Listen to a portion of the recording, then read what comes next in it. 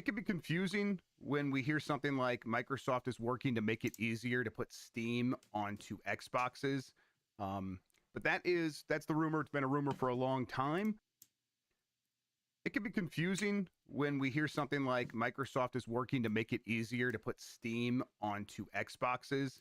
But that's the rumor. It's been a rumor for a long time. And in the last couple of days, it's a rumor that has regained traction or gotten more attention, had the spotlight shined, had the spotlight put on it so that people are discussing it a lot more. And that's because Yeah, this has really been picking up for the last few months. A lot of talk about that.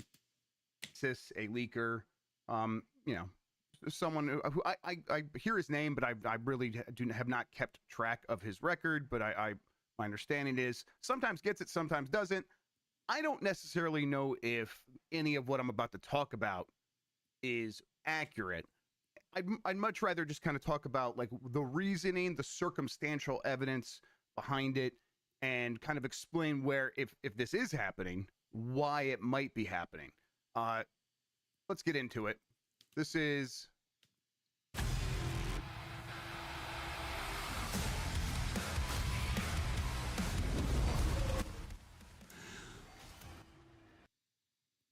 That is Jeff Groves, man. He's good writes good articles. a roundup of what Ecstasis said, I think, on a YouTube video, on Reddit. Someone, let's see, MX Ombre 123, kind of put it all together and translated it and put it up on Reddit. And as you can see here, here's the intro here. The big part. There's a lot of details here. There's a couple of big things. Steam/Epic integration into Microsoft Store. A new app called Steam DF Beta has appeared in the Windows Microsoft Store, allowing users to install Steam directly from the official store. Oh, the Epic Game Store is already integrated. Let's check that out.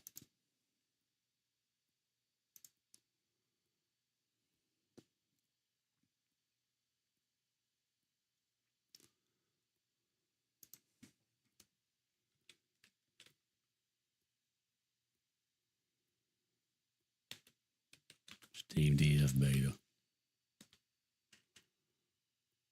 For Windows Insiders, probably.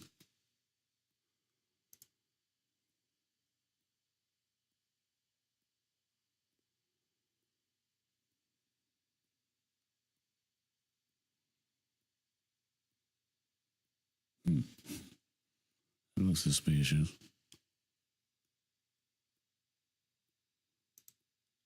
Integrated in the same way. And if you're wondering, like, oh my God, are they going to have to share 30% with Microsoft by going through their store?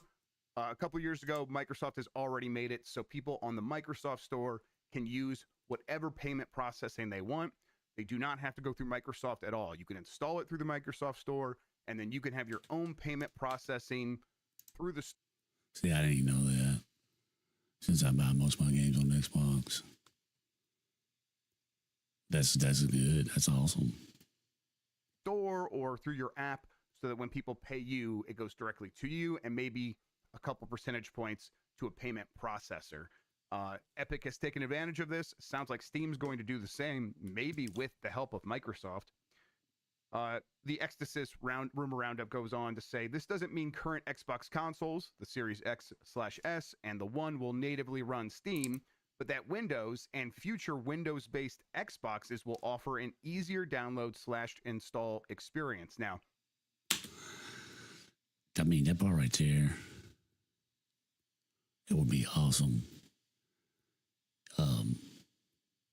if it was like a retro update on the current gen.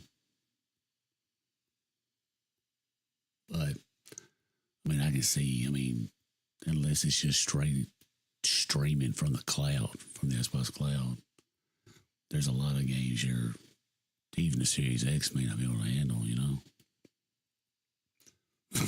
But then I don't know the stats on the Steam handheld, but you would think just about any game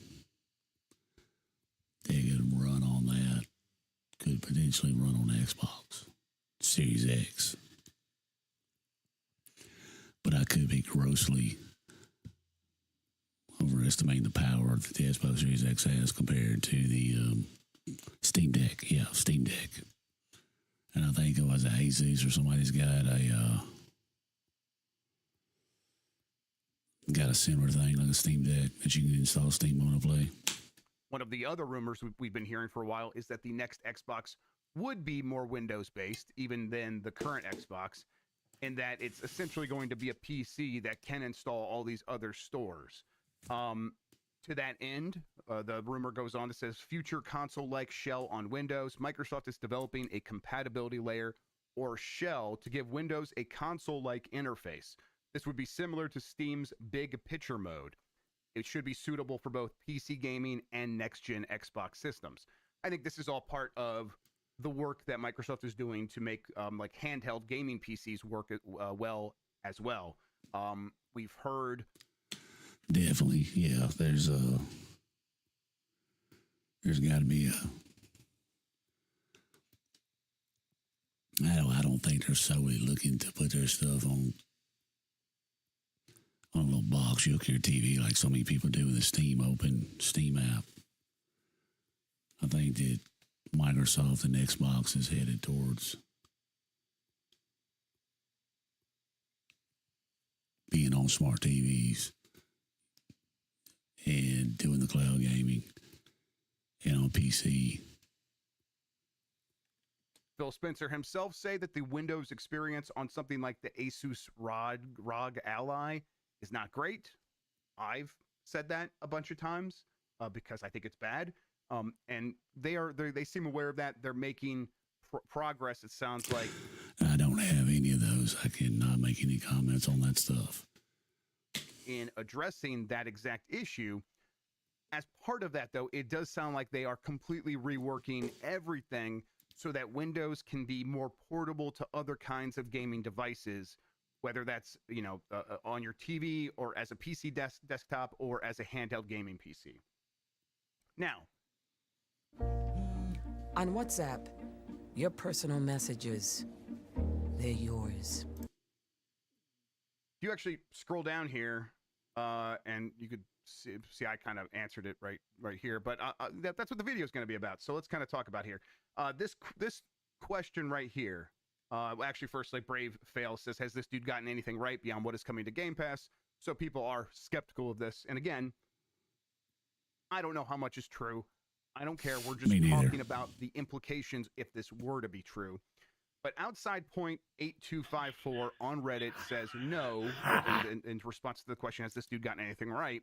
But more importantly, he says, and no one has explained how Microsoft is going to be okay with losing 30% of all third-party sales. That's how consoles make their money. Also, is online multiplayer going to be free like Steam is? That's another huge revenue loss. Now, that last part is in reference to, as this rumor... You think? It's got to be.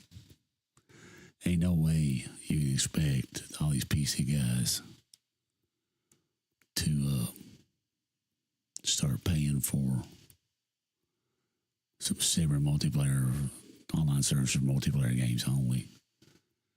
If you're trying to integrate the Xbox app and all that stuff into the PC.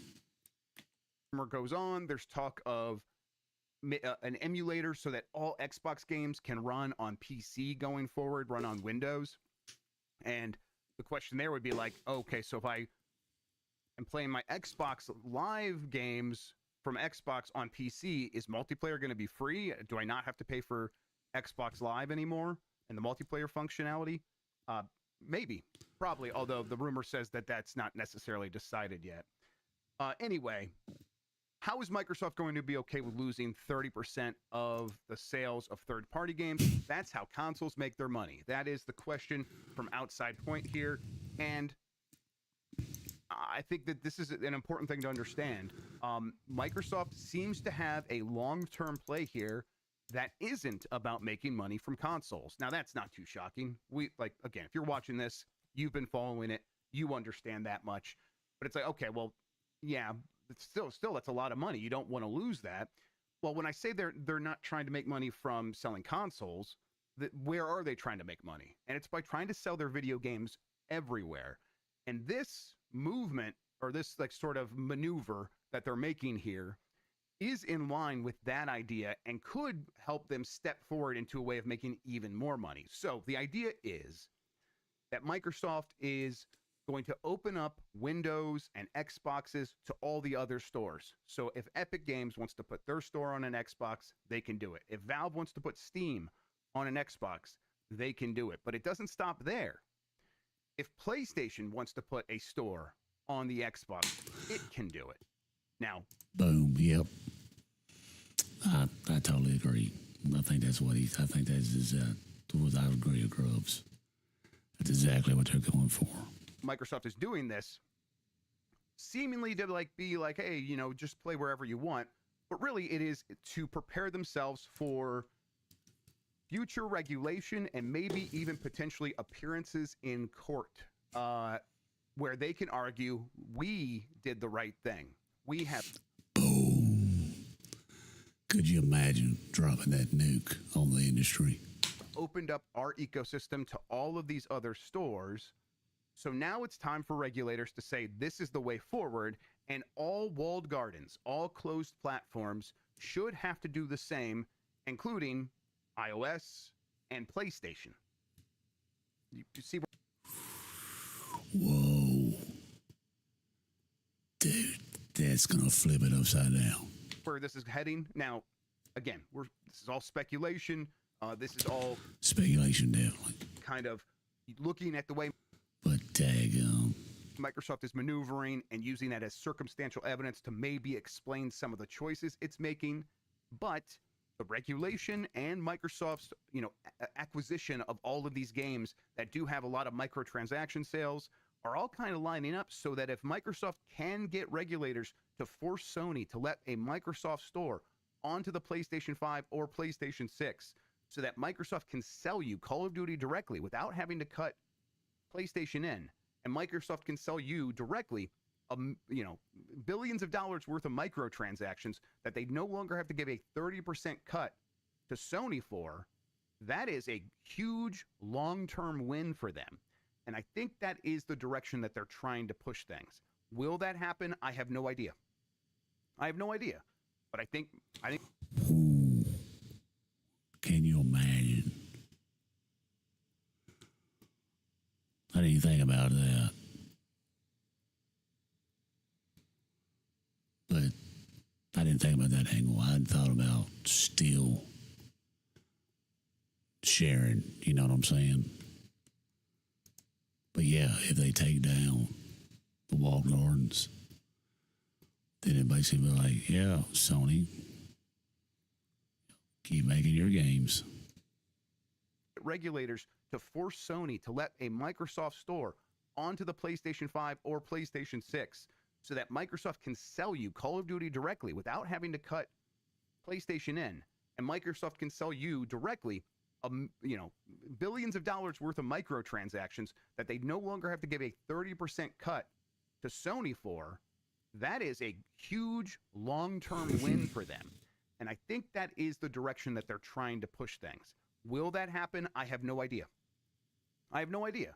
But I think Microsoft believes it has the sway, the power, the money, the fortitude to like withstand the long timeline that this might take to make this happen.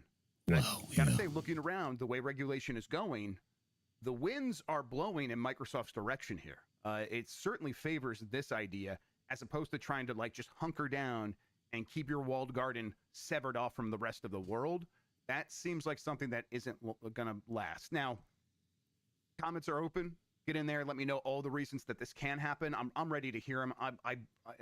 I'll believe most of them too. There are a million reasons why this won't happen. For one thing, consoles are different than smartphones or PCs, right? They have always been this way, and they are not in the world where consoles are usurping.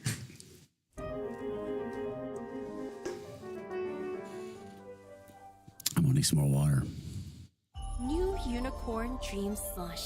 Wish, sip, believe. I do not have YouTube Premium. The utility of a personal computer and the way that a smartphone has.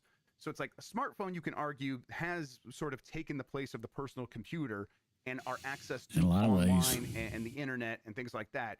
And Apple's practices of, Definitely. okay, if you get Patreon and then you go to make up to buy something on Patreon or subscribe to someone on Patreon on an iOS device, even if you're doing that on the internet, on the web through a browser, Apple still gets a cut of that. That's crazy. That would be Whoa, like yeah. calling up Domino's on the phone and AT&T because you're using a landline that's run by AT&T. They get 30% of the money. That's an awesome analogy right there. So that's what Apple was doing. That's super egregious. That is over the line, and it looks especially bad because for a lot of people, their smartphone is their computer. It's how they access the internet, and so Yeah, Apple got their hand in everybody's pocket. it's different than a console. Now, is that going to matter to a judge? Is that going to matter to someone who just sees this as commerce? I don't know. So, and I think Microsoft is hoping that, you know, what makes sense for one platform should make sense for all these platforms. And in that case, it might be able to really make this work out to its advantage. In the meantime, and this is Machiavellian sort of plotting and scheming. In the meantime, Microsoft is just making so much more money selling their games everywhere that they are actually legitimately less concerned with the 30% cut that they are getting from third-party games and microtransactions, things like that. Now, Fortnite, Call of Duty, these things do make a lot of money on Microsoft's platform, but not so much on just exclusively the Xbox that Microsoft is going to forsake all of the opportunities that owning Call of Duty and Minecraft and World of Warcraft affords them. They're just going to go in that direction because they could squeeze a lot more money out of that than trying to get the console in front of more people. That's an uphill battle. Yeah. Hope that made sense. I just kind of saw this popping off this morning. Thought we would talk about it real quick. Get this posted right away. Thank you for watching. Patreon.com/GameMess if you want to support these videos. Of course, I am working full time once again at Giant Bomb. I own Giant Bomb now. We acquired it from Fandom. It's been a hell of a thing. So if you want to support us, go to giantbomb.com/join. That's going to enable us to do all kinds of awesome fun stuff, including right now trying to plan our appearance at Summer Game Fest with a GB at Night couch for a couple of nights at least. So if you want to see all that kind of stuff and you want to make sure that we're able to do it, giantbomb.com/join gets you a few extras like ad-free shows and stuff like that. All right. Thank you for watching. Hit the thumbs up if you like this. If you hated everything I said, hit the thumbs down button. Until next time, have a good one. Talk to you later. Take care of yourself, and goodbye. Giantbomb.com. I'm going to go there and check that out.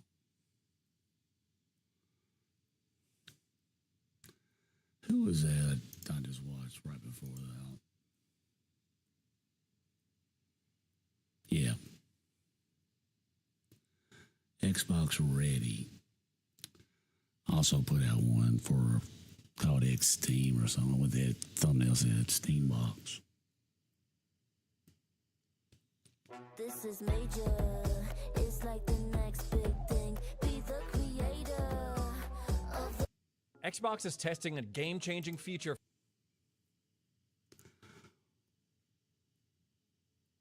And he really touched on something that makes sense when you hear it. Talking about if they did make a Steam box. It's really not them trying to keep the console market alive. It's like you said, it's like the bridge to get us primarily console dudes over to PC or closer to PC or these handheld systems, which is another rumor Microsoft might be doing. Put their little X deck out, you know what I'm saying?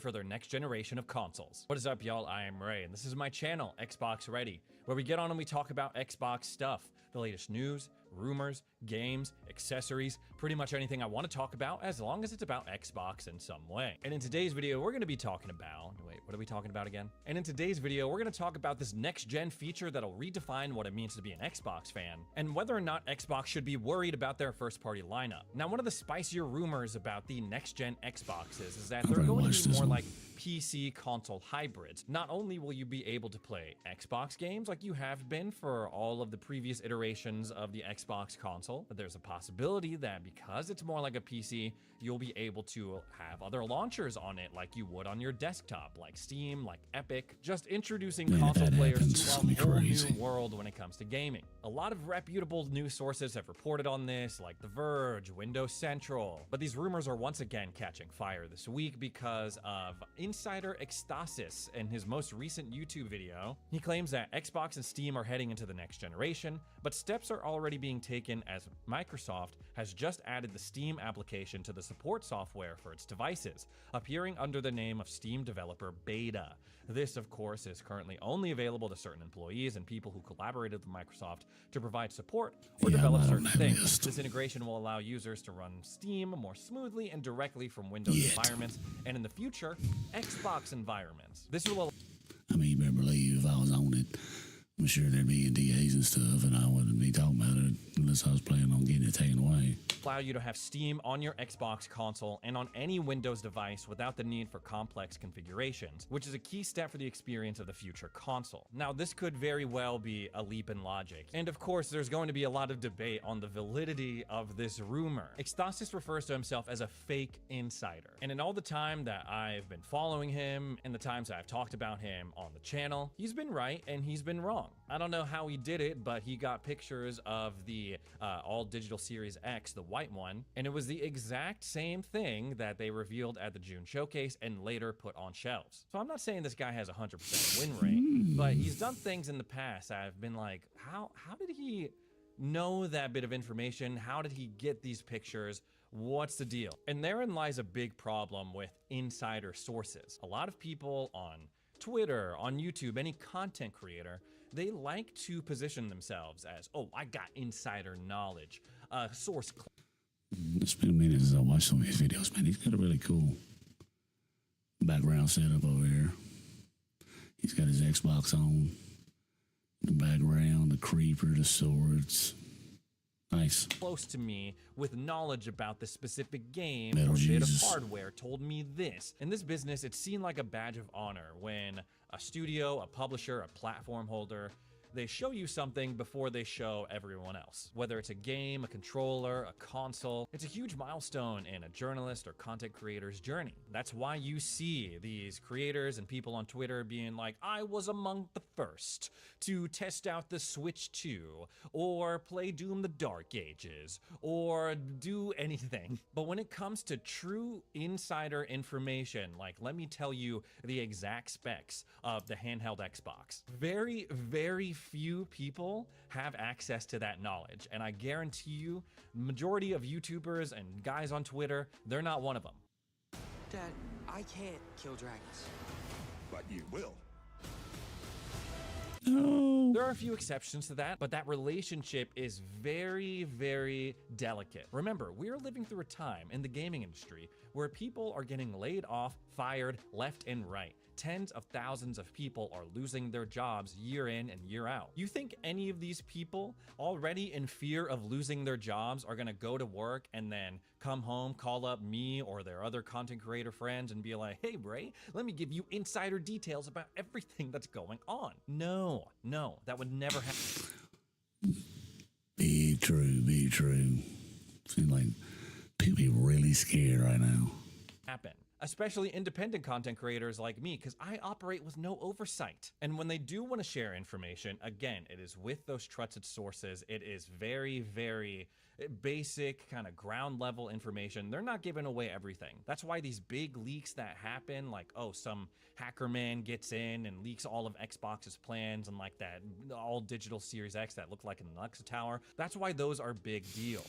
I remember that leak came out. And on the other side of it, if you're a content creator or a reporter or whatever, and someone tells you about what they're working on or shares details with you, if you go and blab about it on your channel, on your Twitter or whatever, people are gonna know know that you're a yapper and they're probably not going to want to talk to you again because they told you that in confidence. Unless you clear it with them, then that's a whole different story. That being said, Steam integration on Xbox, whether or not they are currently testing it right now, as someone who follows Xbox very closely, it seems like the next logical step for them. Xbox is in the middle of this crazy transition where they're trying to grow beyond console. They're making a push on the PC, they're making a push in cloud gaming, they're still supporting consoles, but it doesn't seem to be as important to them as the other aspects of their business. Even though they'll say, no, it's still important to us, it's still important to us, but they've also acknowledged that the growth is not there in the console market. The numbers are telling them that as well. So no matter what they say, we can assume that their priorities are on PC and cloud. So it makes total sense that they would be working on a console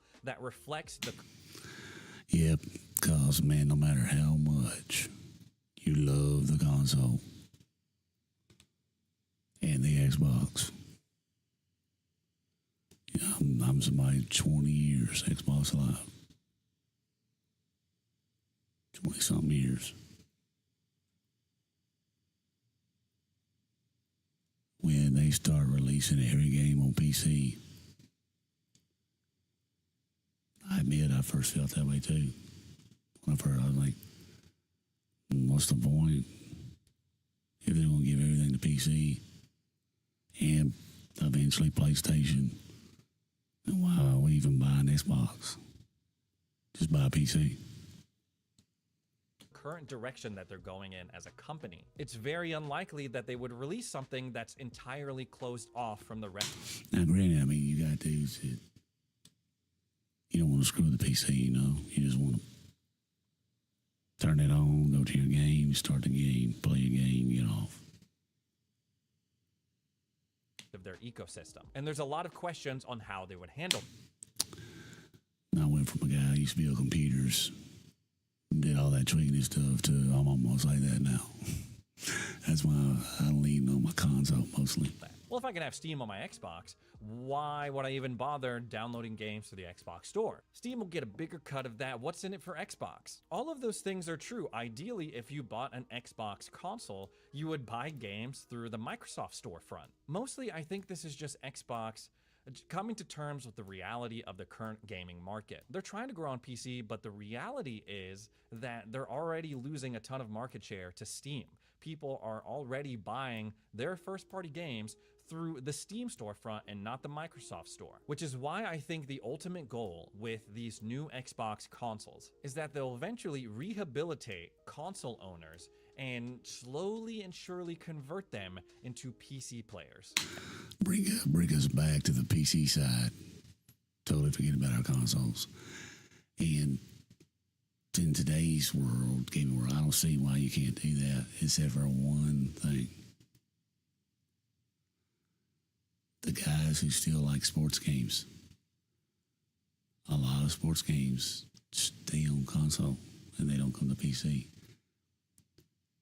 Now, I know Madden has been on PC, but it's always a really small community compared to consoles. NCAA didn't come this year, but maybe in 26 they will. I haven't been watching any videos. Another big one, for me at least, at the moment, MLB The Show.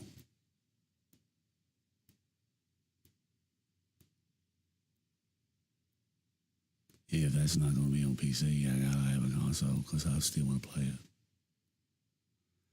And if Xbox is going to stop making consoles, that forces me to buy a PlayStation if it's only available on console. And they stop making Xboxes. And maybe that transition to Xbox that Grubbs was talking about last video, and what this guy's talking about, if the next one is the bridge, then they'll still have the capability maybe to play these fewer and fewer console-only games. But also add your Steam library, your Xbox library, your GOG library, your Epic Games library over to the console, Xbox, computer thingy. But then you still, a dude like me still gets the boot of MLB 26, 27, 28, 29, MLB 30, whatever. and play that game I can only play on the console.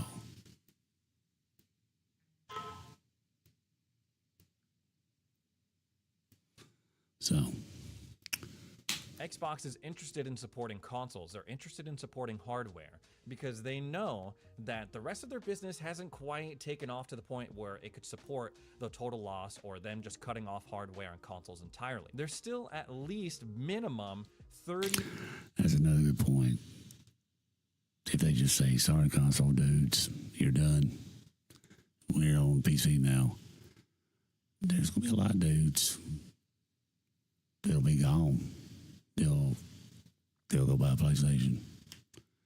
And they'll be, as long as there's a console available, if you just cut it like that, then you're going to lose them.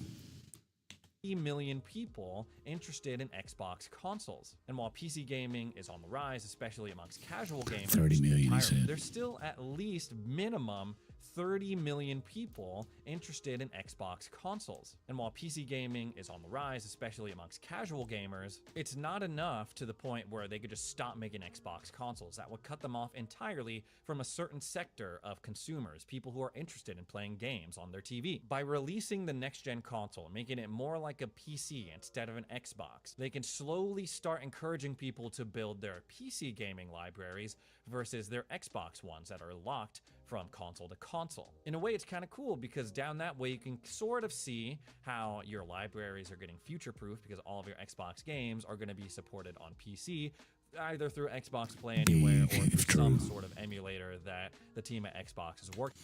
And Grub said that too. On. Now, of course, there's already something that you can buy or build if you want to play games through the Xbox PC app or play games through Steam. Of course, it's a PC, guys, a gaming PC. Or you can buy Steam Deck, or you can buy an ROG Ally. Any number of devices can do this already. The challenge that Xbox is gonna have to overcome, if they decide to go this route, if they decide to put out a next-gen console that's kind of like a PC, kind of like a console, is sticking to what made consoles appealing in the first place. Ease of use is one of them. Am I gonna have to mess with? Yep. Now, I came from gaming background, but there's still dudes out there my age, a little bit older, that's playing on these consoles. That if you just make a little computer, you're gonna lose them. You know, they got to start downloading patches, updates, and all that crap. They ain't gonna do that. Drivers, compile shaders, do all the sorts of extra stuff before I play the game. Number two, is it gonna be more affordable than buying a PC or building it myself? That's another one. I mean, damn, if you're gonna spend $1,000 to get this thing, well, for $500,000 more, you gotta build a PC. If Xbox decides Bare minimum, but to put Steam on their next-gen consoles, sure, they my prices may be a little bit off, but you know what I'm saying. I'm gonna have to mess with drivers, compile shaders, do all the sorts of extra stuff before I play the game. Number two, is it gonna be more affordable than buying a PC or building one myself? If Xbox decides to put Steam on their next-gen consoles, sure, they may lose out on some money, some sales, but as a customer, that's a total win for me. A console that gives me access to all my Xbox games and my Steam library, that plugs into my TV and has an easy to navigate interface, that's a total win for me. Interestingly enough, my buddy Jimmy just installed SteamOS on a PC that he has now hooked up to his living room TV. That's cool, man. Xbox, just go ahead and refine something like that. Have an Xbox OS instead of SteamOS on it. You know what? Screw it. Make it so you can also sideload SteamOS onto it as well. I don't know. Package that up in a nice little Xbox shell and then put it on shelves. My gut tells me that this next-gen Xbox, the handheld and the flagship one, they're more of a bridge to Xbox's broader gaming ambitions, which is to be more like a publisher. Why sink money into developing and distributing hardware? Why bother with these crazy tariffs that are being turned on and off every other week when you can just take your game, which is the real thing that makes money, and put it on hardware that other people have spent the money on? How are they doing as a game publisher, by the way? I've been thinking a lot about this ever since I saw this little post from Clobril. In it, he has posted the aggregate Metacritic Metacritic scores from the past few Xbox first-party releases. That's something I want to remember talking about.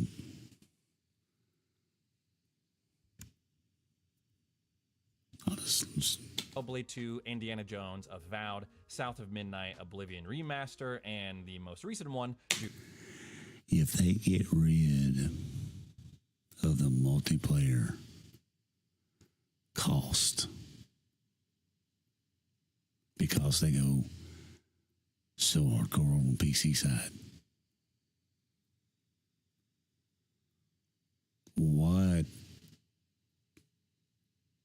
are they going to do with Game Pass people? Are they going to keep a subscription service for Game Pass, like play these games, as long as you're paying us X amount of dollars a month, download whatever games you want, uninstall the other ones, new ones when they come out, 5-10% off if you decide to buy it, and just totally nix the online part of it.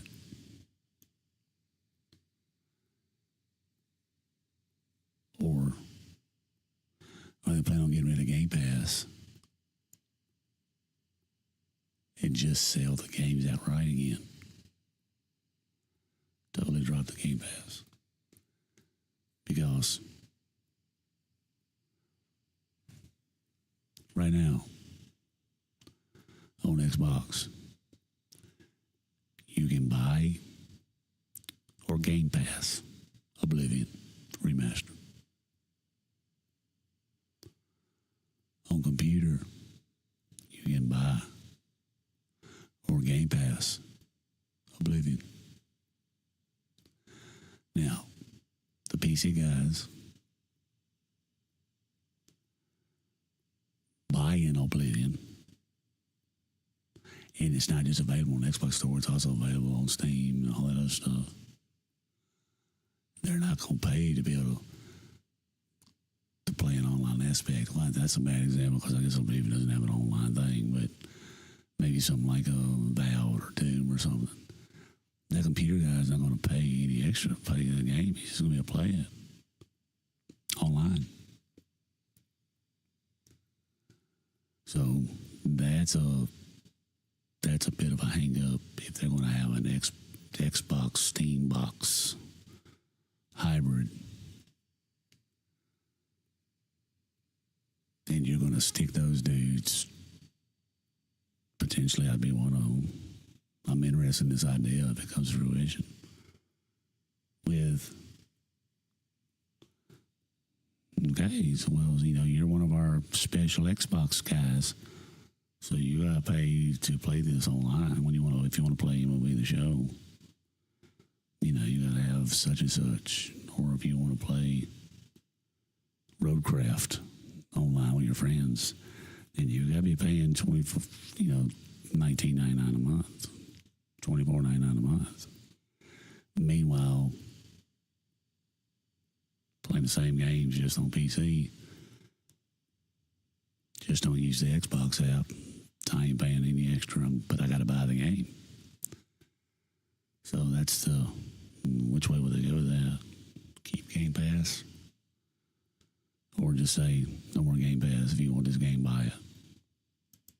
In the Dark Ages. And as you can see, they range from a score of 77 being the lowest to the highest one being an 87. Should Xbox be happy about this? Should we as fans be demanding more? I have a few thoughts about it, but before I get into it, I do have to acknowledge that Metacritic scores, judging a game, especially your enjoyment of a game off of what Metacritic score that it has, that's totally flawed. To some people, the Oblivion Remaster or Indiana Jones could be 9, 10 of 10 games. To other people, however, they would score much lower. If we're going over to the PlayStation side, we see sort of the same thing. Helldivers 2, which was massively popular, especially at launch. That game, what, 82? 1 point higher than Hellblade 2, 2 points higher. But didn't, I mean, Helldivers was big time balling when it first came out. Everybody loved it. I mean, even I was a little bit jealous being an Xbox guy and not having a PC that could handle it. And when Sony had the whole You want to keep playing Hellblade, you better get that PSN account. Everybody said negative and started bombing the ratings, didn't they, and getting refunds. So I bet if Sony hadn't done that, this crap, Helldivers will be close to 90 probably. Than Avowed, lower than Indiana Jones. The system is flawed. Reviews are flawed. How many times have people come out and been like, oh my god, IGN gave this game that I really wanted to score well a 9 of 10, 10 of 10, only to turn around and be like, IGN, they don't know what they're talking about. They gave one of my most anticipated games a 6 of 10, 7 of 10. They don't know anything. Looking at this list though, I would mostly agree with the ratings that we're seeing for each game. These are not bad games. They're good games, enjoyable games. I rolled credits on Doom the Dark Ages and South of Midnight and Avowed recently. I need to roll credits on more games. I'm terrible about buying games and not finishing them. Still working my way through Indiana Or game passing them. Jones, about 30 hours into the Oblivion remaster. These are all fun games, good games, but they do have their faults. They do have these stretches that I'm not as into as the rest of the game. I mean, hell, with the way that people are talking about Hellblade 2, I'm shocked that it has an 81. I remember that year when it came out, being at the Game Awards and the Mixer after, and so many people being like, oh yeah, most disappointing game for me, Hellblade 2. Hellblade 2, I did not like that. I did not like it at all. I don't know what they were thinking. South of Midnight, a lot of people saying it should be in that 8 of 10 range. I think 77, high 70s is fair for a game that has cool elements, but it doesn't quite come together for me. On one end, I don't think that it's time to panic for Xbox as a publisher, looking at these scores. They Me neither. I think they're doing just fine. released a string of solid base hits.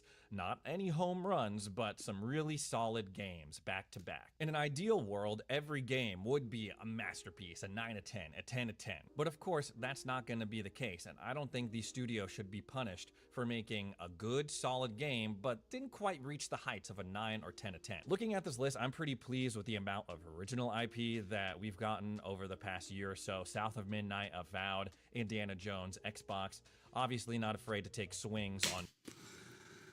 That seems a little tedious. I gotta hit X on the thing and then move my left stick to push some leaves out. New ideas. I hope that they keep doing that. I hope that these games are quote unquote successful enough by whatever metric that they're measuring success with now. I have not played Indiana Jones.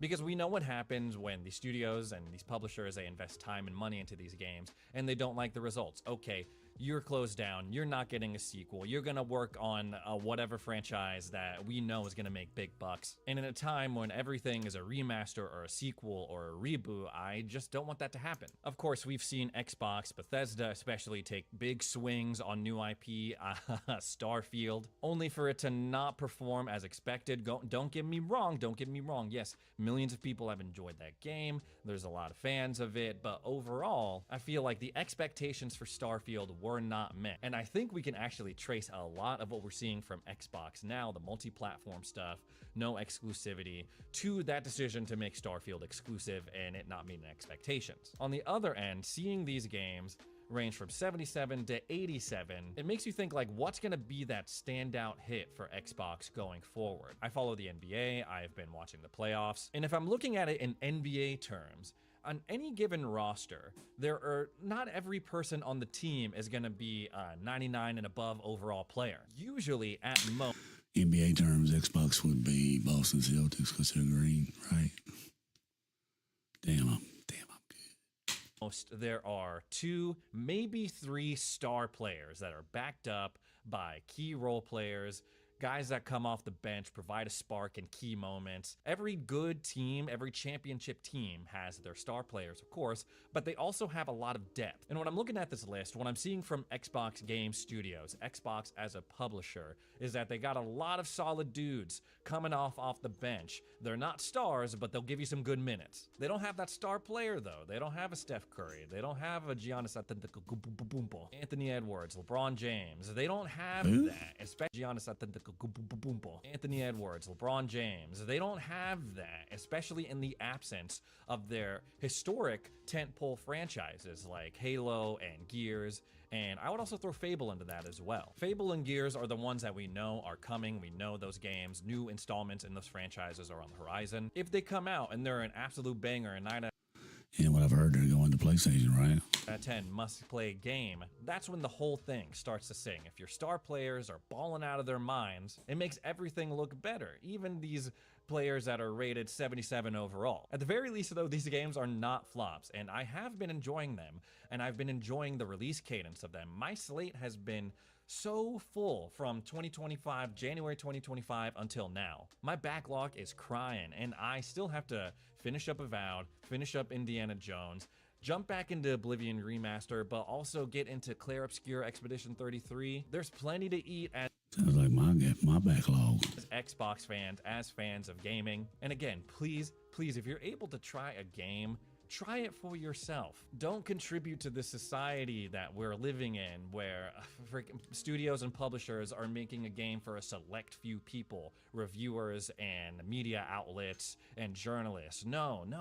Try it for yourself. Don't wait for someone like me to tell you, oh no, you should totally play this game. Make an opinion for yourself. And when you do that, come back to me and we'll talk about it. Anyways, guys, that's all the Xbox stuff I have to talk about today. Thanks so much for joining me for another edition of Xbox Ready. If you made it this far into the video, consider subscribing. Help me on my journey to 200,000 I did. Thanks again for watching, and we'll see you in the next video. Xbox ready. Good stuff. All right, thanks, man. I'll be right back.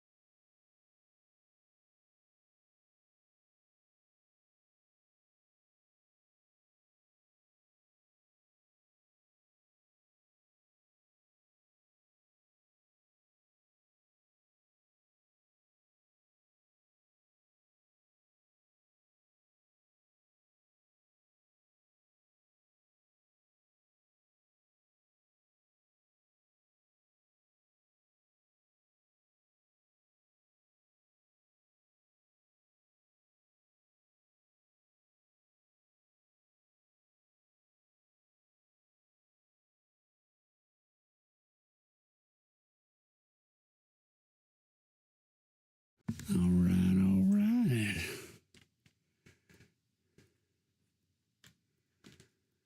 Okay.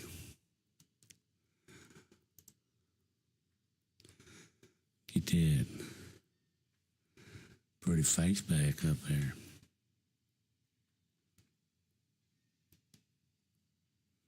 It's time for a haircut and a beard cut.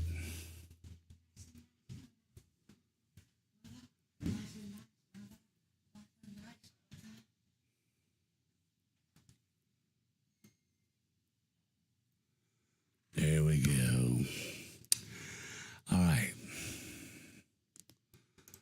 Let's see here.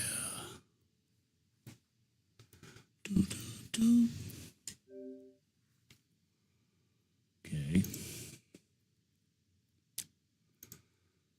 Let's switch this up.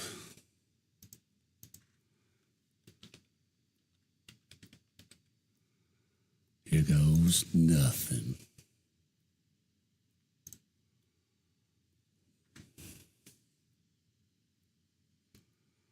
Put this bad boy over here.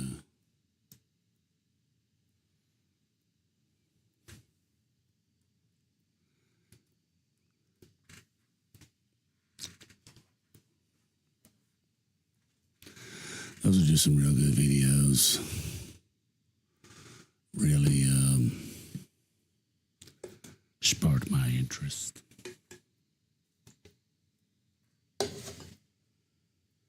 with Xbox and where it's going in the future. Got that seltzer water. All right, this is the first time I have turned this game on.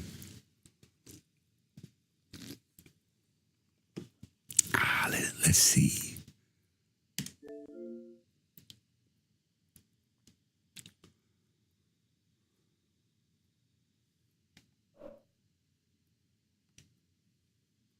Dang, I don't know if I got that in time. The smallest percentage of people may experience seizures. Saber.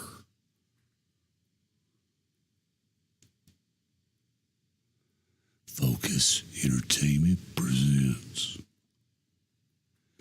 Powered by WY's Havoc and Big Video. EULA.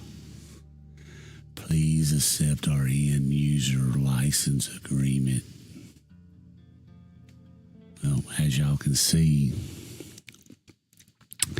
here at Dark Chocolate Corporation,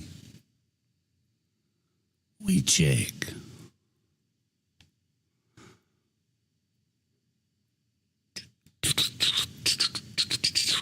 If you do not read terms, limited use. This game is owned by Focus Entertainment, not you. Restrictions. You cannot copy, reproduce, translate, reverse engineer, reverse compile, or retrieve source code, attempt to extract or use source code, modify, adapt, merge, convert, disassemble, decompile the multimedia program, or create derivative works based on the multimedia program in whole or in part, or delete an intellectual property notice, or mention the multimedia program without the prior consent of Focus Entertainment. Single product. It's personal and non-commercial use. You are not authorized to sell, distribute, assign copies, reproduction, multimedia program third parties in any way whatsoever, nor to rent, lease, license the multimedia program to third parties without prior consent of Focus Entertainment and or subject to previous provisions in Article 7.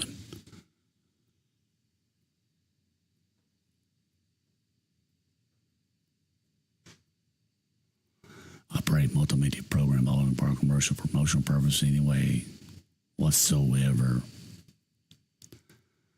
You know, that could that big and straight to mean streaming it? Not for me, because I ain't getting paid.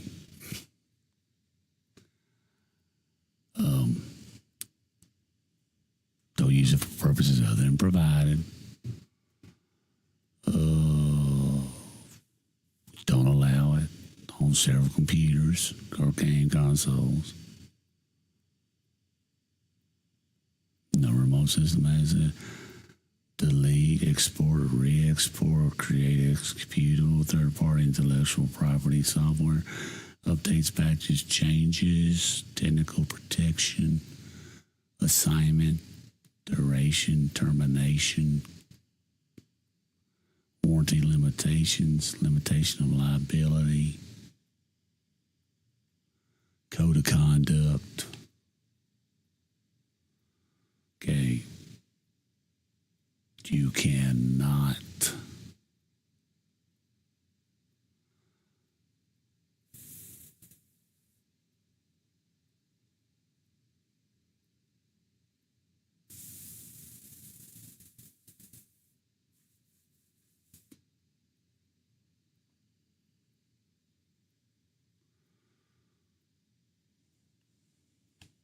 special editions.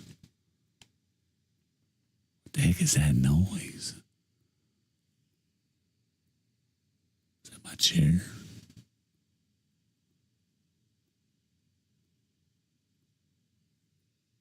Hello?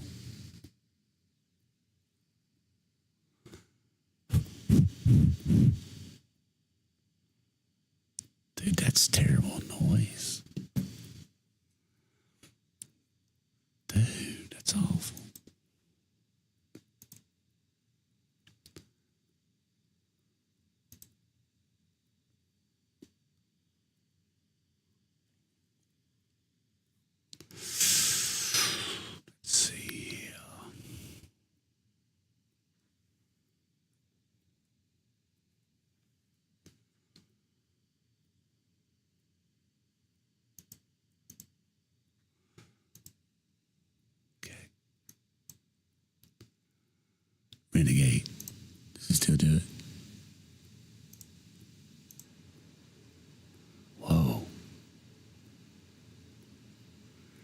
Hey.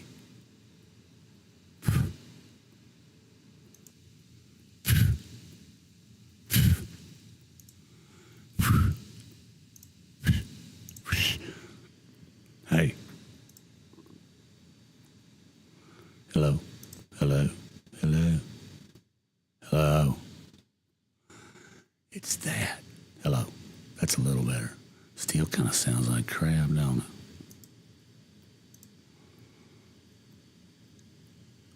Hello.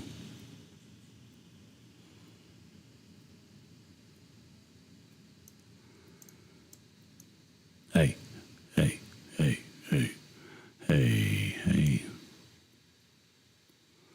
Hey, how are you? What's up? Hi. Nasal. More nasal. More nasal. Less nasal. More nasal. Hey. What the heck? Presents and presents. How's about that presents?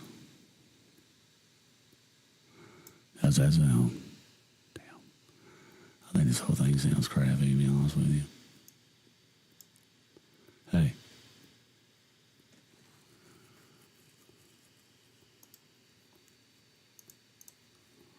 That is totally awful.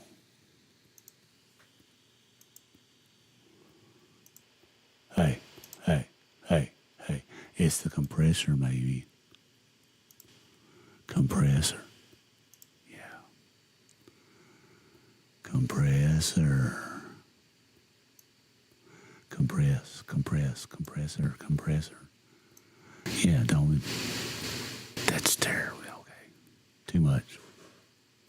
Right there. How's that? Hey. What about now? Hi. Yeah. I don't know. I don't know if I did anything, but that sounds a little better.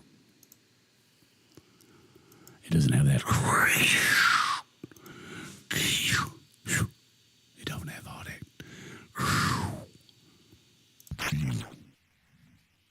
You don't have all that stuff. What do you do?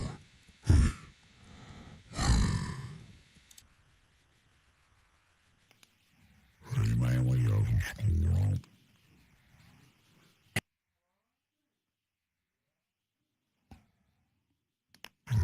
Renegade. And the renegade. And the renegade.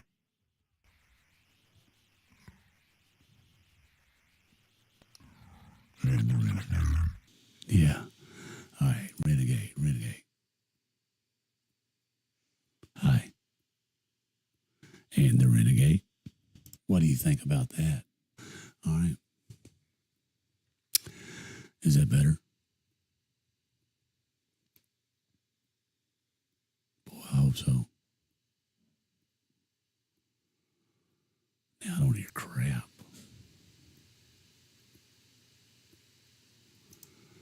Dude, that's terrible.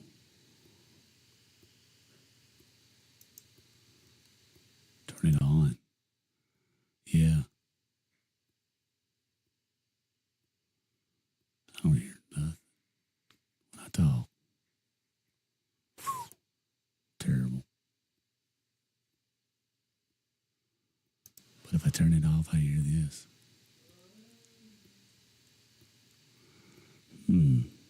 Hello.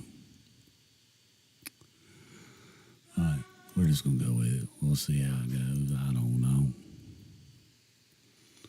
It don't matter anyway.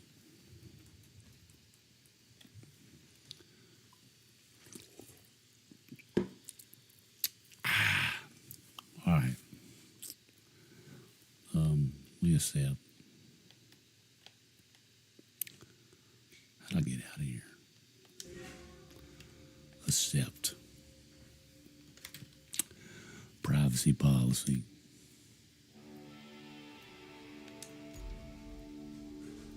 Cross pay play.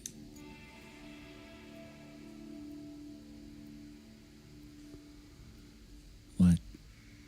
Connect to pros. Hold on.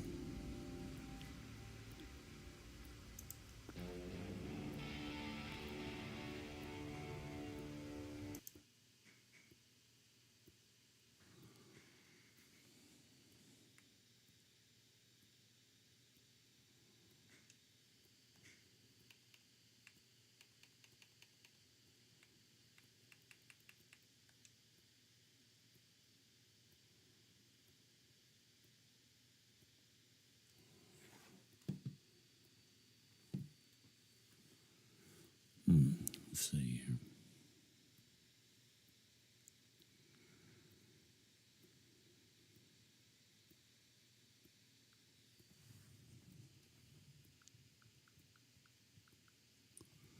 Stupid.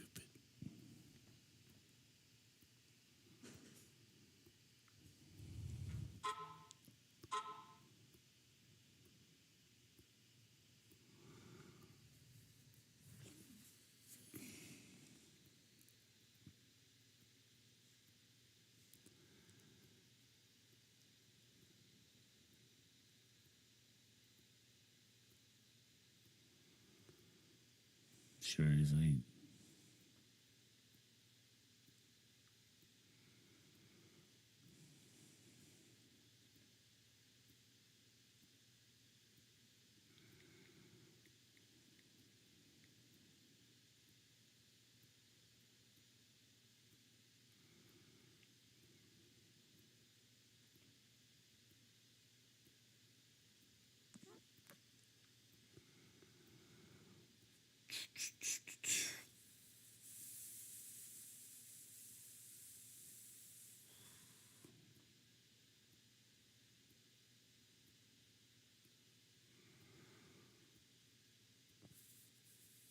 Okay. We did it. Hope that don't mean nothing. Let's start game alone. Exclusive liveries. Hell yeah, buddy. No, you know what we are.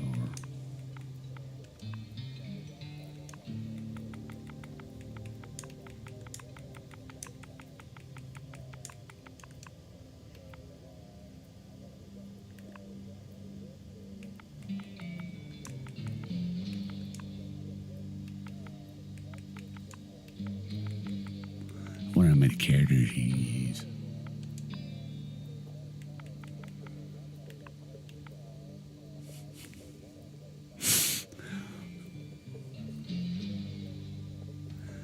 Alright, so what would I call my... What I call it in SnowRunner 2?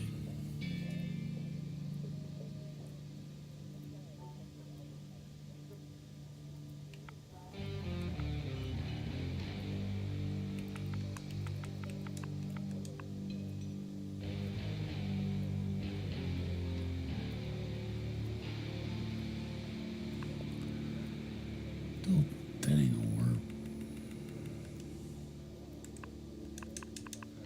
We're just gonna be orange and leg corn.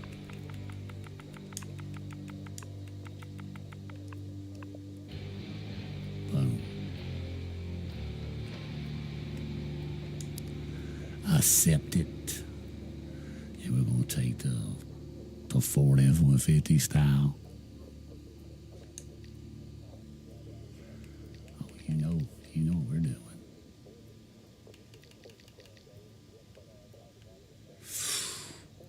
Pretty. Looks like a halo paint job.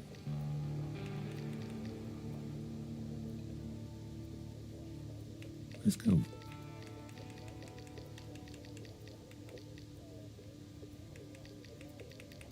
Just go hide this building orange for now.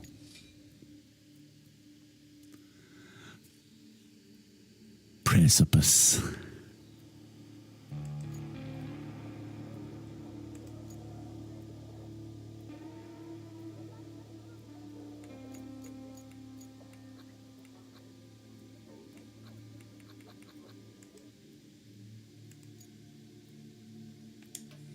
We gotta go to Precipice, industrial town somewhere on the seashore. Massive storm. It has been tasked with making sure key infrastructure objects are well protected from both incoming weather and flood that will surely cause. Okay. Let's go. Minuteman K350.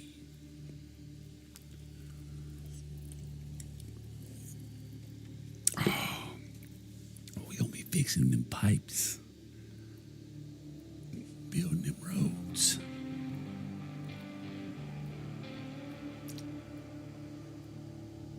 Oh yeah, dump truck action. North Africa Spring.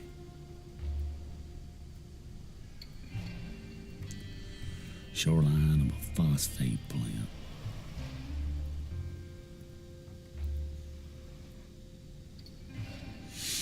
All right. Okay, we're going to be guided through tutorial plan on panels. All right. They can be found in the pause menu in the codex section. Got it. Hey there. The name's Kelly, and I'll be your friendly neighborhood dispatcher for today. And every day unless we screw something up. Then the company replaces us, like dead batteries. But until then, I'll be here to help as much as I can. Not that you need much help with your first task. You need to head to the lookout point and take in the general layout of that town on the coast. They're bracing for one hell of a storm. I suggest you get on with the agenda before the storm hits. All right, the info. Let's see if they just poured water out of the middle pipe.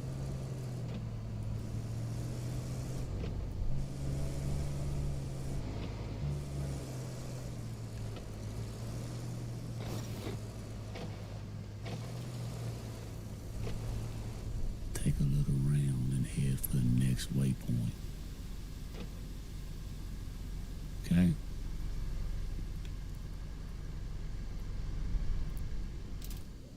And there we are. Whoa, man, this thing's gonna be huge.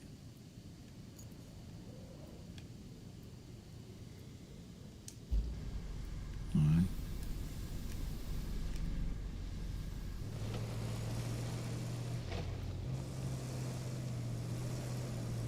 Okay. Yeah, we already did this. We already knew about that, buddy.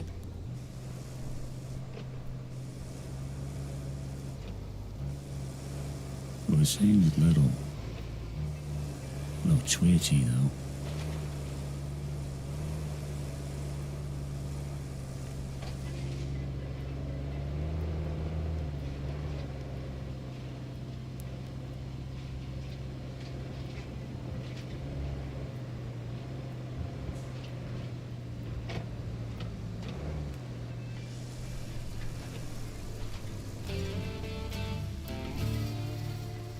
Oh, yeah.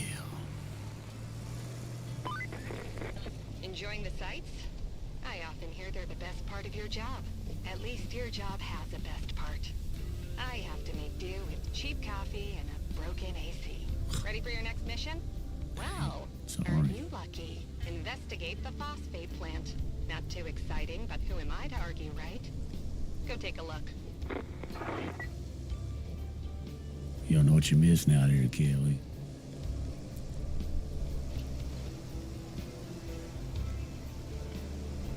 You don't know what you're missing. Dude.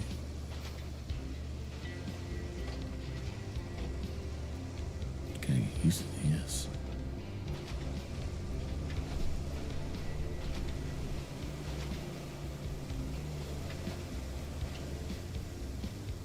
Okay. Alright.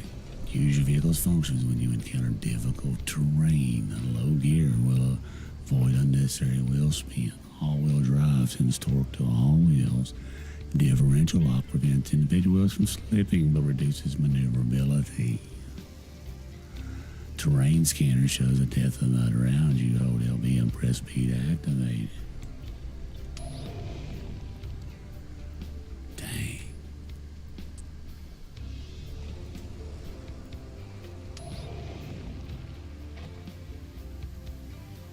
Okay. So let's. All-wheel drive is on. Do we need to go in the low gear?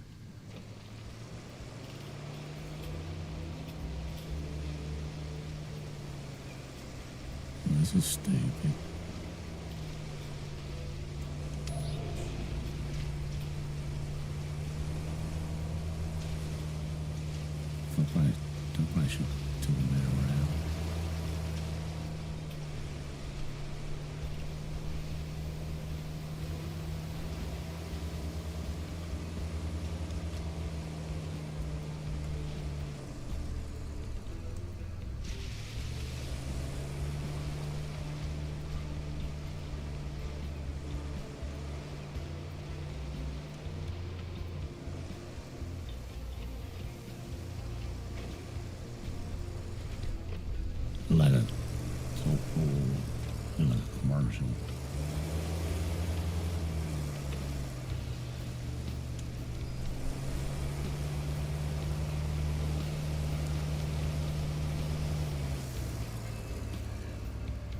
I've got everything on, lady.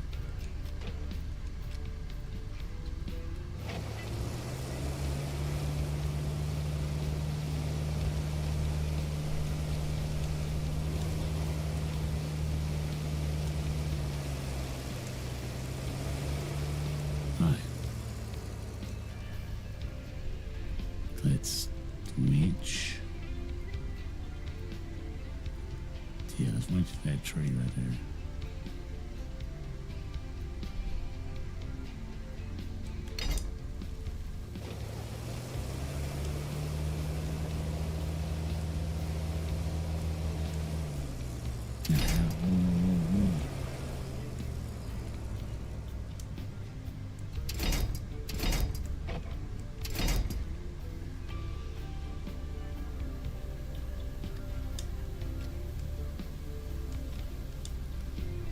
How do you do the winch?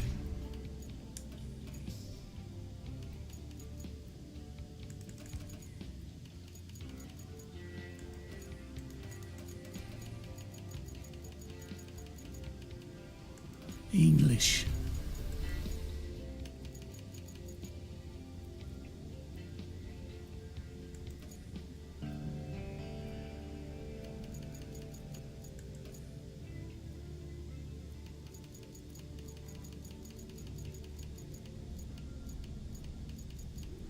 Honk is empty. What the heck?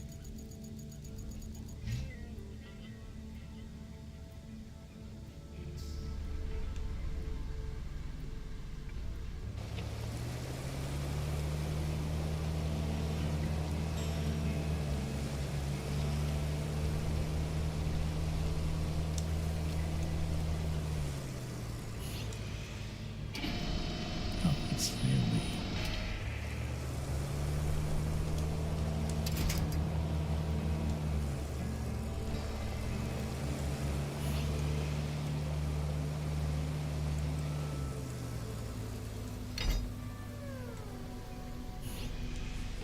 I keep hitting the wrong button.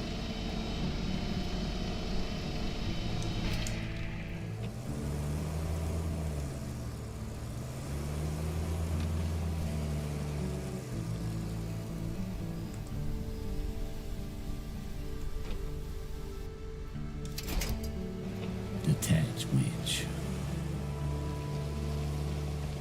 Watch out for the palm tree.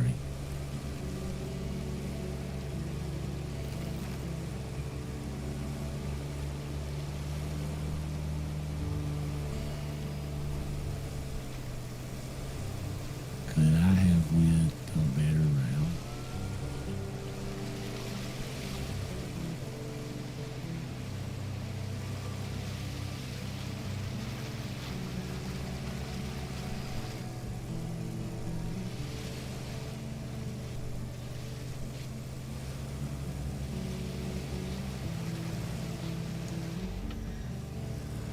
Get out of that little gear.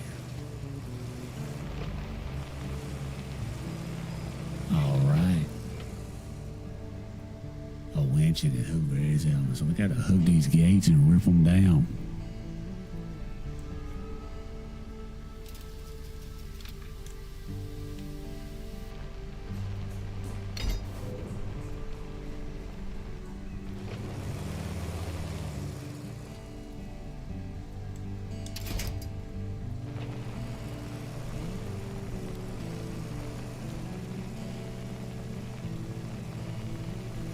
Dude, you can't get up his hill.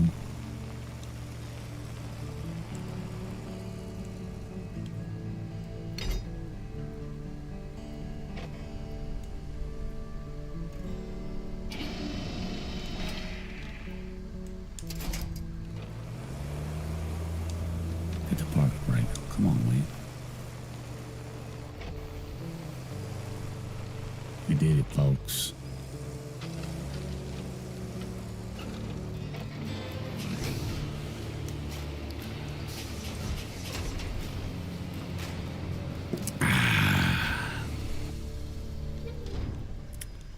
Okay. Open map to see available objectives. Main objective, clear the way to the plant. Okay, you can choose from your available objectives, each with its own requirements. Press A to focus your camera on an objective. Decision forward phase. We've done those, right? Okay, so clear that with a bulldozer, I assume.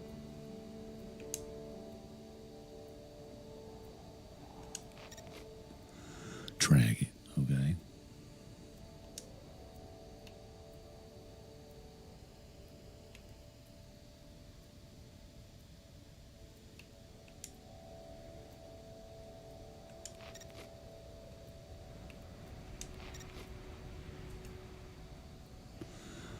All right.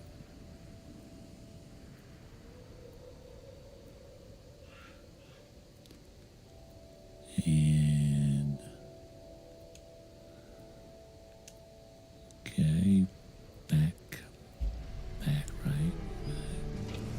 Let's go give this a catch a parking brake on.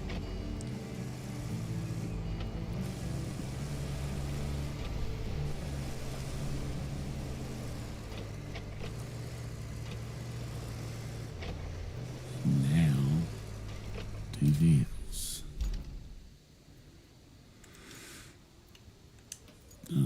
Okay, enter vehicle with X. Okay, it's equipped with a grader. Move obstacles and level terrain. Graders have. Hey.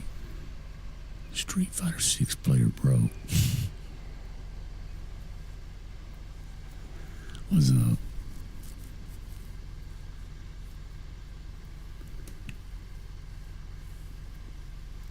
Right, the F-Zero must be toggled by holding down left button. Thanks, man. Appreciate it. I don't know what the hell I'm doing.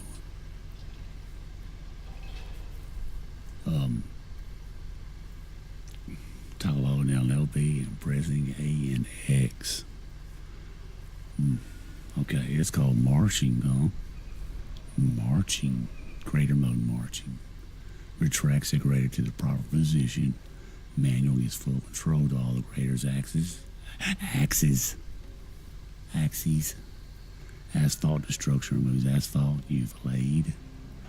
Sand flattening. Okay. So.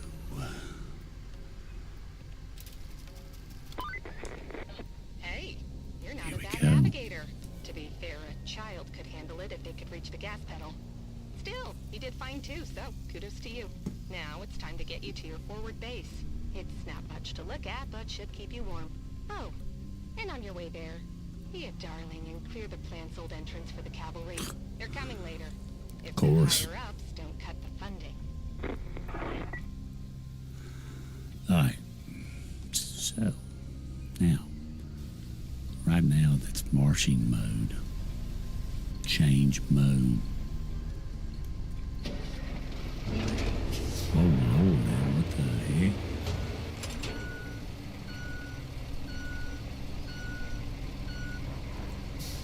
Okay.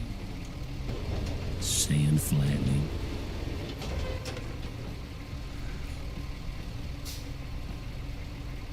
Okay.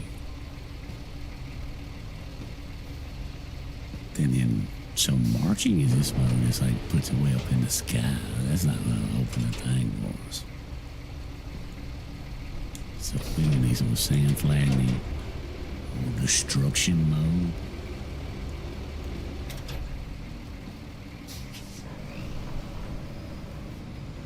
No, that's still too high too.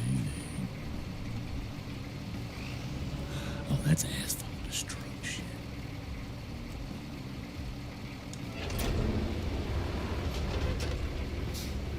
Yeah, I think sand flattening was right.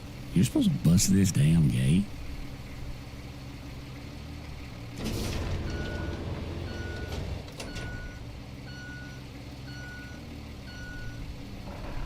What the heck? How do you back up? Okay, you puts it up. All right, hold on. Let's do this, all right? Clear the area of objectives. Yeah.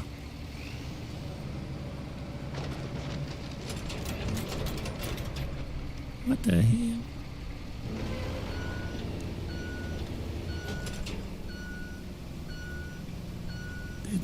Is my voice too loud?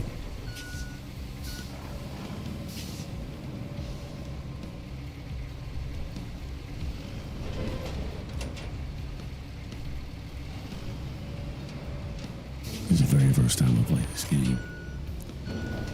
I did like SnowRunner.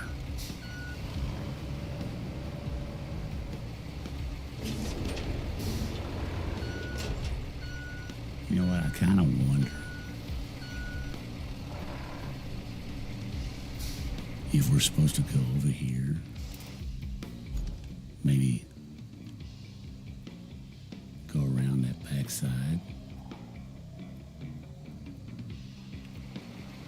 and open that gate or something.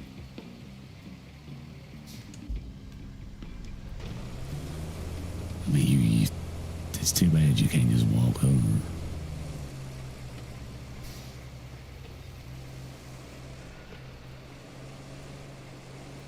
Street Fighter 6 player, bro.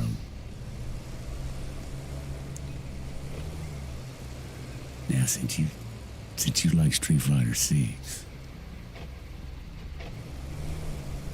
let me ask you something. Yeah, you can go out of here. Do you like watching Eris or avoiding the puzzle? A huge Street Fighter and Tekken fan.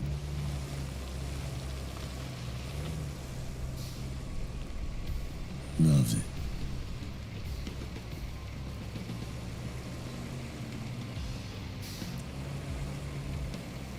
Now, this is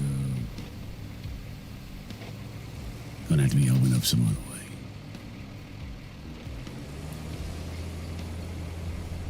Dang.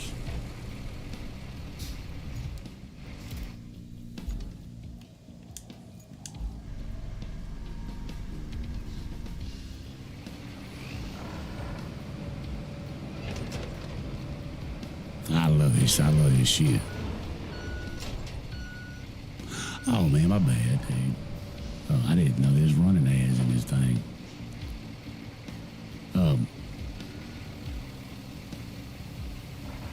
I said, since your name is Street Fighter 6 player, bro, if you was a fan of avoiding the puddle, Eris. Because he loves Street Fighters, and especially Tekken and Mortal Kombat and all that stuff. And I like his stuff, dude. He's funny as hell. And I'm not even that big into fighting games. It don't matter what he's playing, he's pretty funny.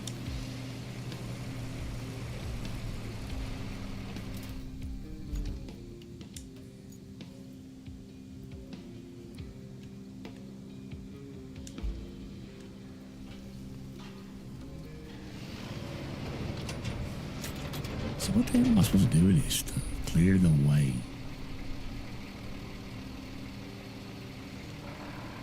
Yeah, I ain't trying to dig, dude. Maybe I should see my objective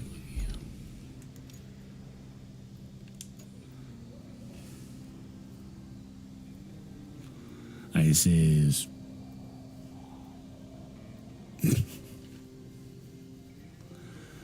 it says, so I gotta clear it. I guess he just pushed the shit off to the side or something. Because we ain't letting it stop us, man.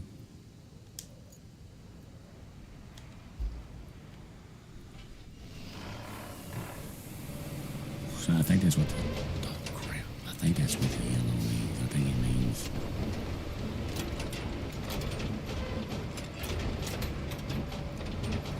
I think it means don't have rubble in this yellow square. See, I'm smart. I'm figuring this out. Can't even keep me down for long.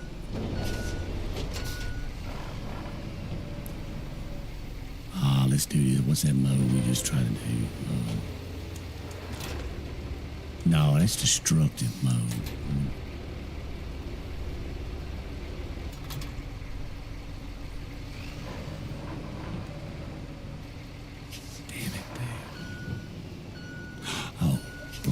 truck.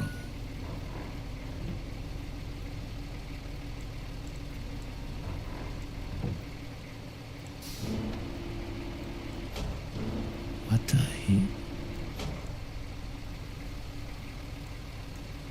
Dude, this came in hard as shit. Or I may be just an idiot, but... Yeah, get off there, dude. Alright, I got one thing off.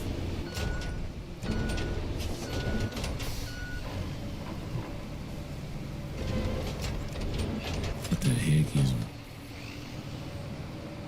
been going on tonight? You know, those guys make this shit look easy as hell. And it's a little bit easier when you got a bunch of idiots in the chat room acting like dumbasses constantly. But when I say that, by no means am I saying it's easy. I'm just saying it's a little bit easier when you got idiots. You can be like, shut the hell up. You dumbass.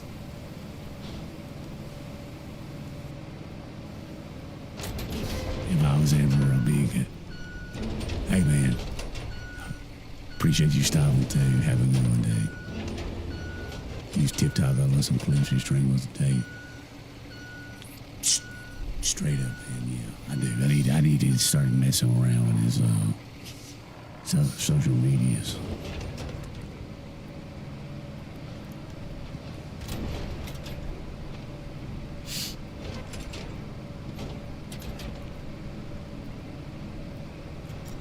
We did.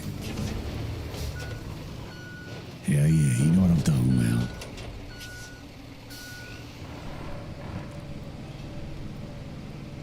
I gotta do me a lot more social media. And then again, I don't even know if it's, I don't even know. We gotta track that. Hey man, I appreciate that, dude. Hey, like I said, I appreciate that. See you next time, hopefully. Maybe I see you over in the void and puddle.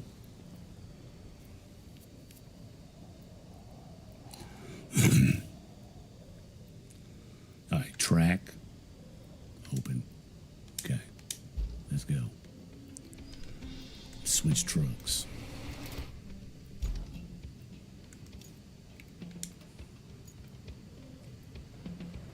We're gonna drive his damn truck all the way over there, and we're gonna need a bulldozer. Guarantee it. Okay, let's go down this road.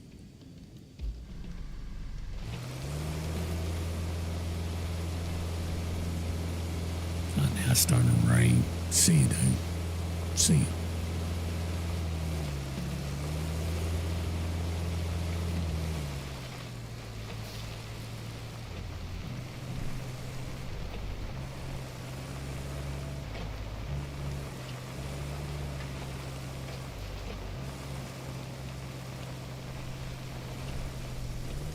There's a rusty ass pipe. I'm sure we'll fix something in a little bit.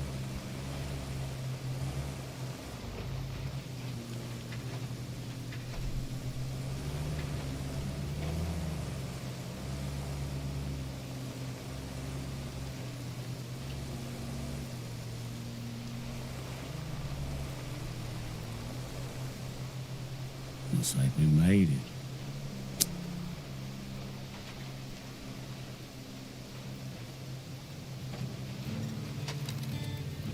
The forward base, okay. Welcome. The good news is you're in charge now. Bad news is the storage and allocation of resources are all on you. So use them wisely. And remember, a penny saved is a penny Thanks, earned lady. for the company. Well, on to your next job. Storm's rolling in, and we need to build a flood wall before it does. Before it rolls in, I mean. Storms seldom build walls. First, we need to plot a route from the base to the phosphate plant. Once we do that, we can deliver the crane parts to make the wall. All right. She said a lot of shit I wasn't listening to. So these are supplies. Put supplies in the yellow box. All right. That's my garage.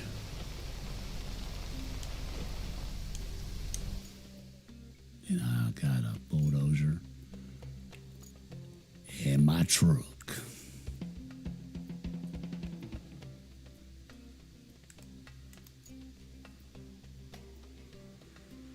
Unlocked by doing some objectives. All right.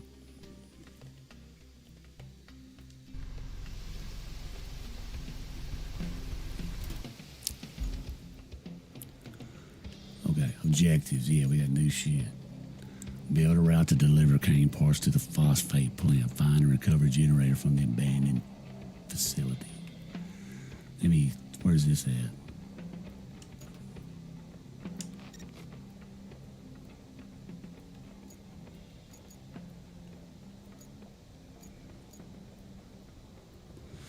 Okay, so straight out there.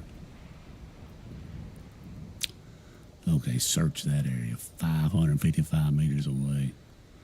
God darn it, dude. I've been drinking too much dang water. I'm gonna get up and take a break for a second, man. I appreciate Street Fighter 6 coming through, dude. Hell yeah.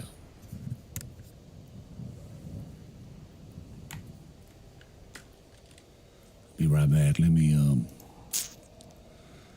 run to the bathroom real quick.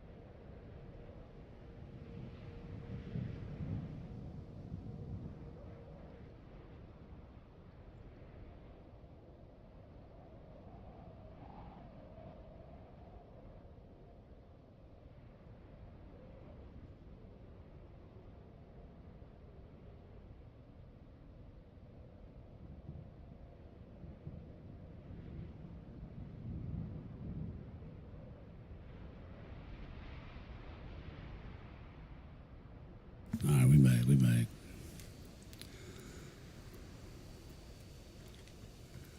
Luckily, we don't have no school tomorrow.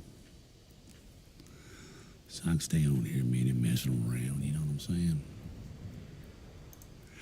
Not a big deal, not a big deal.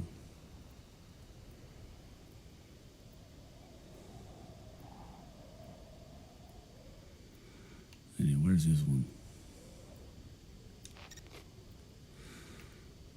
Oh, shoot, I'm not even looking at the right joint.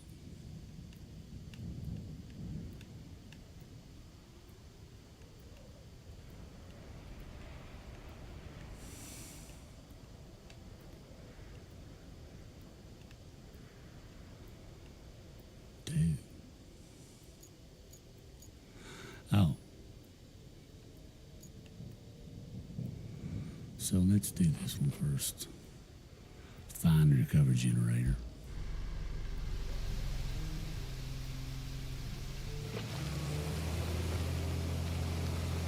Dude, you can't even freaking back up on flat ground when it's raining.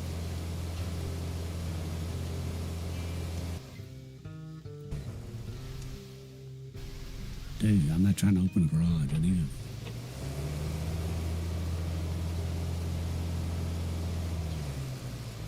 Dude, are you serious?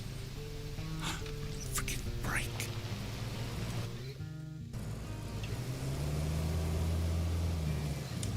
Quit putting the damn brake on. Looks like we're gonna need a generator for the phosphate plant. There should be one somewhere close to the abandoned facility.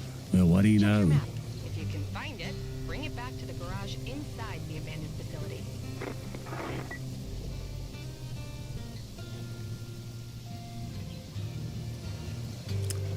Ooh, there's some trailers.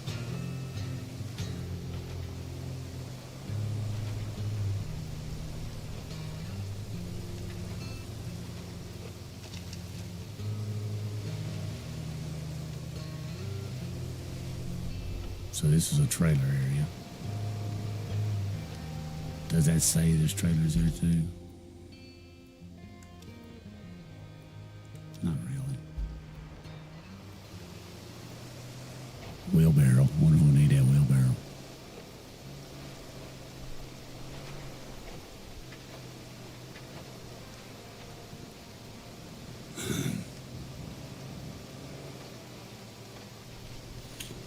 Oh yeah, here we are, boys. We are looking for a generator.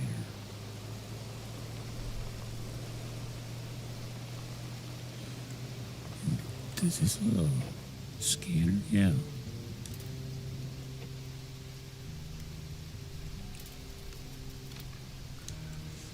Yeah.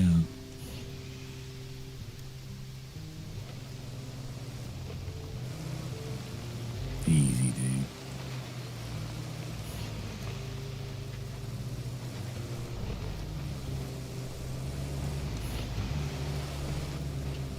I bet it's going to be all around that construction site.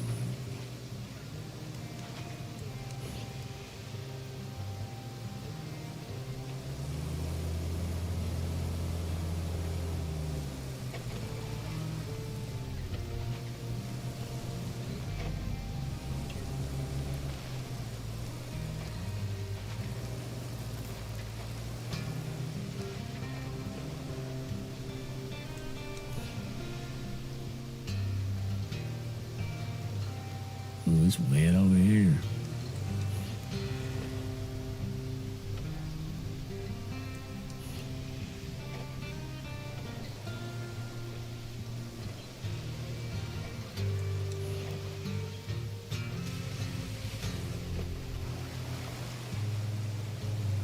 Let's try to stay in a dry area first.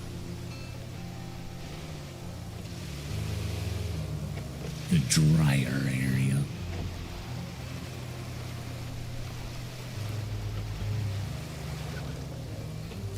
Eyes, let me push, pulled, knocked over, and hooked with weird yellow markings to spot them.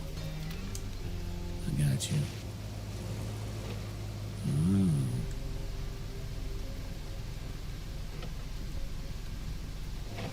Alright, so let's turn this bad boy around and drive up there.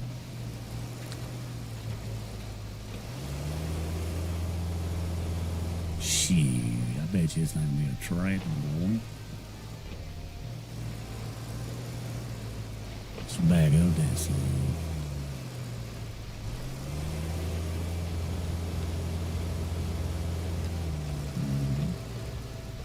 Easy.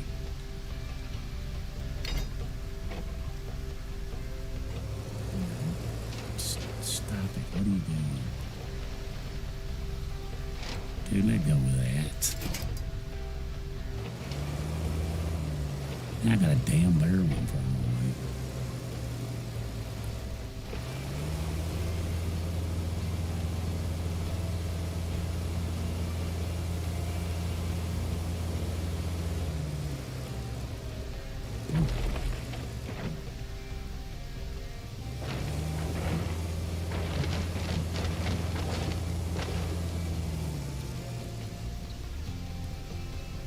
Hold on. Watch out. He's gonna take your truck on.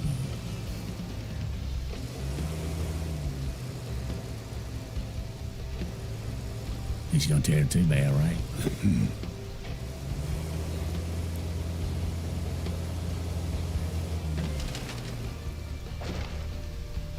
What the heck? Where is it?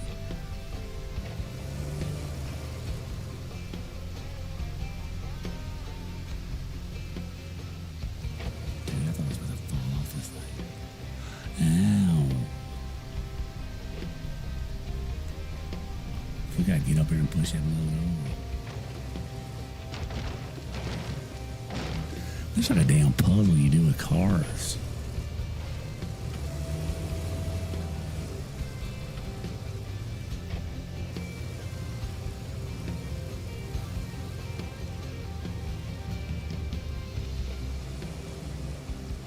Fall off. Oh shit.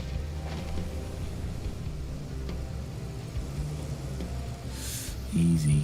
I see a winch thing up there.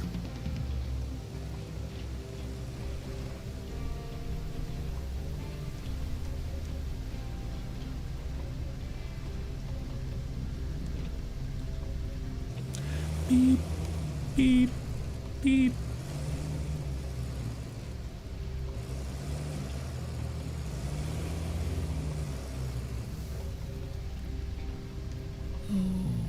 Where are you? I see a generator. How the hell am I going to get that in my truck? I can't pick that up.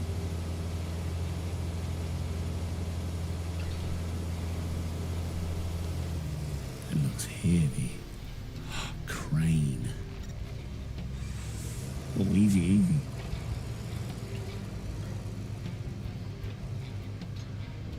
Okay, find and recover generator facility.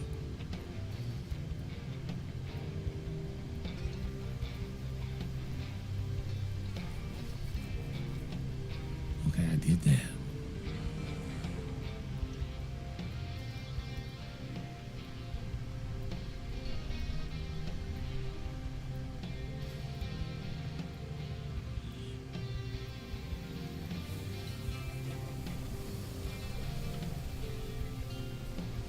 I might have to do something over here first.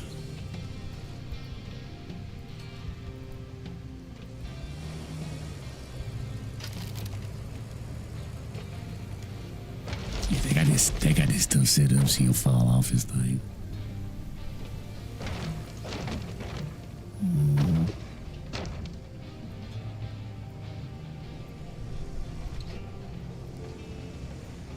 All right.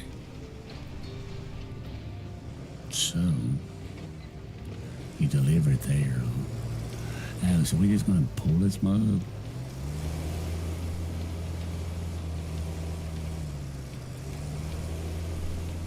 Or if you pull up next to it, do you get to load it in as cargo without a crane? I don't know.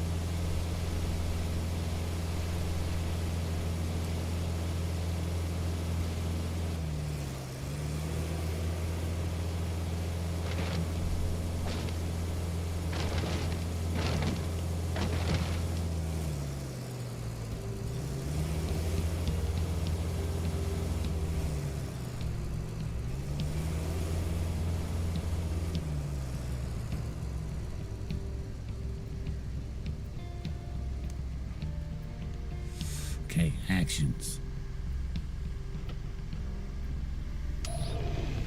Terrain scanner, object scanner.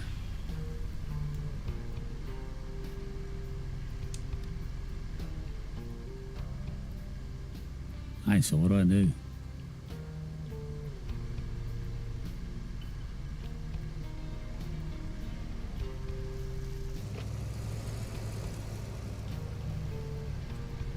Oh, there it is. Hold on.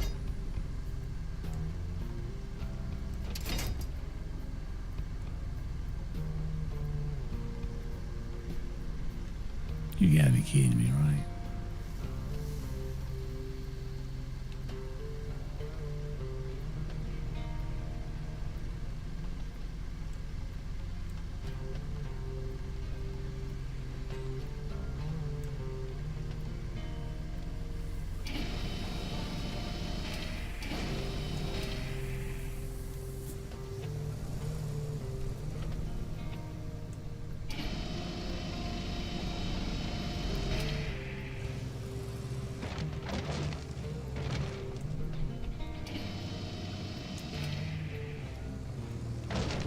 That's how we're gonna get this over here. I don't know if it's right, but this is the way we're doing it.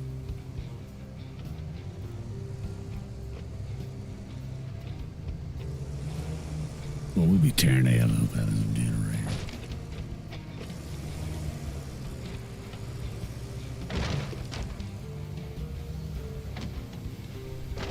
Oh, shit.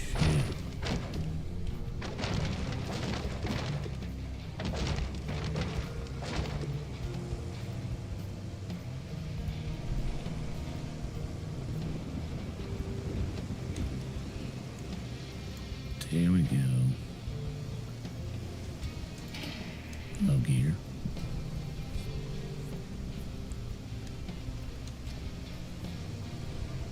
Lock that differential.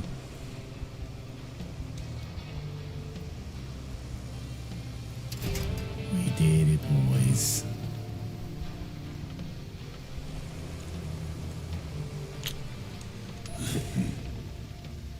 Okay.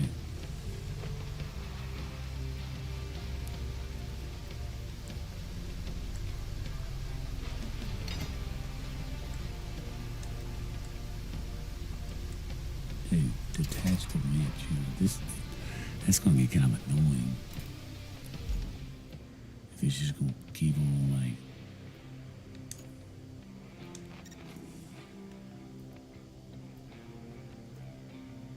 So now what? Build a route to deliver the crane parts to the phosphate plant. So.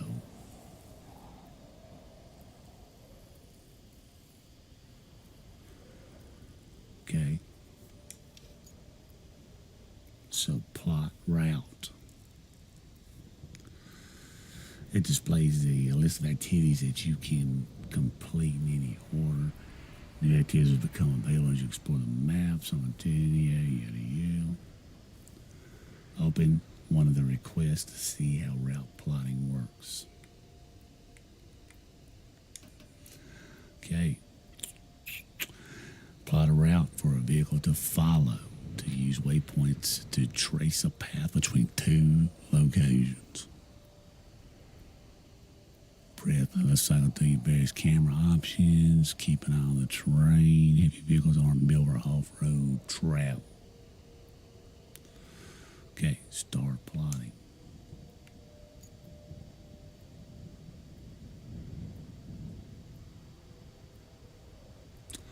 I got you.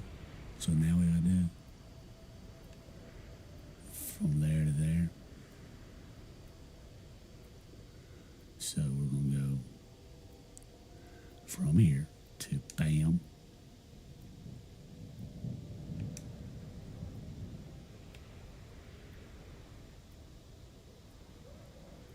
Boom. Oh yeah.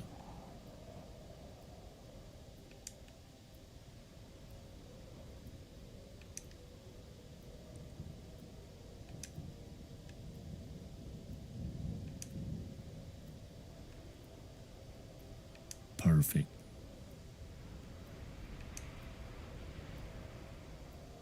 Oh yeah. Oh yeah.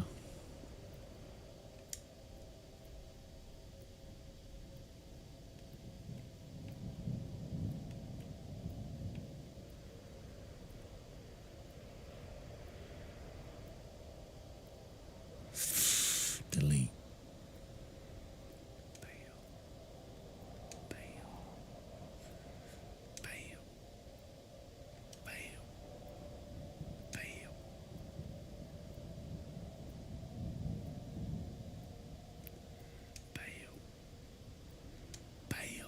Baby.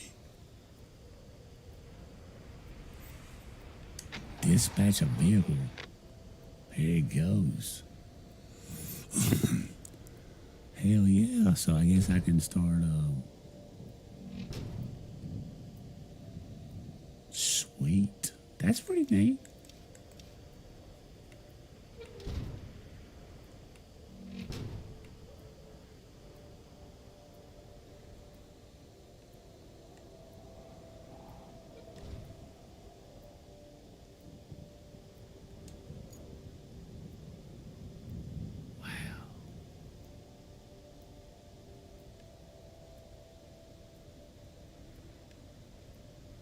Heck yeah.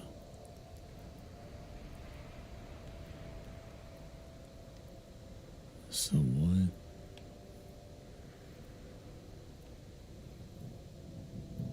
That's pretty cool.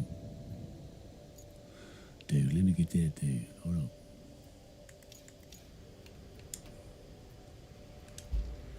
Let's move this dude out of the way.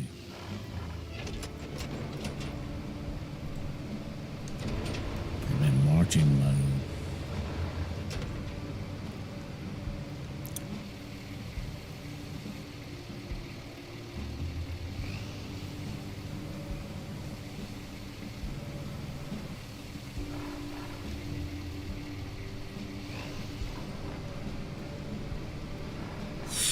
You can tear up stuff. Here they come.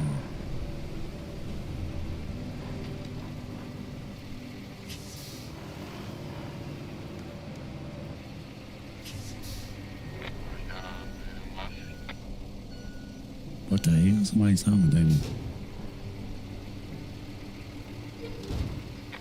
Bro.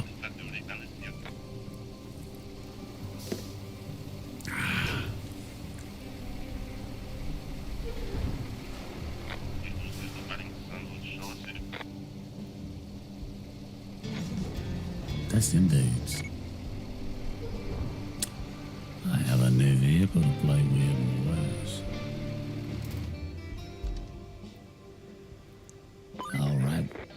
You wrapped up all the prep work nicely. I knew I could rely on you, which is especially great since I had nobody else to rely on. You're the only contractor in the sector. The fate of everything rests upon you. No pressure. Besides, the only thing left to do is to build the flood wall before the storm hits. First, you'll need to scoop up some concrete slabs. There should be plenty around your base. Naturally, you'll want to use the crane to move them. Then you need to drop them off in the loading area. Easy as pie, right? I could go for some pie. Anywho, the generator's in working order, so now you just need to make sure it's delivered. Shouldn't be too hard. Just plot a course from the workshop to the phosphate plant. What the?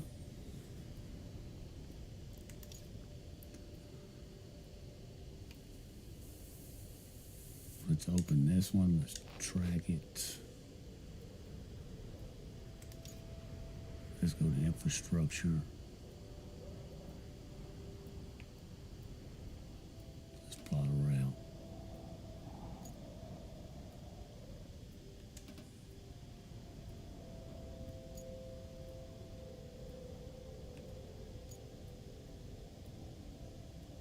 So, deliver the generator.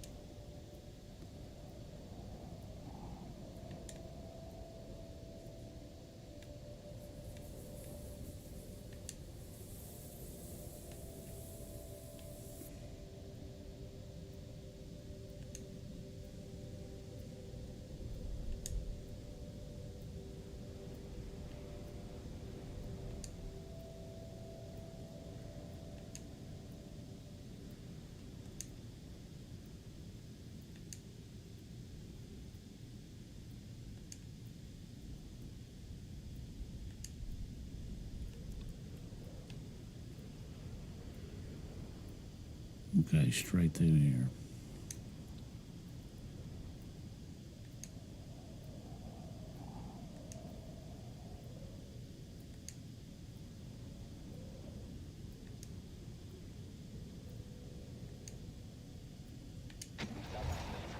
Dispatching vehicles.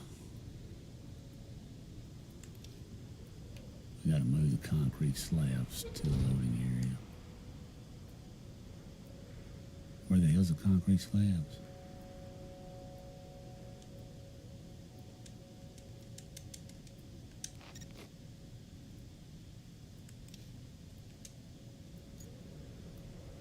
Enter vehicle. Oh shoot.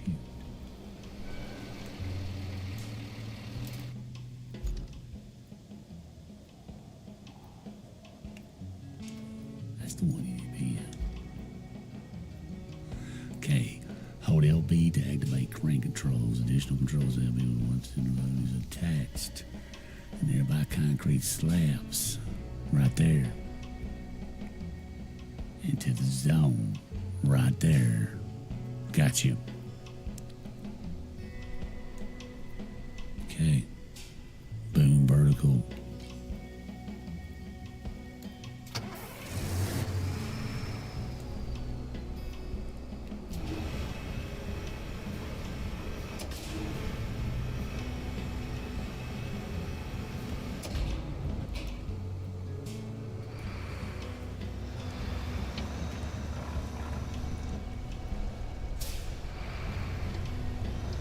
Dude, shirtless.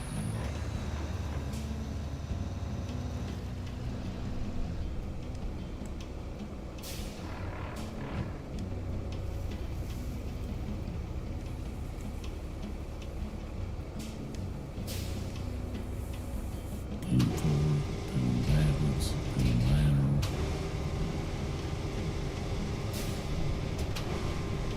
Boom. Boom backwards.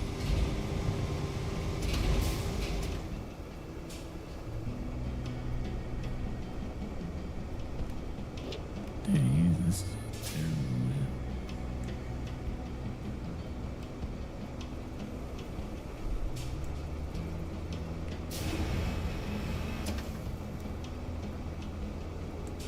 Oh, crap.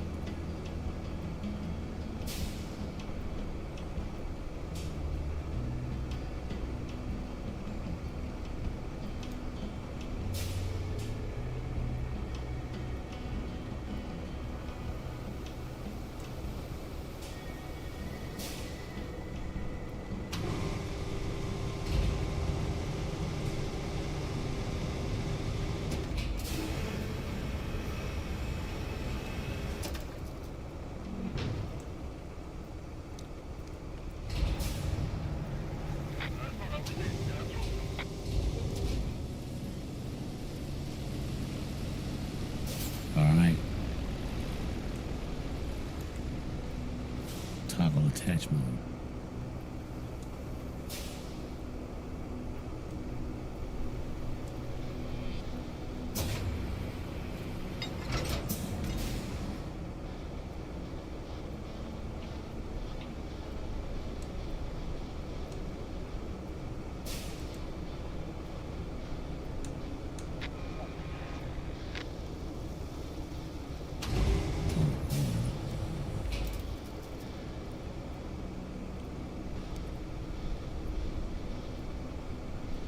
Oh no.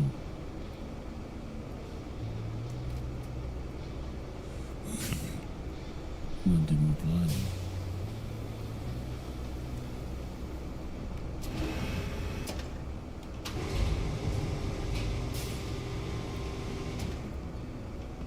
Okay, what do you have you? And RB. Attach load. We did. Now let's do this. Oh, shit.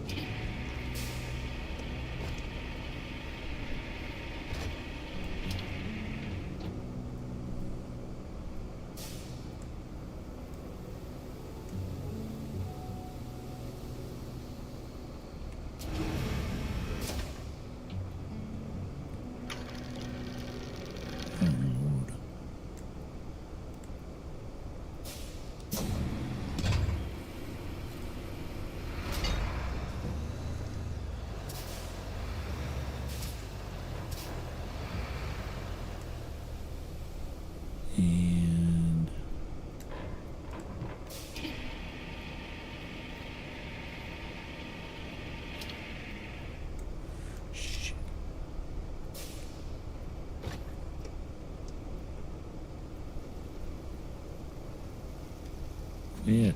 Quit moving. Rotation.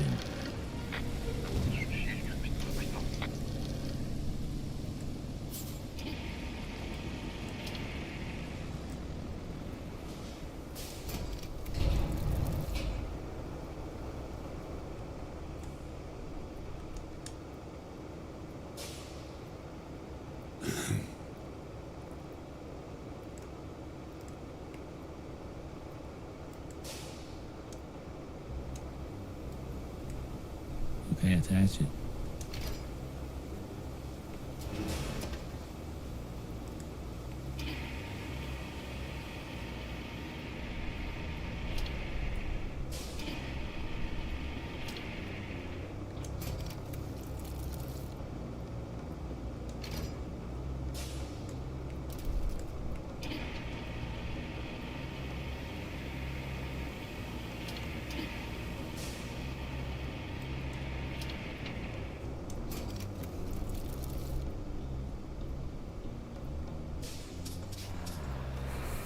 Oh, there's one over here, dude.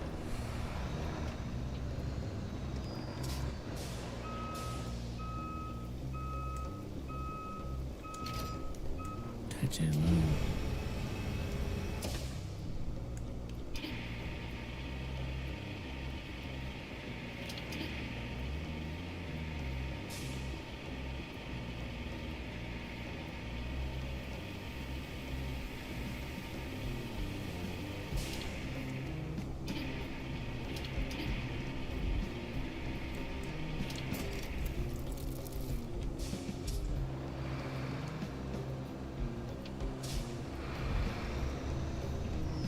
Alright, let's go do some more infrastructure requests really quickly.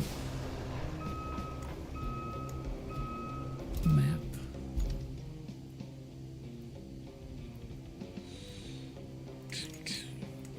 Infrastructure. Open. So what's the deal? Okay. I know what that is. It's the damn gates in the way.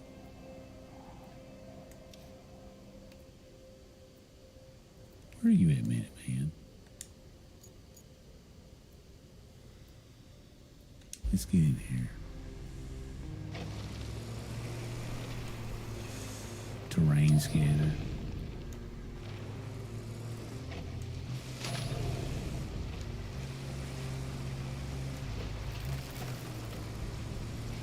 Pretty deep.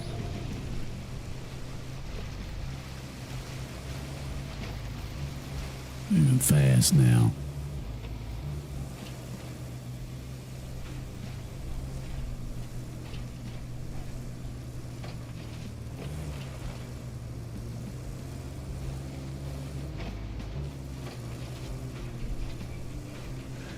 We gotta go open the dang gate.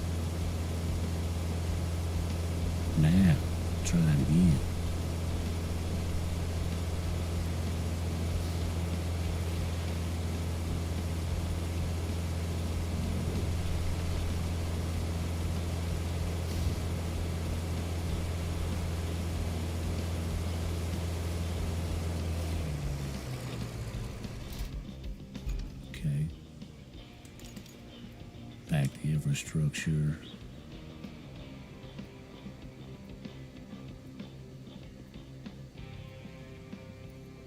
Dispatch vehicles.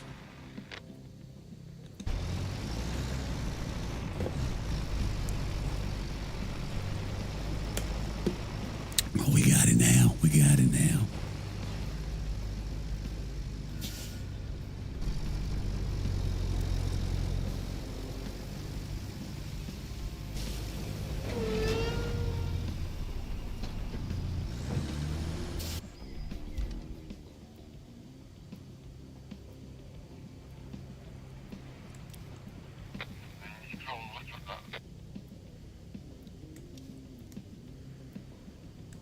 Yeah, they're delivering it now. I think.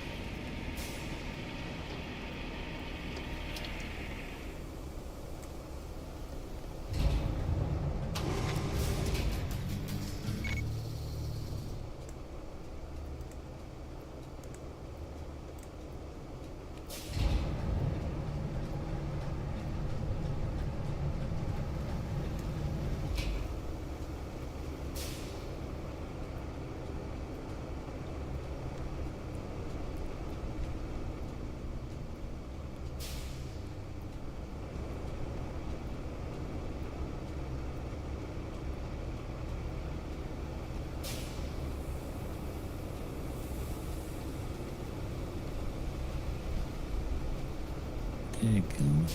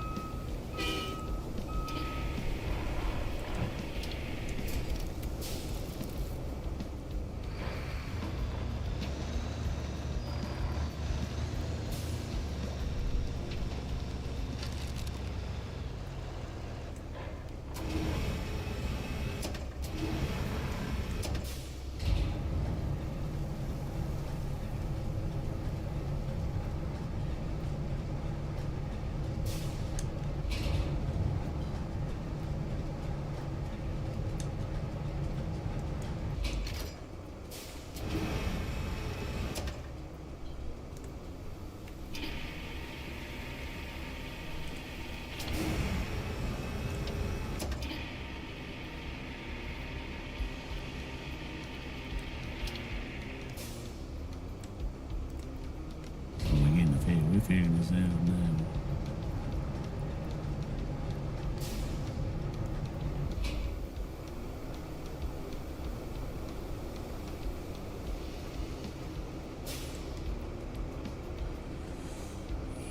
Easy.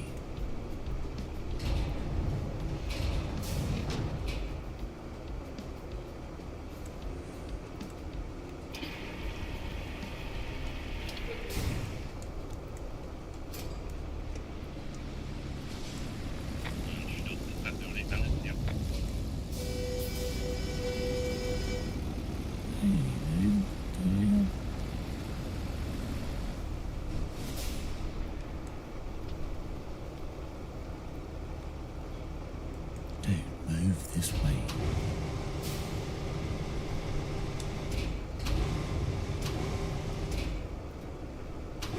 God. Toggle attach mode.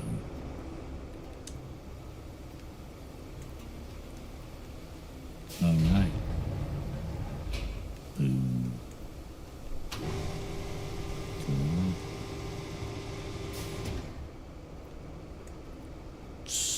Target. Attach load. Okay.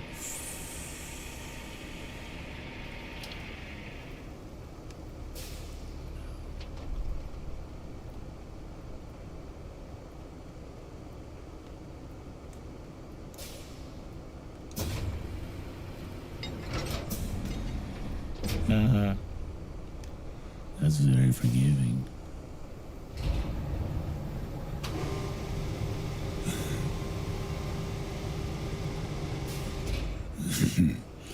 Very forgiving on this one.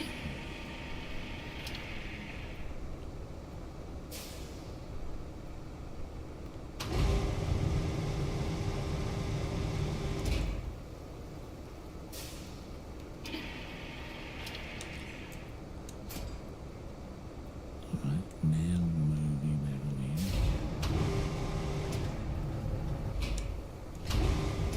Cycle target.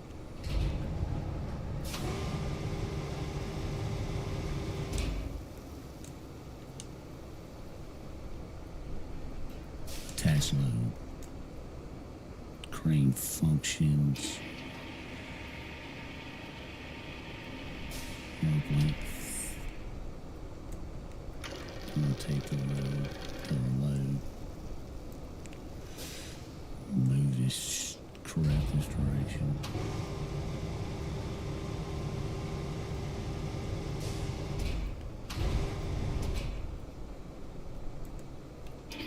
Oh crap.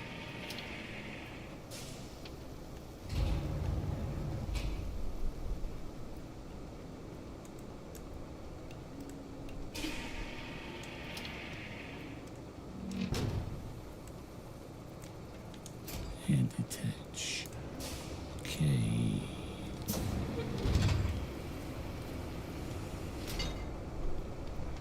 Now,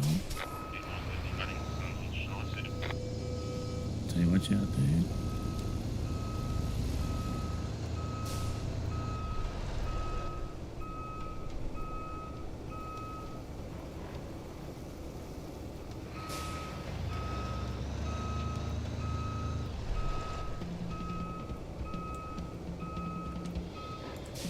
Anchors.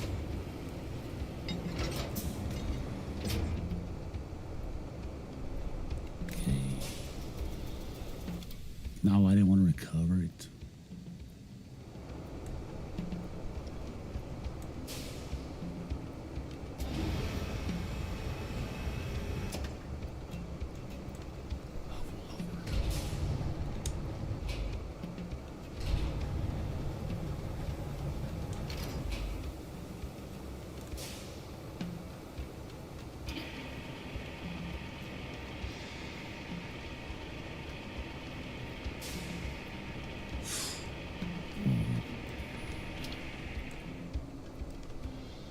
At least we didn't slam it into ourselves. What about like this? Oh, barely cleared it. We'll kill ourselves if we dropped it right now, will we?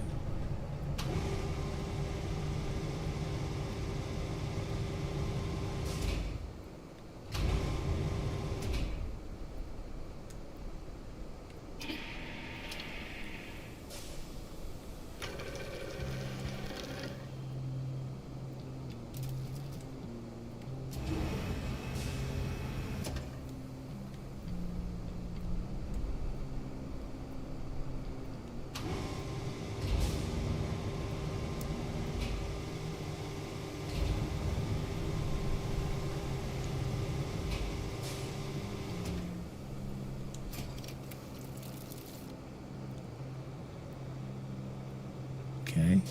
Resource and storage of base storage. So now we got 6 slabs of concrete.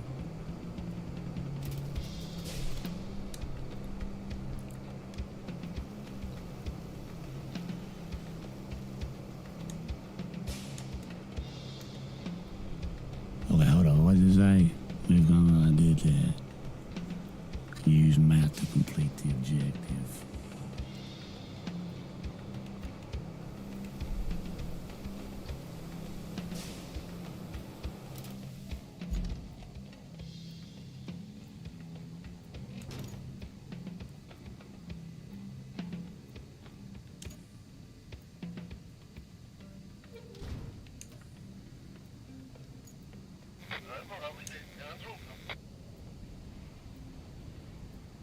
Okay, I did that. So what the hell else you want me to do?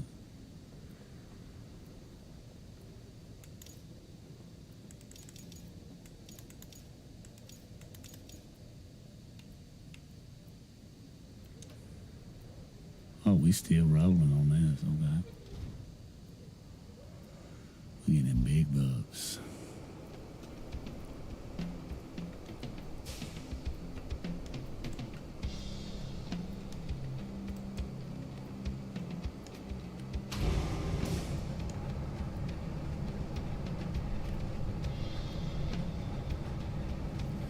There's more concrete.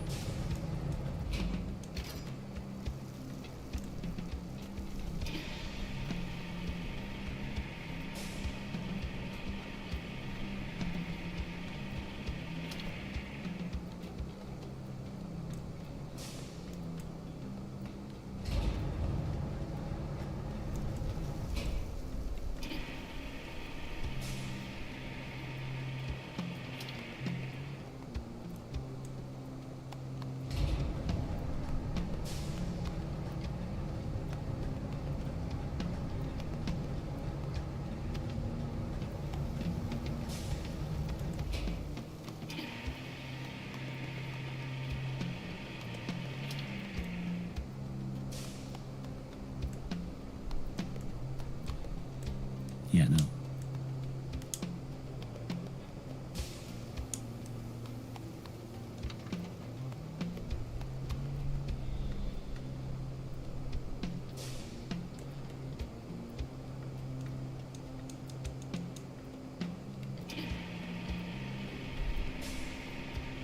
You kidding me, dude?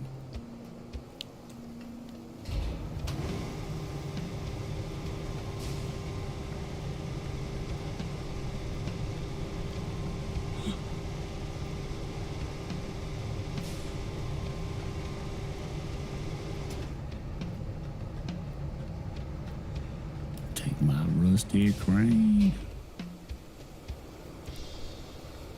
and run.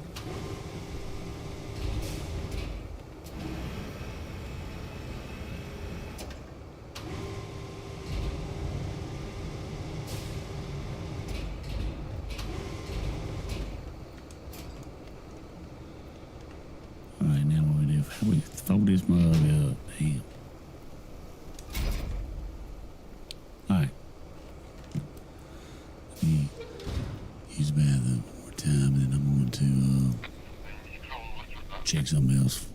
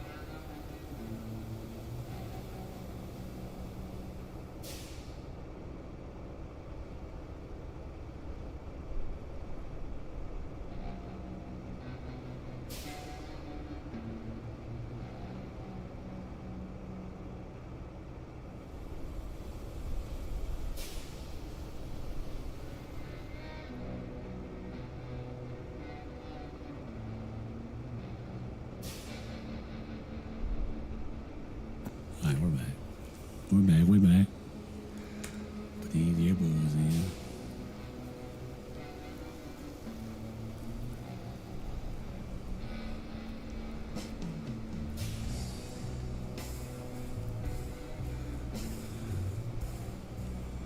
All right, let's get this dude out of resource story. Oh yeah, we gotta take up the anchors.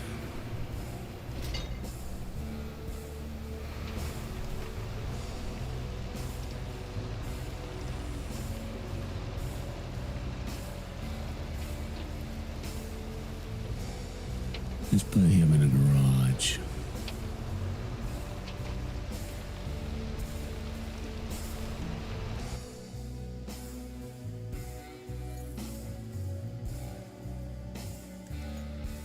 Oh man.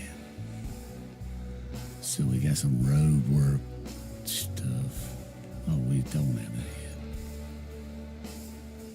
So we get a $19,000 dozer.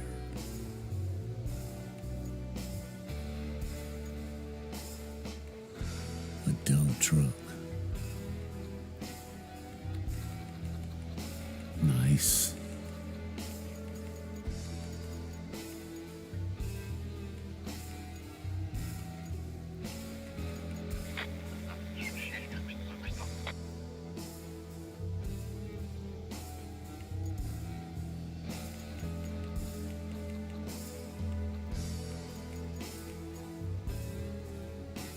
Oh, we've only got 1 star, dude. 23,000.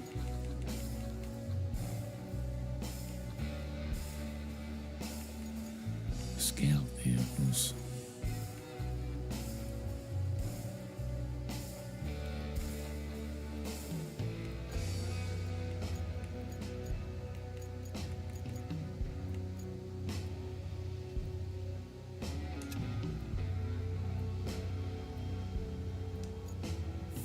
I don't think so.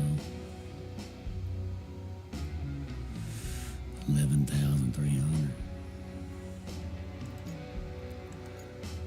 How come that is flashing? Special equipment rollers, cargo logging cranes.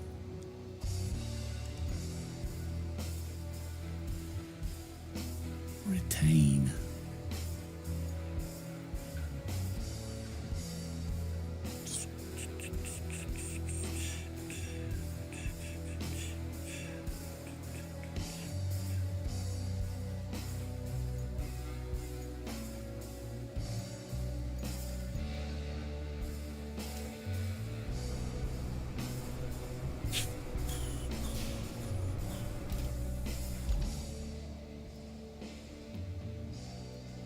Okay, those are operational, baby.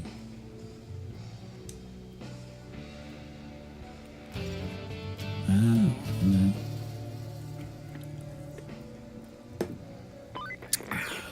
Looks like you'll need to do some hauling. Take the cargo truck and load it up with the concrete slabs and steel beams. Then deliver it to the phosphate plant. And if you're in the mood for extra supplies, you could plot a route between the warehouse and the forward base. It's not essential, but it'll make things easier for you in the long run. Okay. So.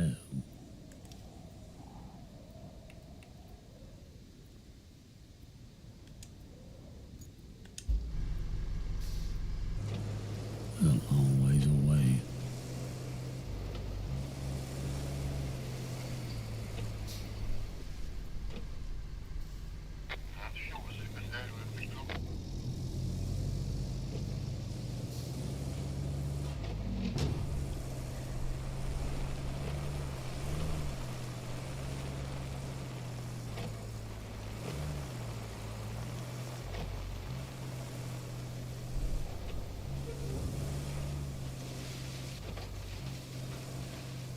Let's explore to this route. Get her started up.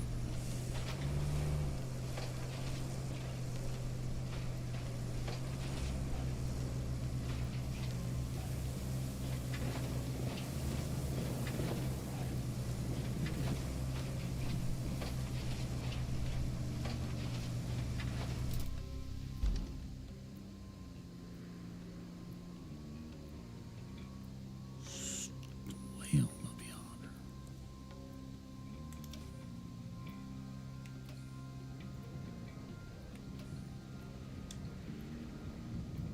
Tracking, right?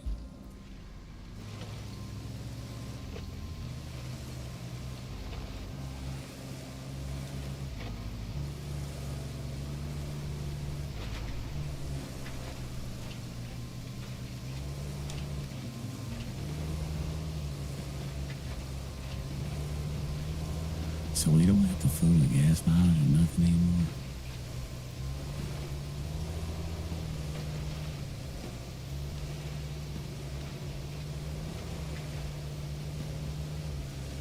We're just out here being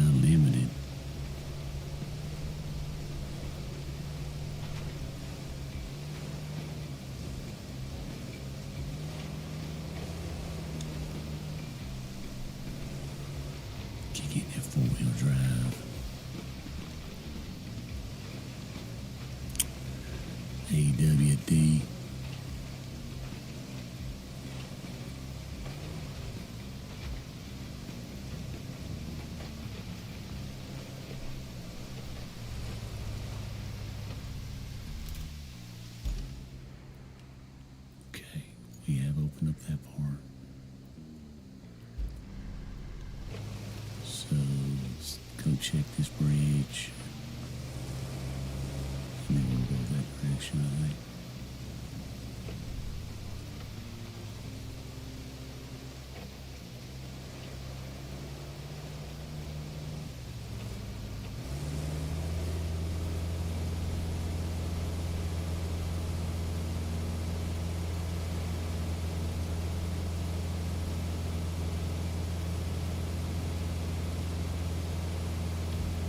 Looks like there's a truck chassis right there. Loading area.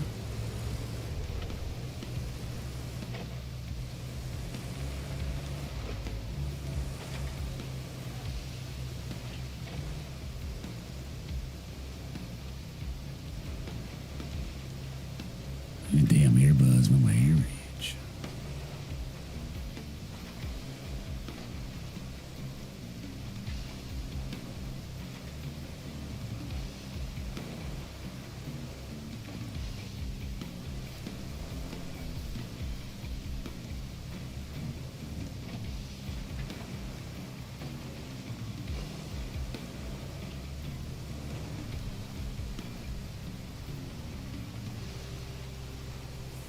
This is muddy.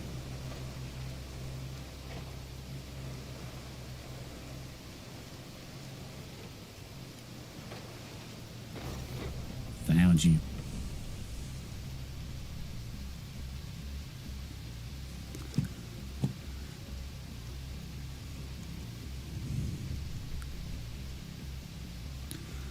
Found you.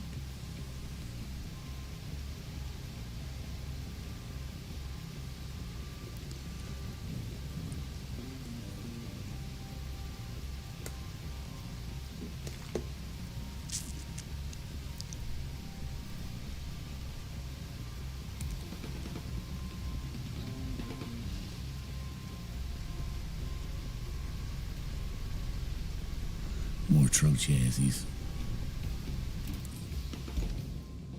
Right now, let's do our main. What's our connect route?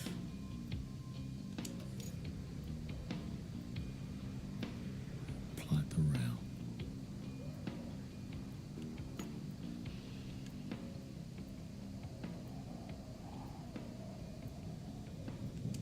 Start plotting.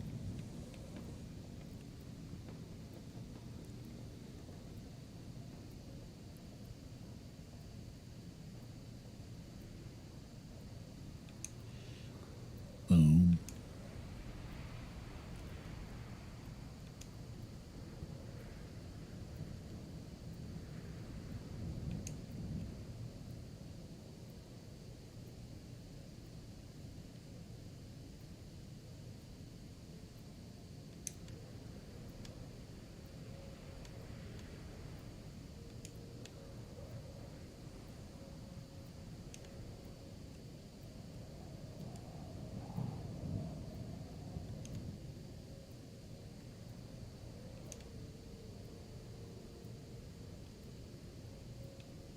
Still going.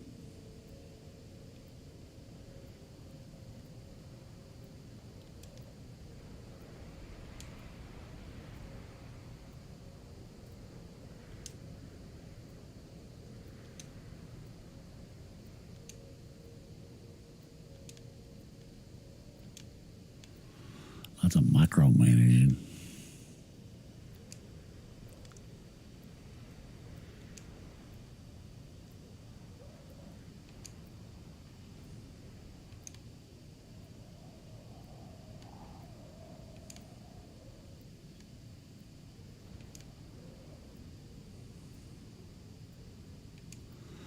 Yeah, we're bypassing on that water.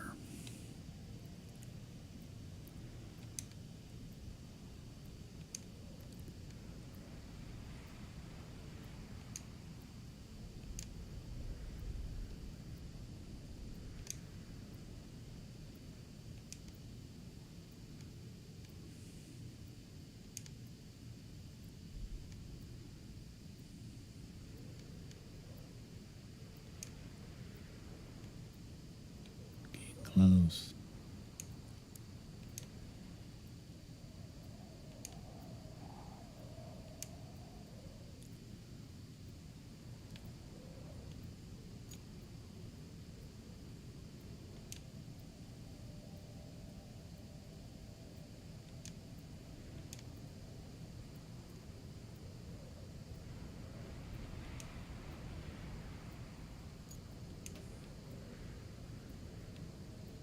Okay.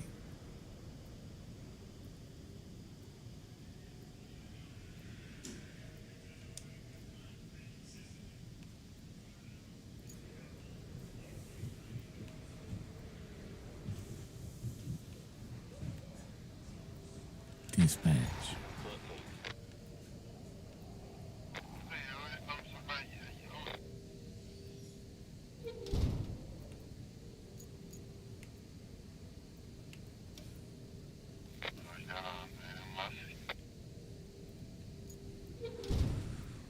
Right.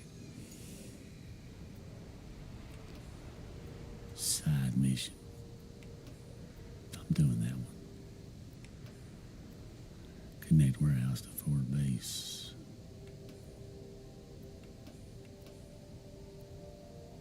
Bring resources to phosphate plant. Concrete slabs and beams.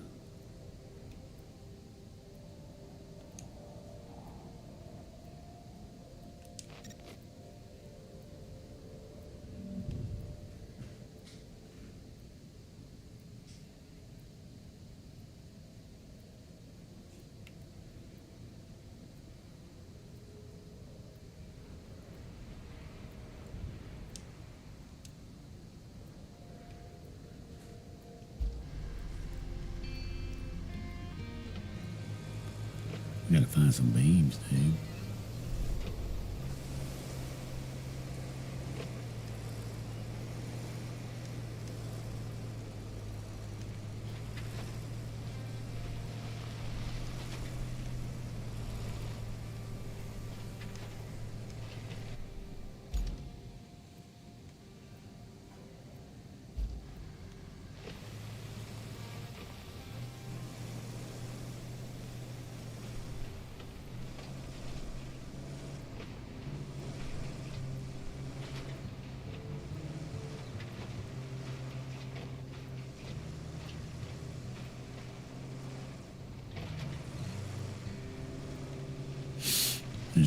There's not any fire towers. To observe a large swaths of area.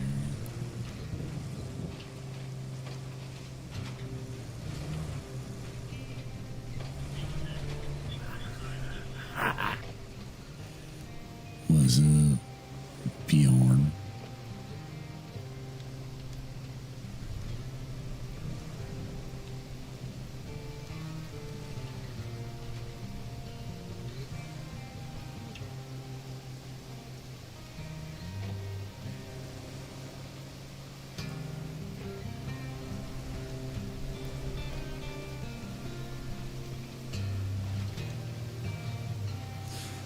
Me neither. Just mess with this new. Yeah. Just out here roadcraft.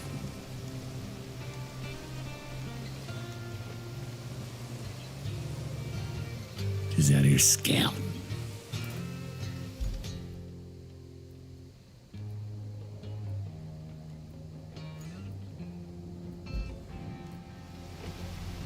This is like a new area I hadn't been to.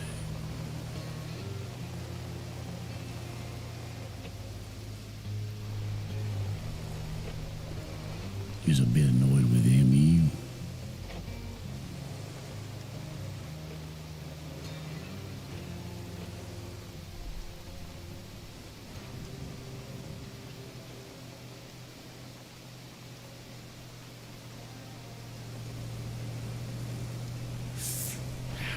Crashing.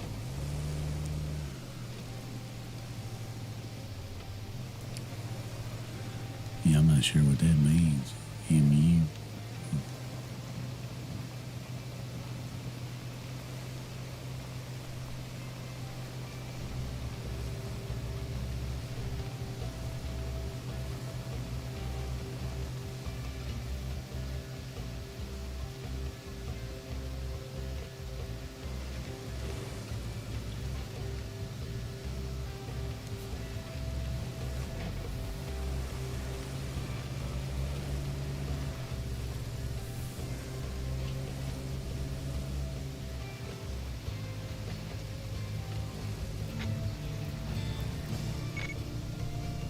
Okay.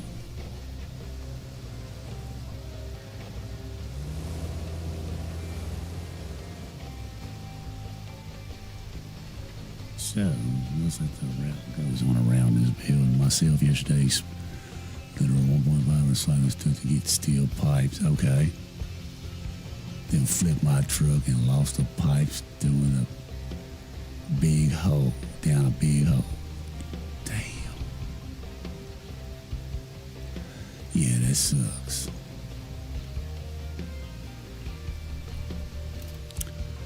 Yeah, I haven't got to the pipe mission yet.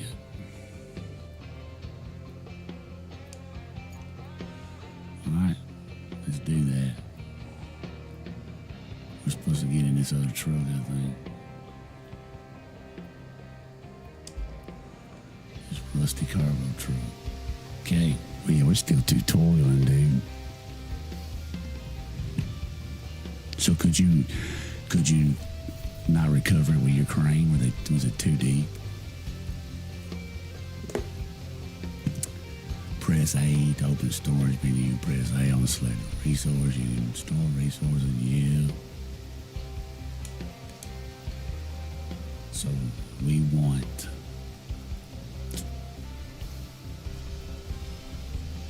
steel beams, huh?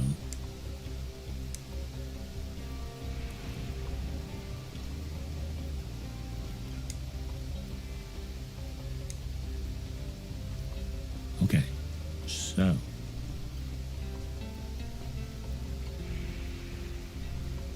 damn, man, we need 2 concrete slabs. No, how many concrete slabs we need? Shoot, I already got too many beams, dude. Damn it, damn. We need 3 concrete slabs.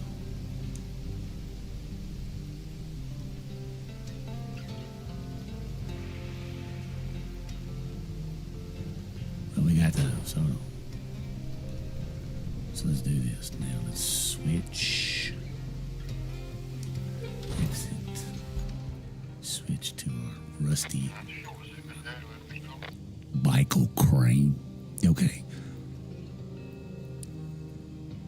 You bad. You strapped on the flatbed. So like, okay. Have you ever played SnowRunner before you played this? Because sometimes I think if you roll your truck in SnowRunner or something, who made this game? Same people. I think sometimes your cargo would fall out, but I could be totally wrong.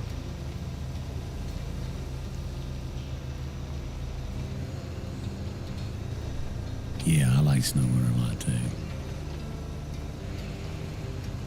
Yeah, dude, that sucks, man.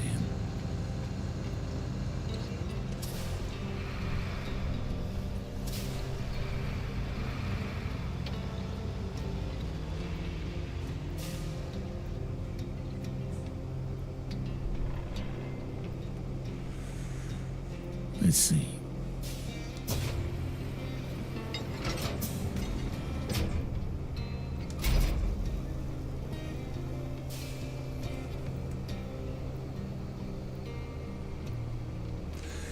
Yes, I am quite early in the game. Thank you for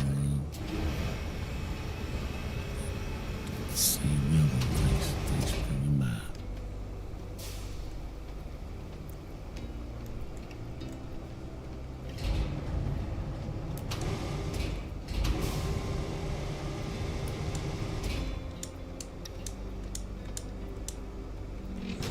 Toggle mode, toggle attachment mode.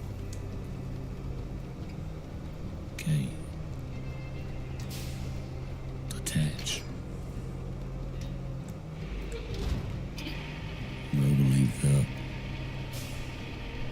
Yeah, I literally just started.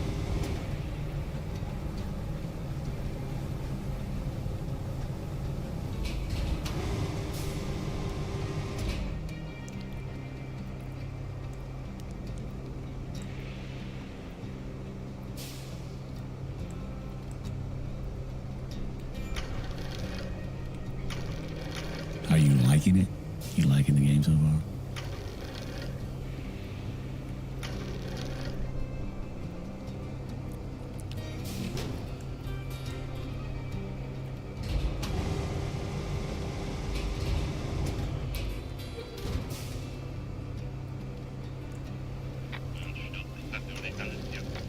And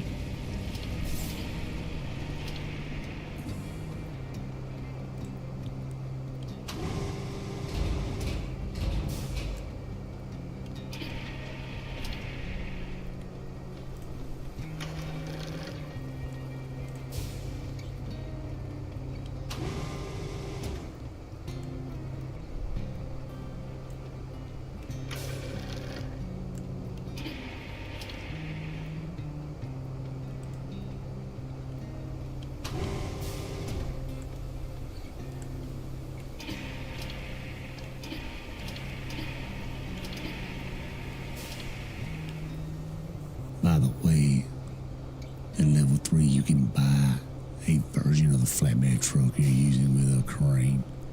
So it can be, oh, okay, yeah, so you ain't got to use 2 dang vehicles. Definitely that would be better. That'd be nice.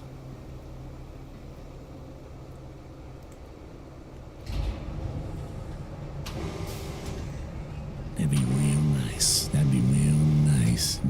Bjorn.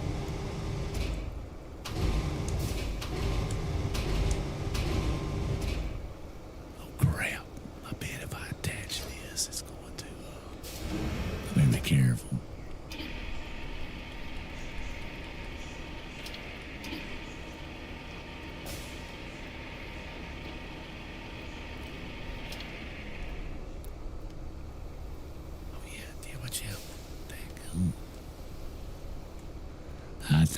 I get so confused. I keep hitting the wrong things.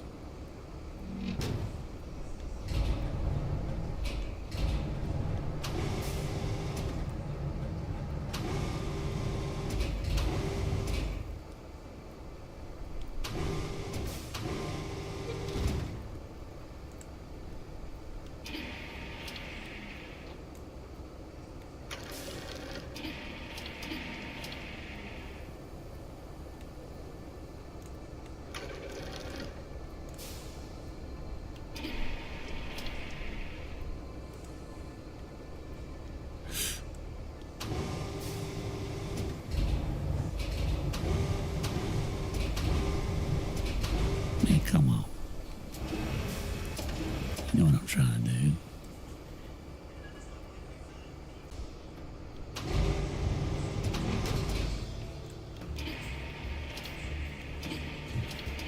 Oh, crap.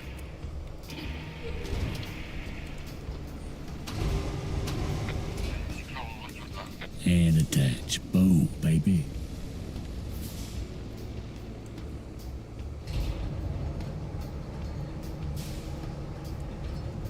Hey, dude, it's fine, dude. I'm kidding what you're saying. So you're loving the game a whole lot, huh? Heck yeah, dude. I get exactly what I'm picking out what you're laying down. I'm picking up what you're laying down, Bo.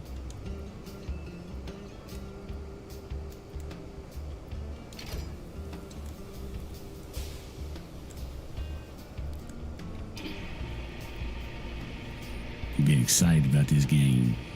Sounds like. Had you finished all of the, oh crap, watch out. You finished all of the all that you could do in the other game, because I did a lot of the first couple of missions. 1:30 a.m. Is that your time? Because hell, it's pretty late for me right now too. It's 1 a.m. for me too. Luckily, I don't have to go.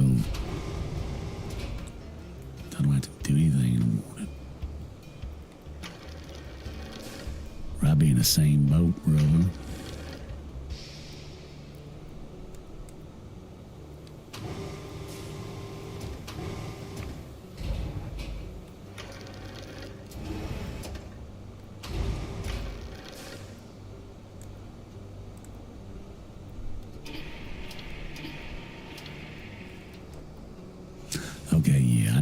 I figured you'd be several hours ahead.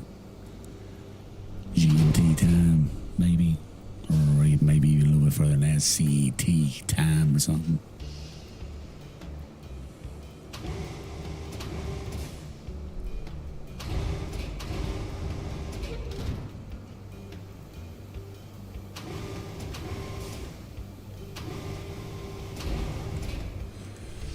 Get this thing down in there.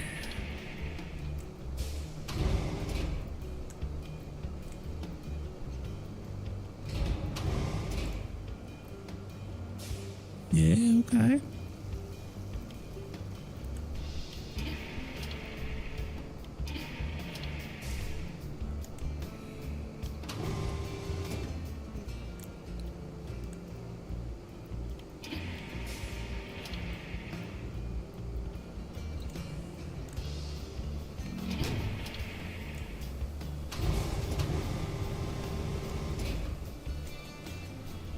Boom. We did it. Southeast Norway, okay. Heck yeah, dude.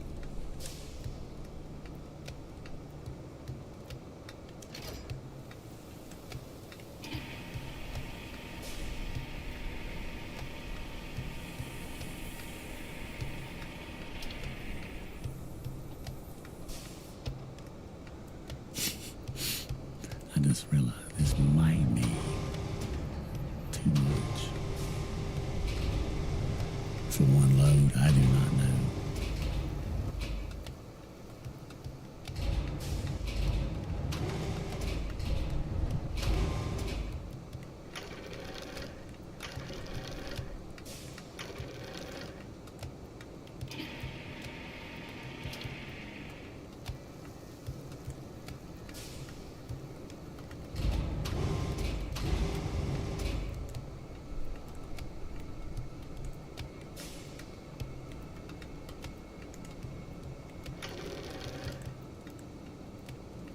Dadgummit, man.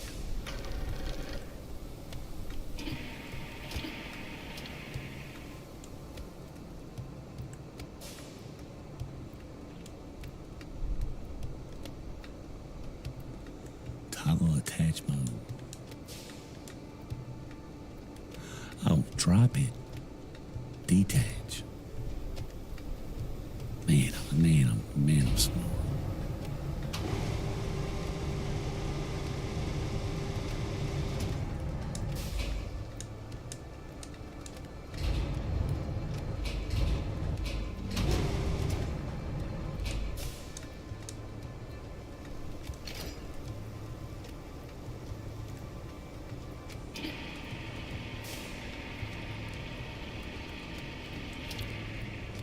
Shoot.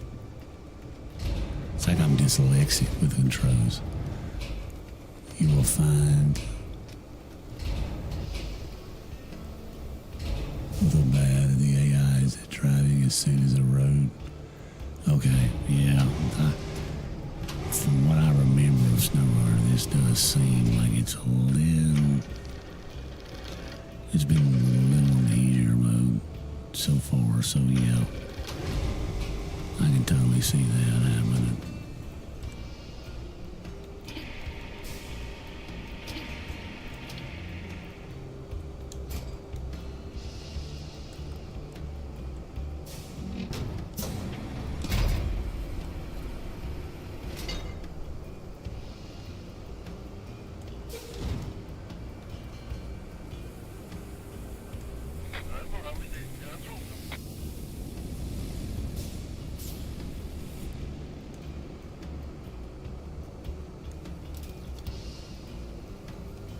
Ah, you can just hold it. Okay. Now, cargo handling. Here we go. Strap cargo. Okay, now where we going?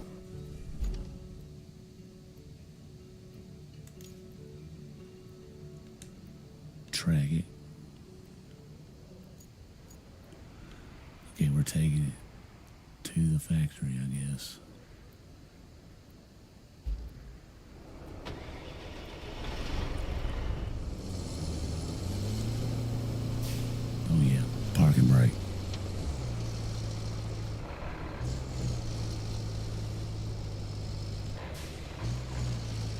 Yeah, so it's gonna get muddy.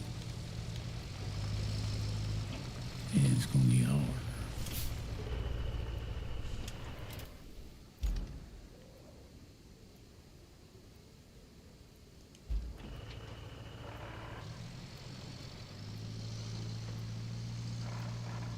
Oh, okay. So you gotta put it out on sand because the little AI trucks get messed up too. I bet. Okay.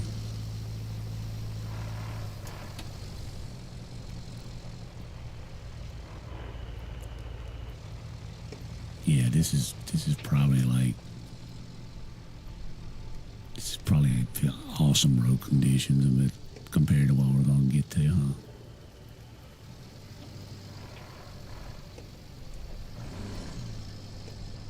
Infrastructure route request. Well, yeah, I gotta remember Oh, okay. So that truck like all-wheel drive and differential line. Okay. Yeah, that's gonna be a problem.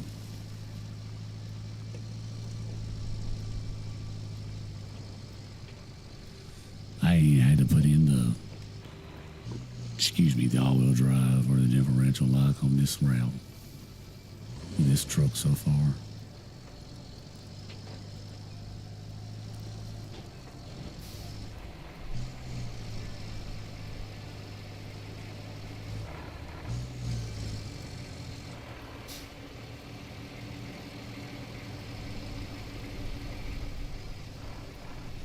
You been watching a lot of streams over the day, or you just been playing it?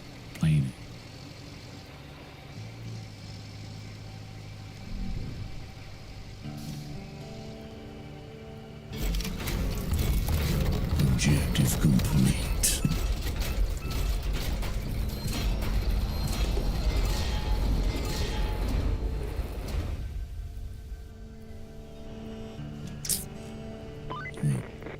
The storm's coming in fast. We did it. So we need to get that flood wall up. Actually, you need that more than I do. I'm safe back at HQ. But the folks in that town aren't. So, good luck. Thanks, lady. So now.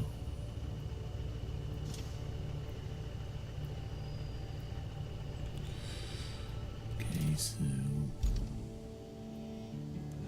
Build flood wall. Open track.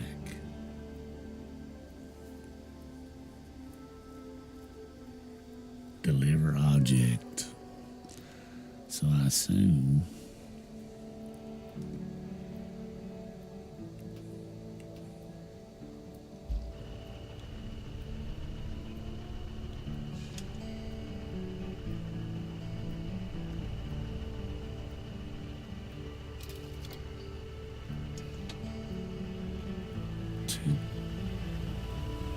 Do we not use the big cranes? Oh, yes, okay. I was about to say.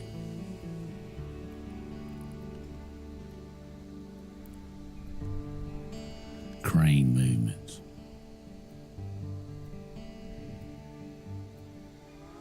One, two, three.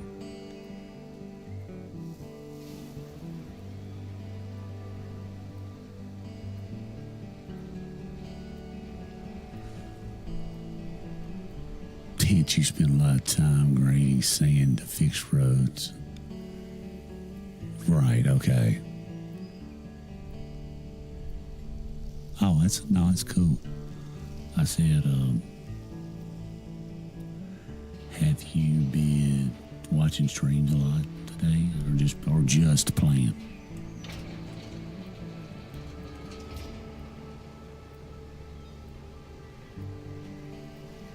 Green tower rotation.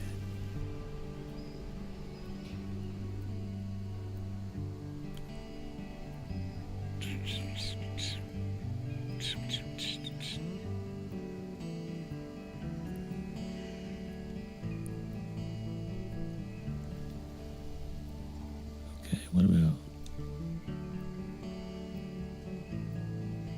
attach load? Okay, attach that load.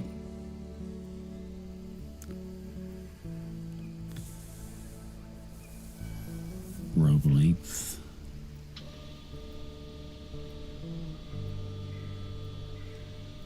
Okay, a bit above. Yeah, if I'm not streaming, I usually play and watch at the same time.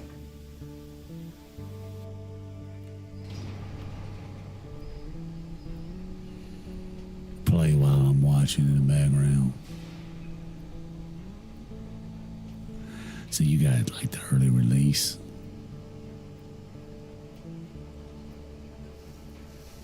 Yeah, it kind of snuck up on me. I knew this game was coming, but it was kind of like,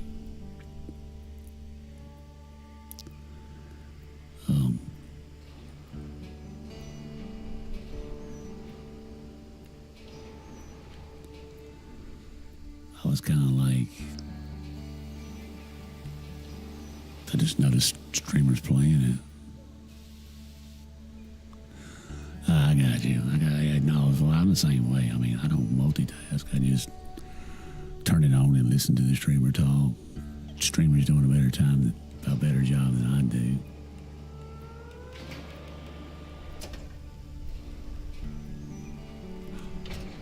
There it is.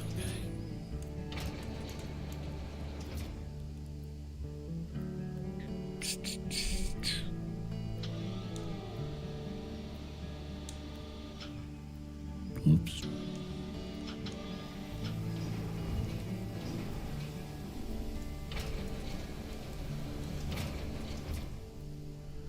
So this is called a trolley.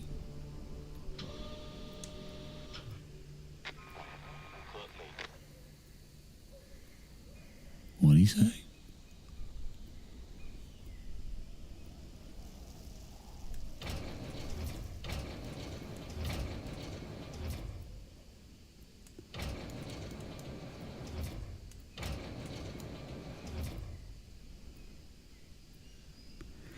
Load rotation.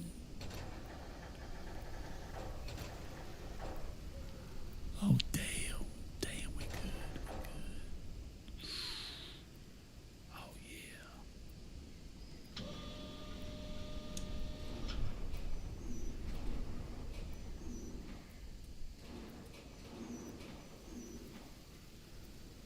And that's lower the hook. Raise the hook. See, I'm already forgetting.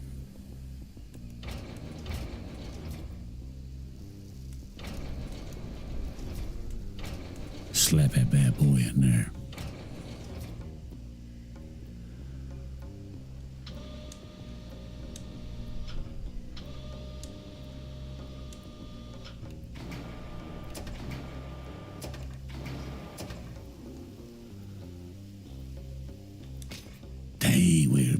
We're good, dude.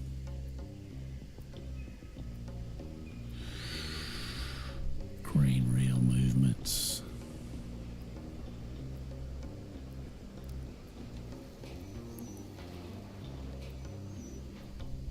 Crane rotation.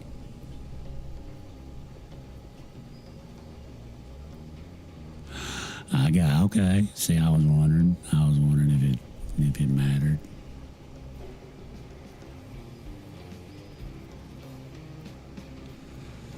I figured better safe than sorry.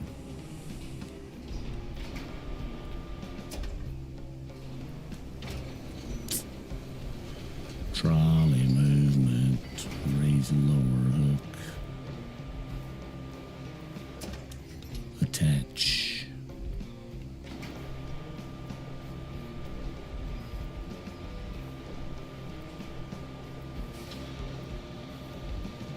Bring that rope wing up. Now, which way does it? There we go. As long as it's green, I got you. As long as it's green, we just say detach.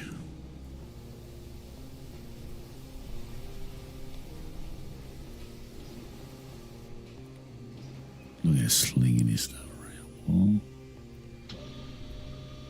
her down, drop her down.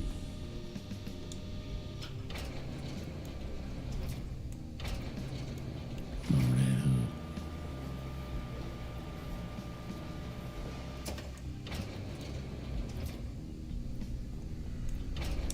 Boom.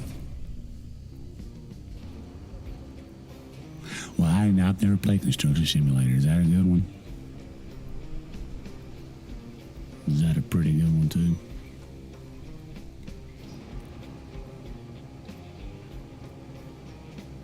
All right, cool. I have thought about it. But no, I have not tried that one yet.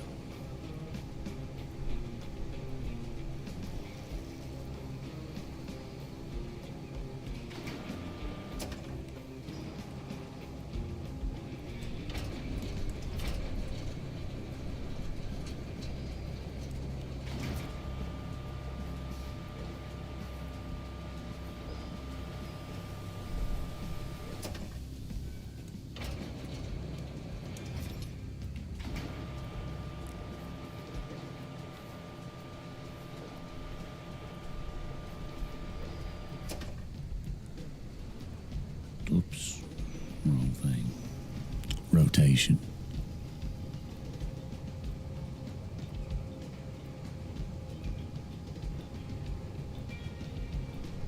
Oh, this is pretty cool.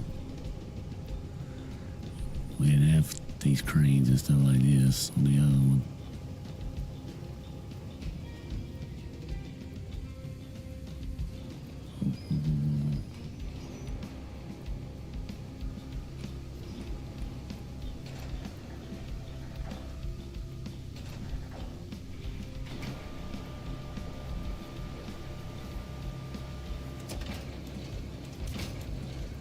Gotcha. Do I need to drive that truck over to the other crane?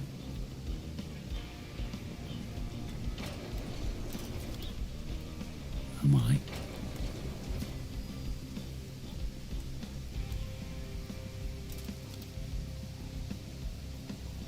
And what route's failing now?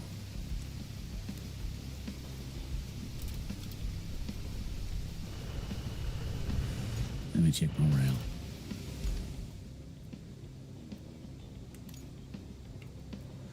Needs maintenance. Oh no. Okay, so yeah, so now we gotta get out there and start doing some road work.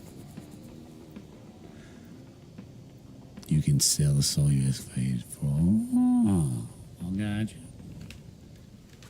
Alright, I want to keep that in mind.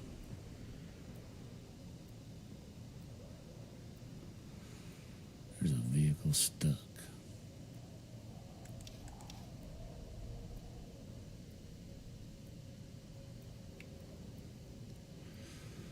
Where's Scout at?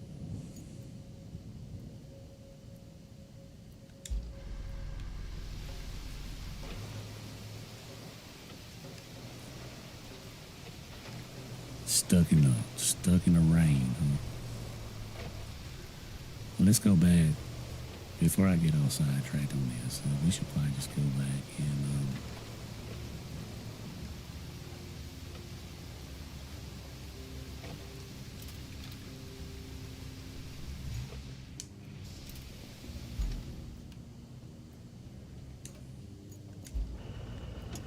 we should probably just go back and finish this first.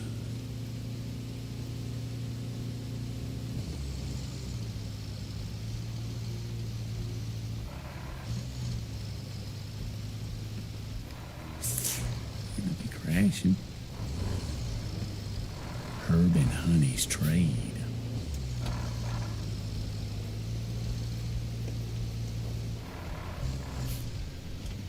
Herb and Honey.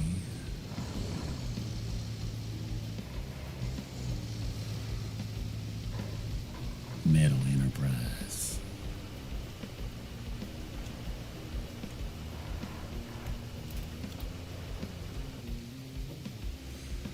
Here we go.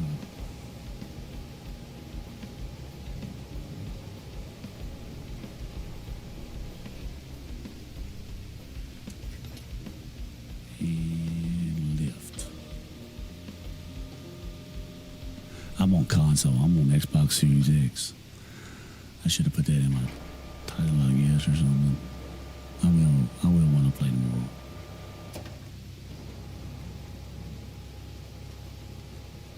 What are you playing on PC?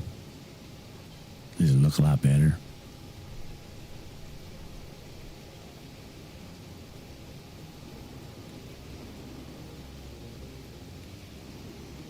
Yeah, no problem.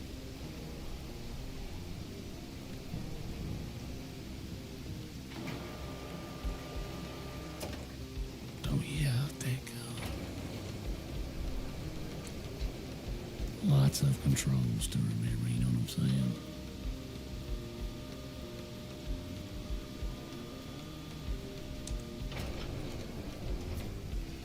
Slap that thing in there.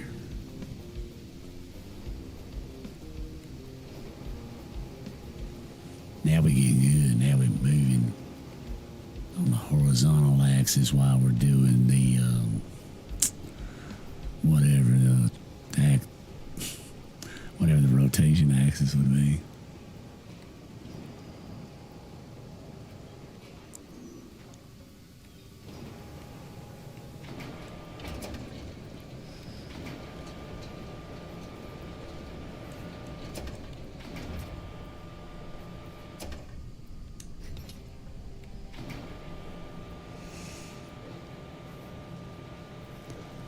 PC is a mid-corona potato, so I definitely do not have graphics on Mac. Yeah, I feel you on that, bro. That's why I am. I got a computer that's about, shoot, it's like when all that started. So it's basically about 5 years old right now. And I don't think I'd be running it either on PC. That's why I usually play most of these type of games on Xbox. Maybe I'll be getting a computer someday. Again.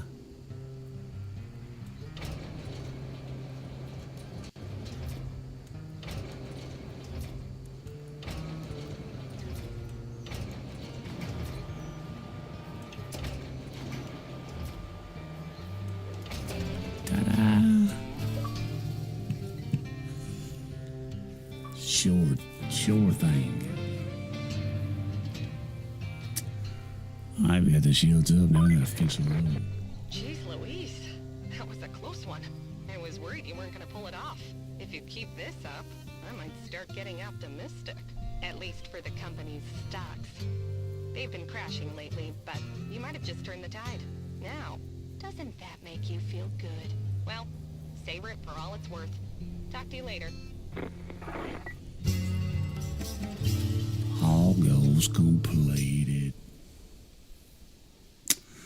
In that silence, there's a strange kind of calm.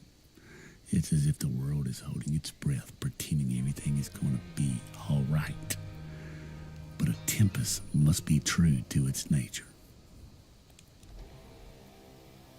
We completed all the main objectives on this map. So basically we finished the tutorial. New maps are now available. You return to the hub to select the newly unlocked map and stay here and finish the side activities. Let's go over and check out what's going on.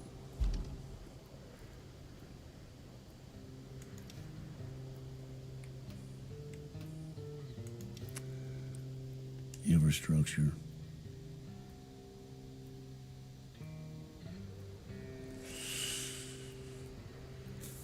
Vehicle failed the route.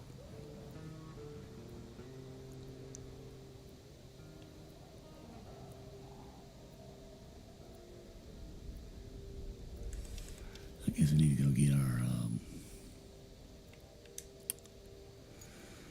our Minute Man. Let's investigate. Yes, everything's expensive right now, brother. Newer GPUs and definitely don't have the PC to run it. Yep. Get a new graphics card, you need that new CPU, dude.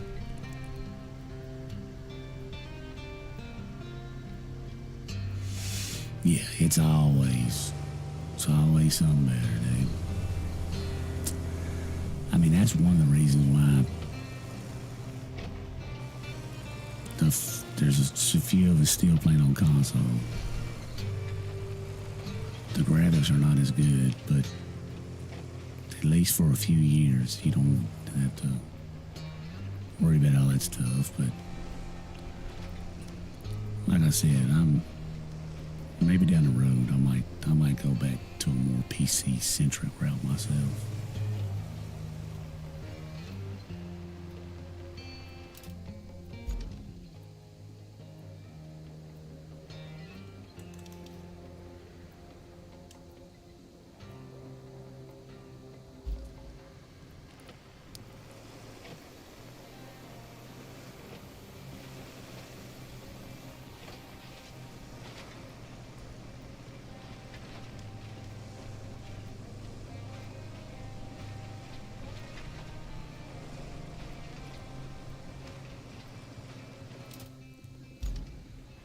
I don't really have an objective lately.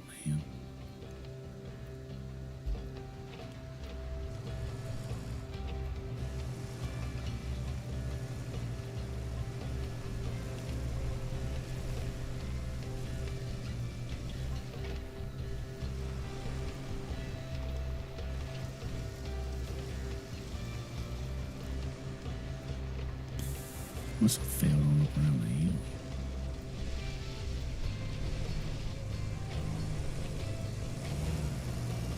Hold up, where are we at?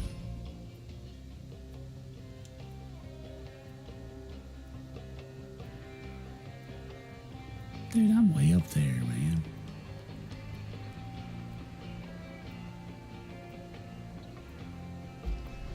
I'm not even going the right way.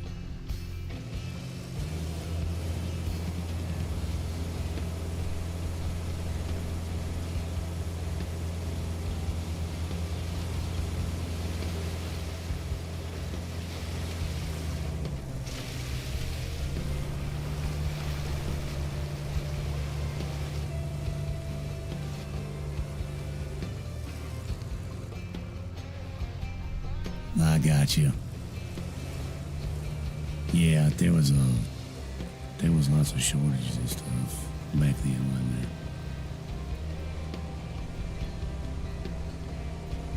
Yeah, I was lucky. I got like a gaming PC from Dell on a laptop. Probably right there at the end of 2020 or 2021. It was one of them, November.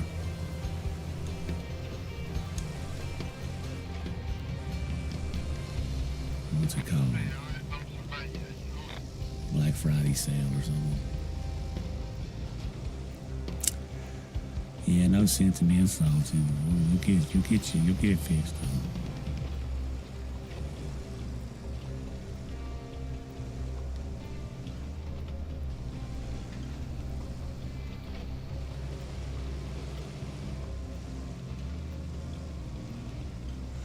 This is probably part of what you're talking about. It's probably the whole, if you're needs more sand.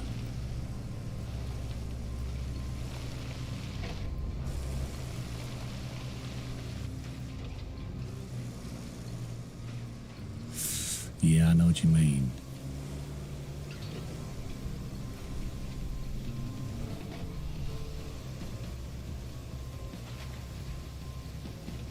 So is this where we're getting stuck, man? That's it. Yeah.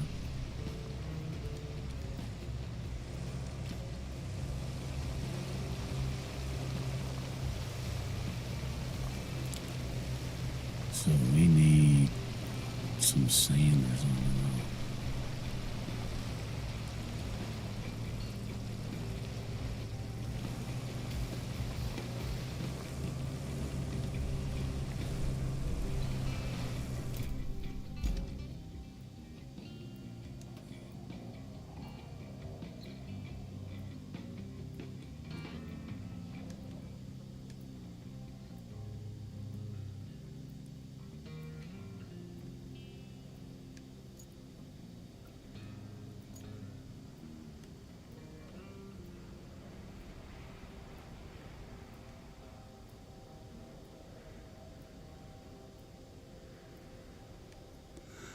don't see a stuck vehicle.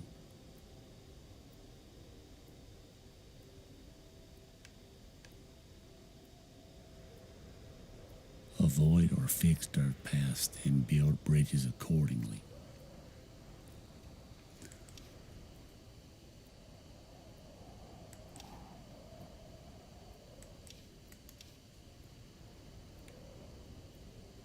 Sand quarries. I don't have a dump truck though.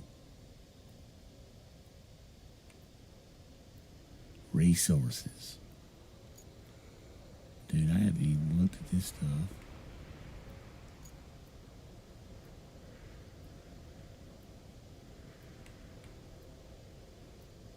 What the heck? Alright, resources. Sand quarry.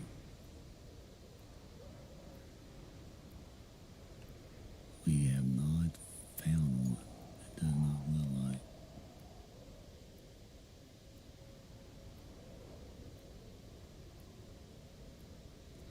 Or it's on another map.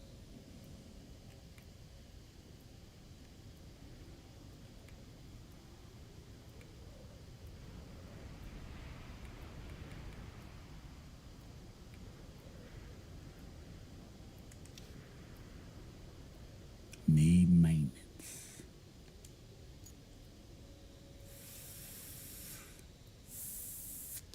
Dispatch vehicles.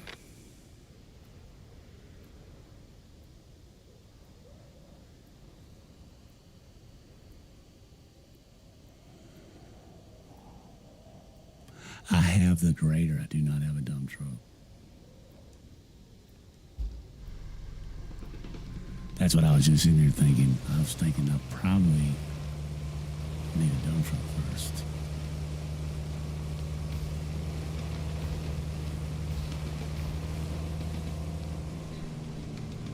Because this guy's going to get stuck again, I'm sure.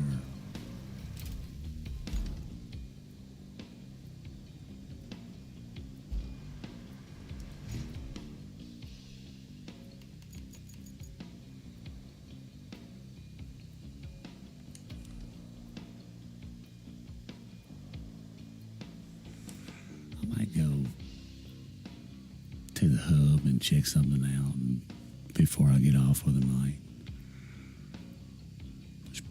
It's about time for me to get off too.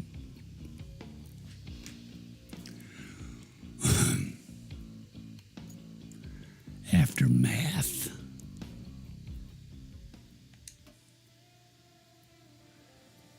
Flooded after the storm, notable destruction around the main routes and facilities.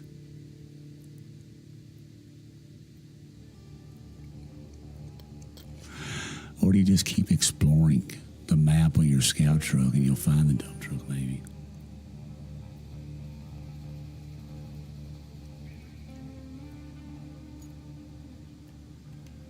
Although it is 100% complete right now, I mean, it might send me back. I don't know.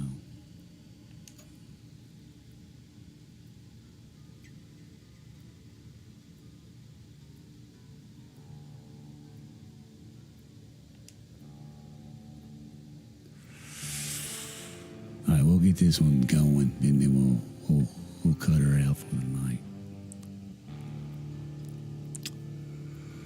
Whoever gave me a thumbs up over on YouTube, I appreciate that. Electricity.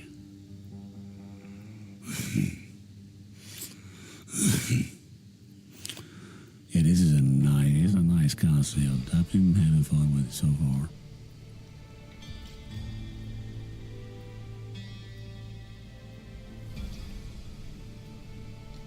Hold on, you found the dump truck and the no sin. Yeah. Yeah, I do have some kind of truck, and I do have a grader, but yeah, I don't have any sand. North Africa Spring. Looks like our hard work paid off. The storm's passed and the town's still standing. Still, we better check for damage. I've marked your destination at the harbor. Area revealed.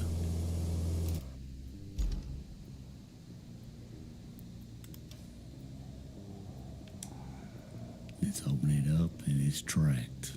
Okay, how do I get there from here? Oh Lord, we gotta go all the way around to a bridge, I guess.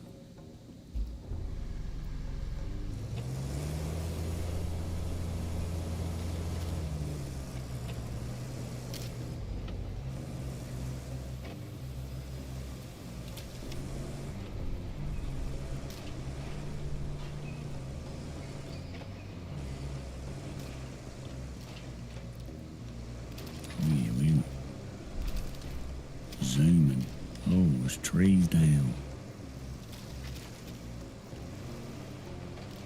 I'd like to get out of the bulldozer.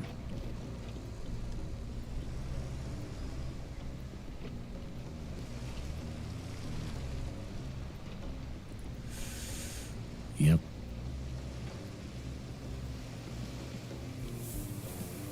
Don't know why you thought it'd be easy.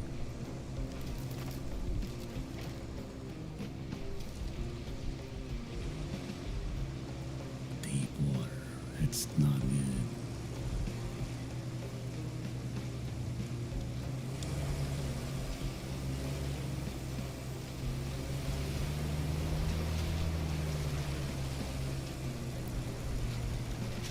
That differential.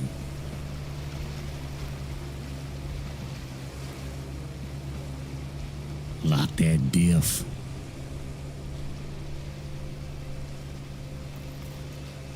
The grader and the dozer's the same thing. Alright.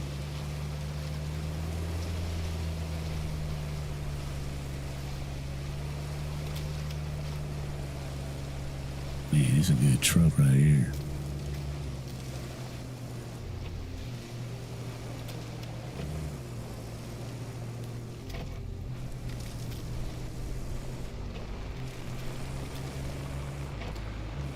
We supposed to get one in boats to get across there.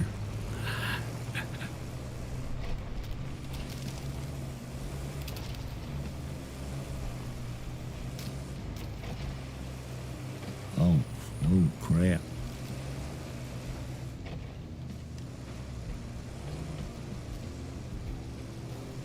Oh man, wash the road out. This is where we're gonna find our sand quarry. Gotta have it. Look at that road.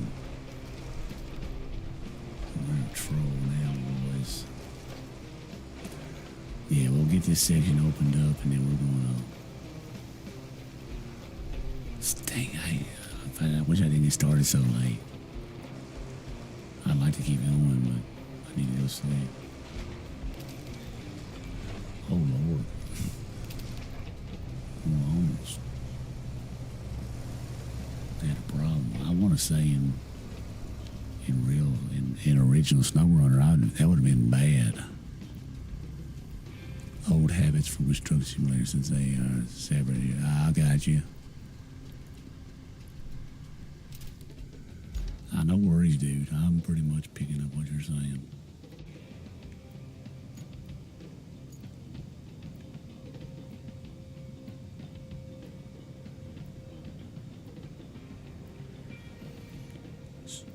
So I assume we need to go check this bridge out. We're probably gonna get a job to build a bridge, repair it. I bet you Storm knocked it out.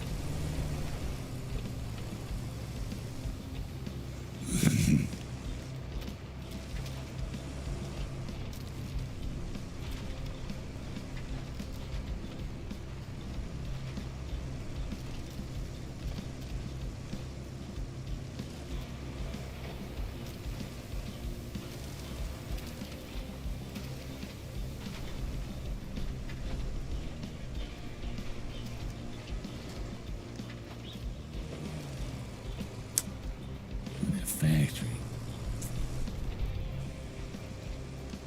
It's really flooded now.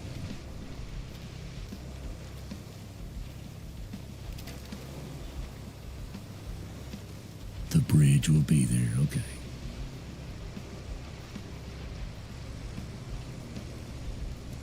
Yeah, I know it's gonna be like SnowRunner. Like, you know, SnowRunner makes you do every little thing. Like, you had to go get the planks to build that bridge. So I wasn't sure. I'm not sure what we're gonna find. Lord.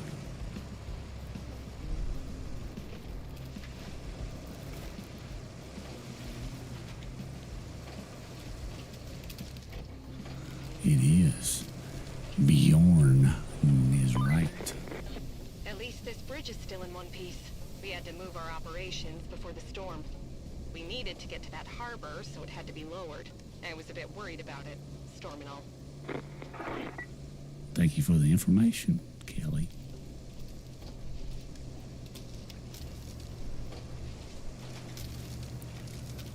I was worried about it too. Let's go this route.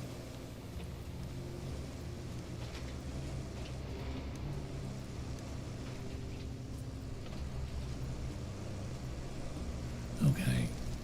Gotta cut down some trees and build a bridge, huh? Oh, this looks like a rough area. This looks like a location there's gonna be a bridge made. Or something. It doesn't look like anything I should be trying to tackle right now with this truck.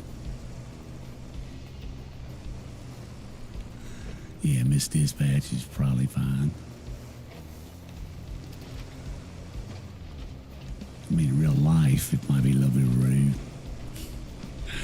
Yeah, Miss Dispatch, I got you loud and clear, over and out.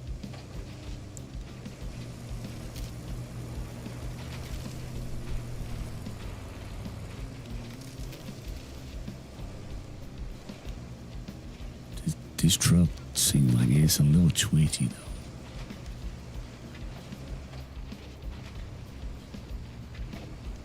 In my professional opinion.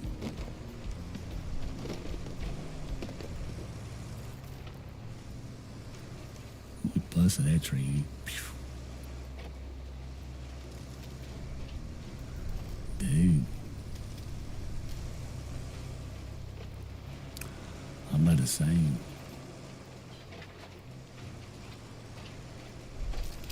Still 400 meters away.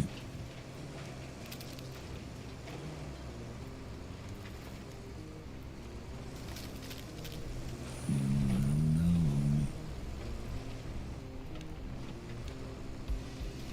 know. Lots of cleanup we gotta do here.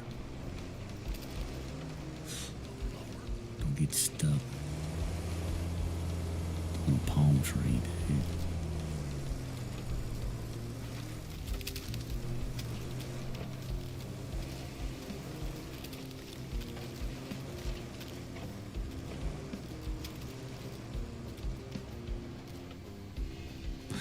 Oh. You know what? You're probably right.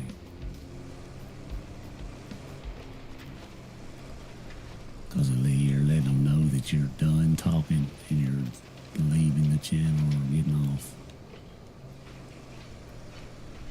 Yeah, I just be a dumbass. Being silly.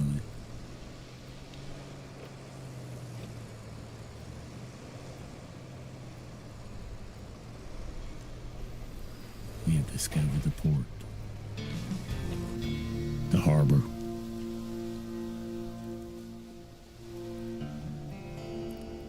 The cavalry has arrived, but your work is just getting started.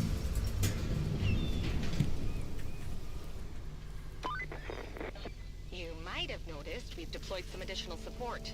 Yeah, we got us a new truck. Vehicles, that kind of thing. But you'll need to jump in the crane and move all those containers out of the way first. And then you'll need to check the road from the harbor base to the transit point and clear out any hazards. Once that's done, you can plot a route for our vehicles. Oh, snap.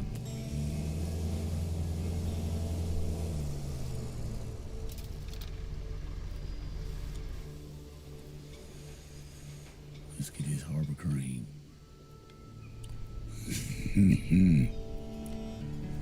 Alright, so we got the little stubby trailers that gonna go on little stubby stacks. And the big trailers go on the big stacks.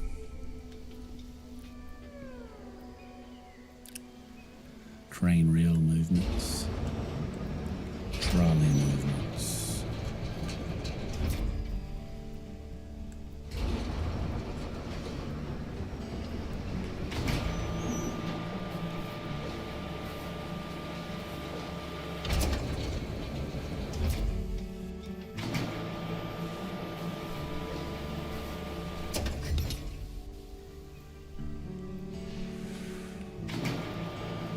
Raise and lower the hook.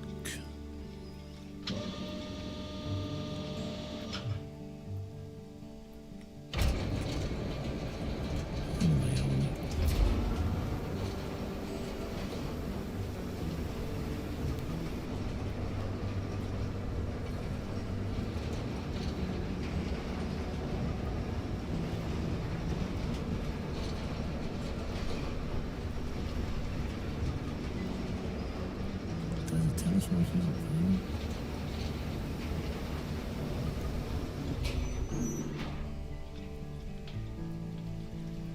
Because I don't think I can get that out of there like that.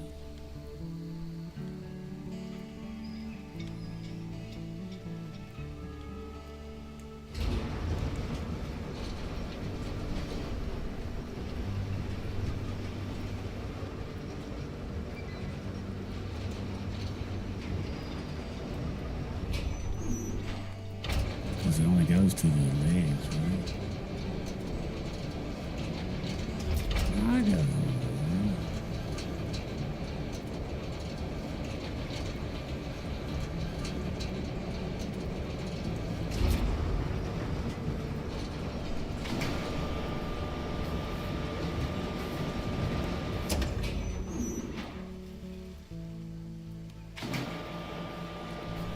That's too far, homie.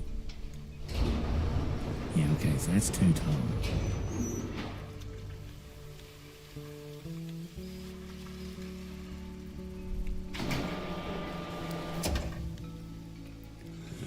Excuse me, it's not wide enough either. Oh, you can rotate the hook. Dude, I'm so smart.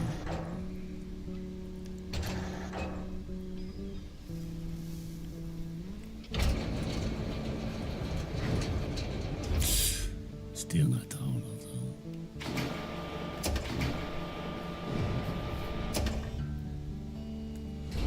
So I guess I gotta go out the other side.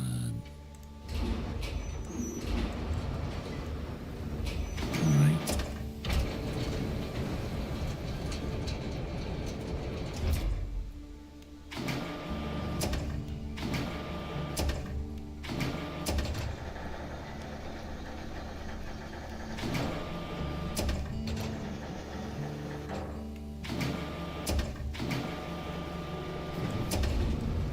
Oops.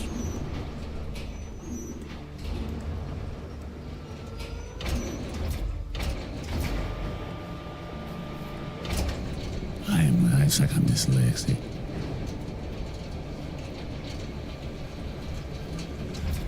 No, it's that's cool, dude. I'm just trying to. I figure you would want to keep on the same stuff, but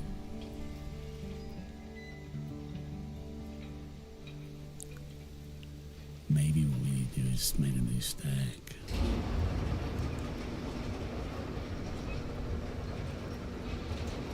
I never claimed to be the smartest man. But I think that's what we're going to do.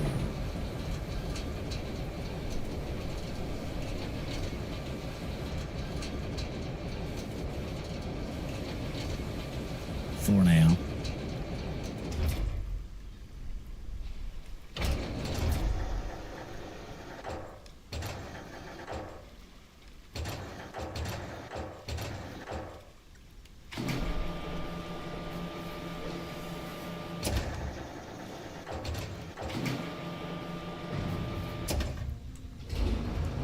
Easy attach load.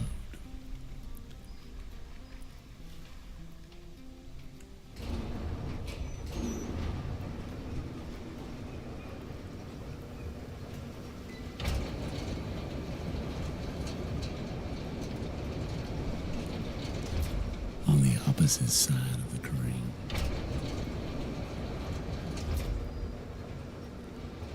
Which one's the opposite side?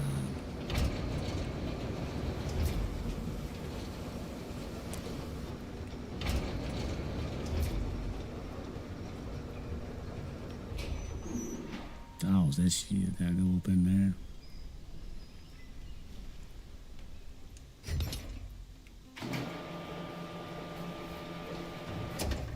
And rope length.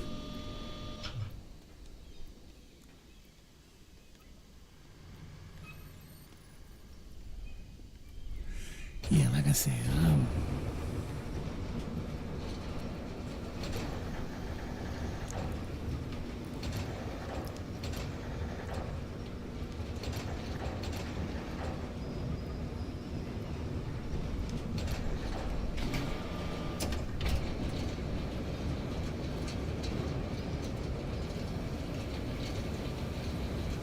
Saber Freight, please. I remember Saber. From the other game. Saber must be a big corp.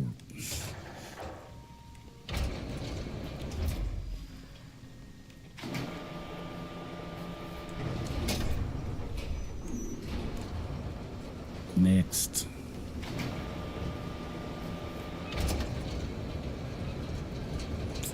It's just temporary.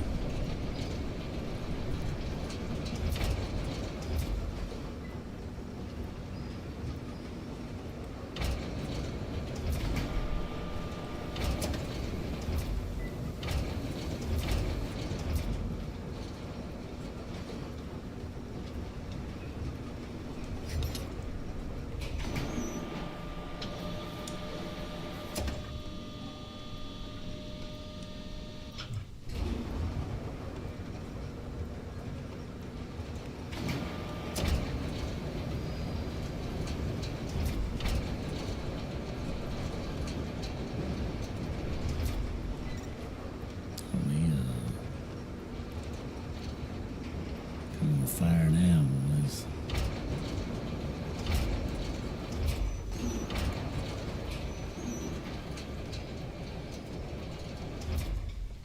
Hydro Express.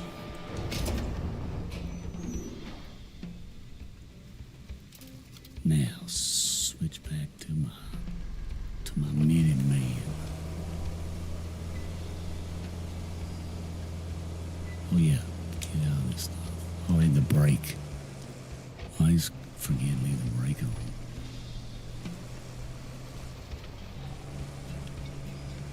Dang, we're still gonna go all the way up here. Damn. What goes in here?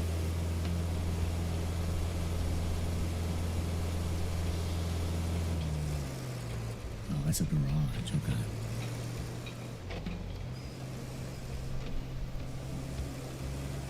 These are storage.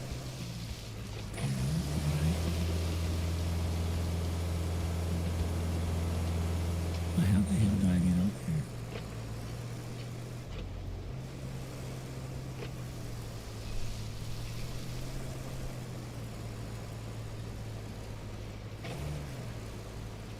Ain't that amazing?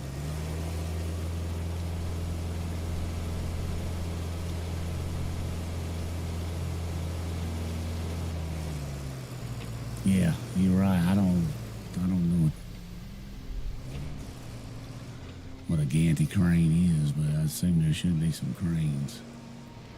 There's some. I mean, there's 3 of them right here. I don't know what those are.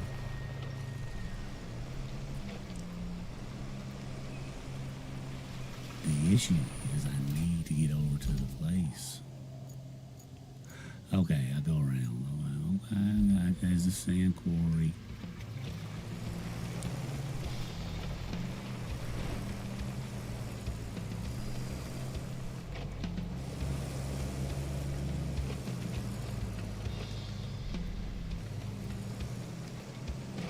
Oh crap.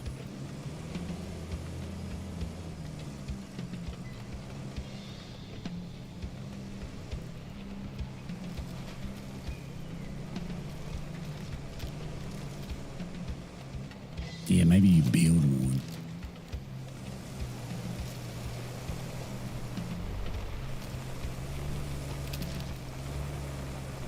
I kind of wish you could adjust the zoom of your camera, like in SnowRunner.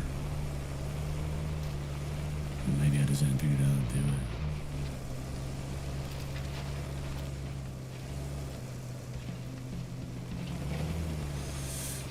Looks like we got like a fuel truck or something. Well, yeah, I just don't know much about harbors and ports. I don't know the names of the cranes. I know they have cranes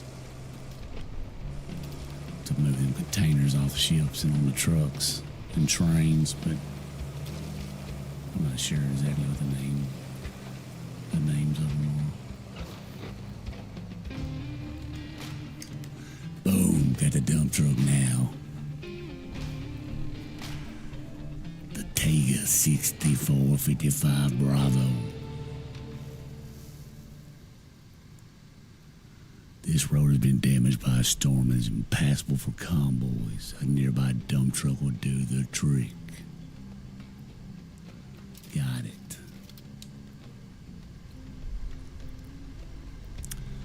Alright, let's move this guy out of the way.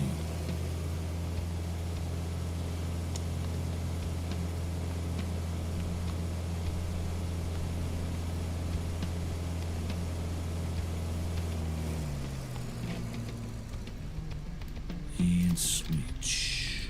Map. Dump truck can pour sand to fix damaged roads. Controls the tipping. LB controls the tipping angle. A opens the tipper. B closes the tipper. Fix the damaged parts of the northern road before sending a convoy. Yeah, the old Tega from SnowRunner. Now with a dump truck bed. Yep.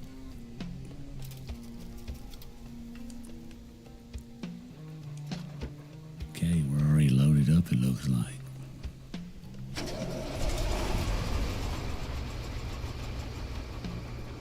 Oh, am I supposed to do some stuff?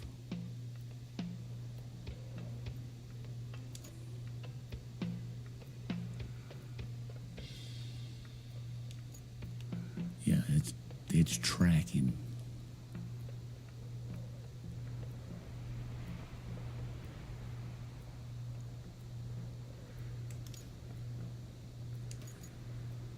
So we got to plan a route from there to there. And so we got to fix this right here. We got to fix this place probably. All right.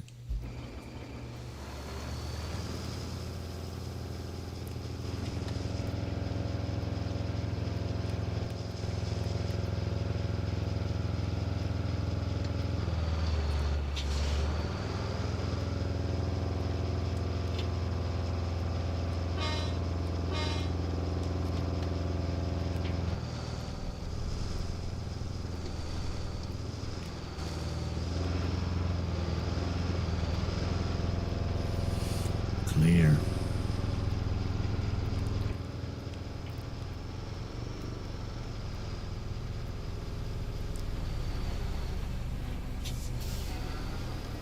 Alright, so this is where we do tipper, I guess.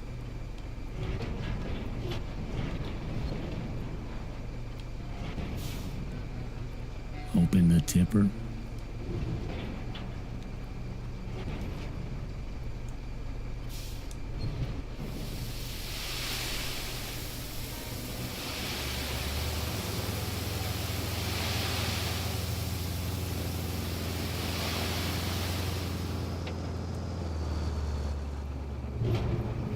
Close tipper.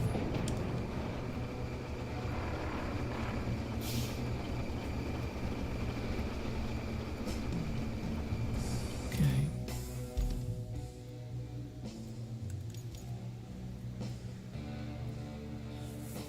Okay. Here's a switch to map layer, switch to quarries, and boom, you can use this big yellow section.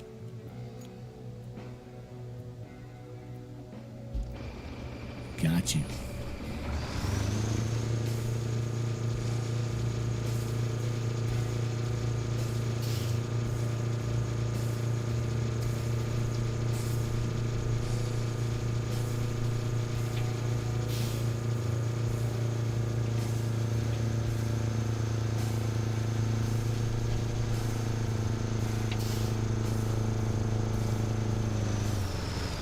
just refill it. Ah, it does a magic refill. I got you. So yeah, so now we gotta get our dozier, dude.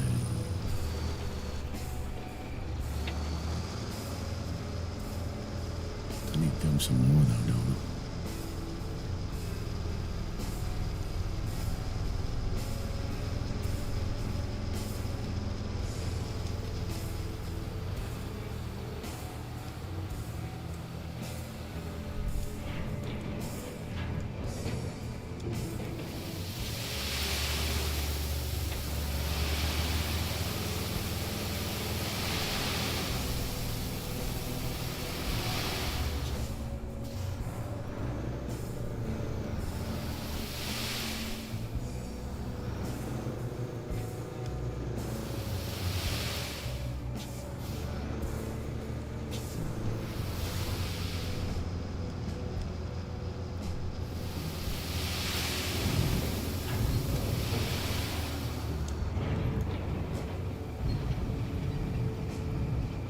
Pretty cool.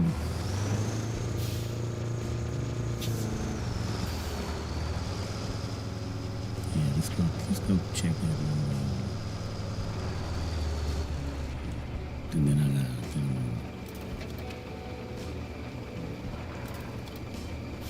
yeah. Oh, I ain't got no vehicle.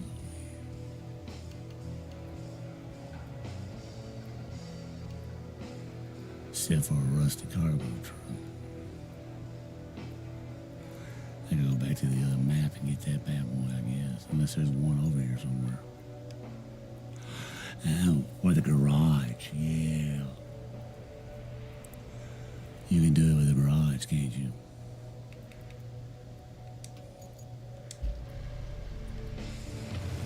Yeah, it's coming back to me.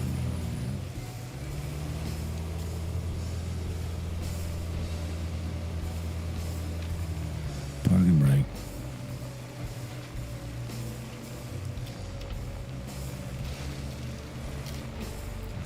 I'm gonna do this little section, set on my route, and then I'll get off, I guess.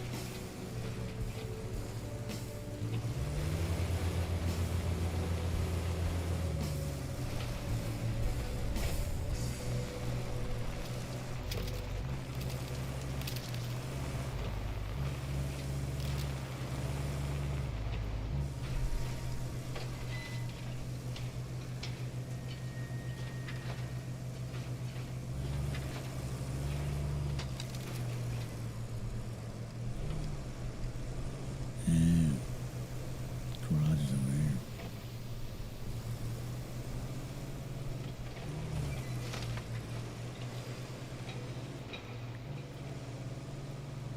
Damn, another storage truck.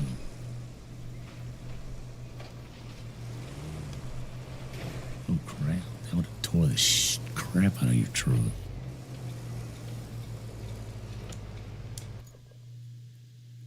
Okay, this is where your fleet vehicles are stored. Rusty vehicles and your chosen starter vehicles cannot be sold. To deploy a vehicle on the map, select it and press X. Vehicles that have already been deployed are marked with a wheel symbol. So, deploy.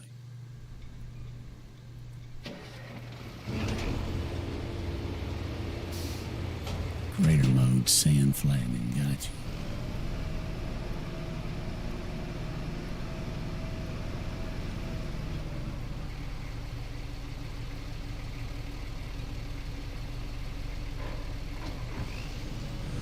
Yeah, I'm always leaving a dang parking brake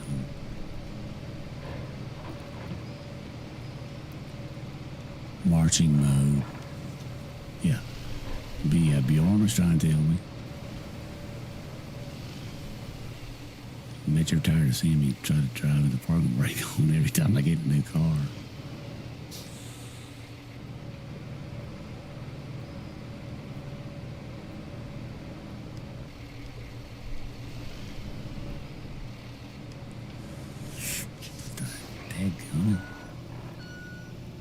sometimes it's like it's magnetism and just like you drive straight towards something, crash into it.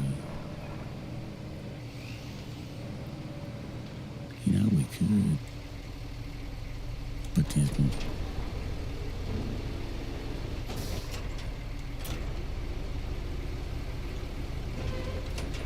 Greater control. Manual.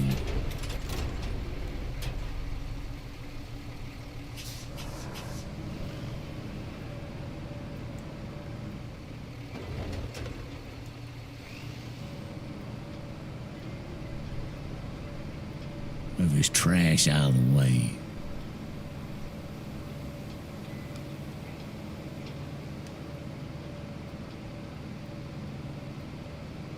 It's not.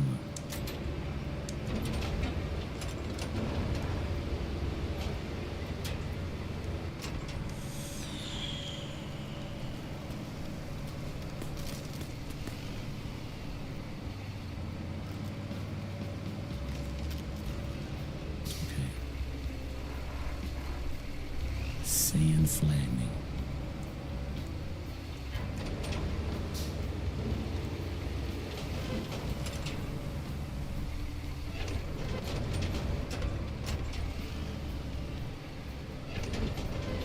You may need another load.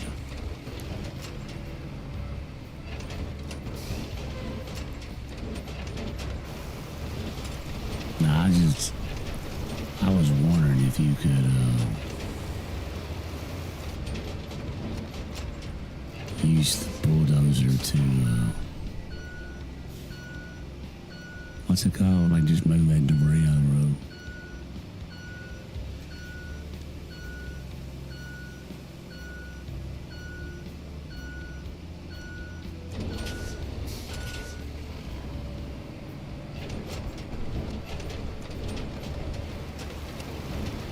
Easy, easy.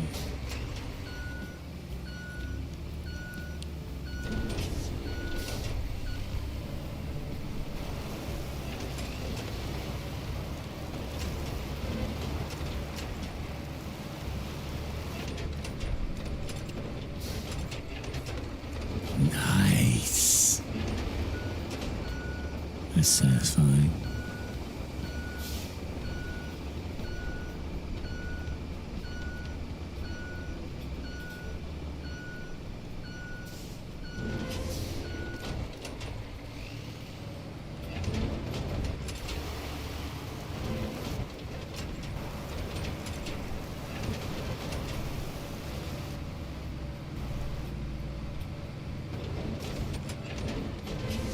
Cool. We're gonna go get another one. Just one more little load and drop it right at the end.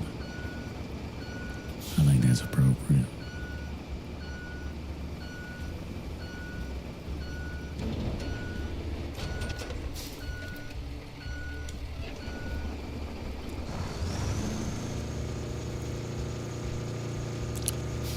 I guess luckily, partner break, you don't have to worry about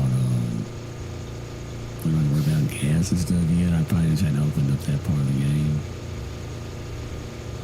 Oh, we feel sand. I ain't got no way back.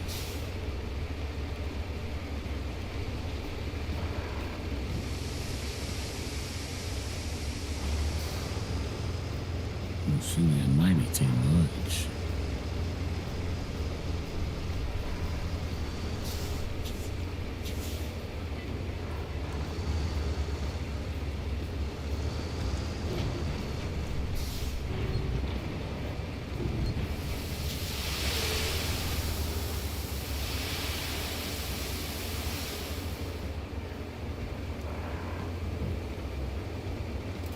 I know, that's what I've been doing, dude.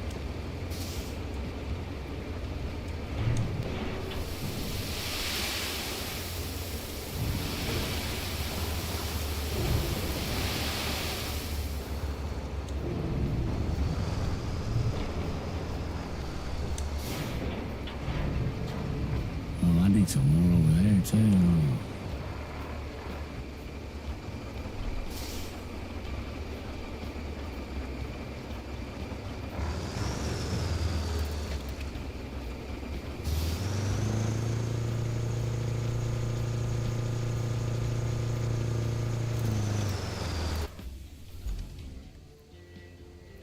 Nope.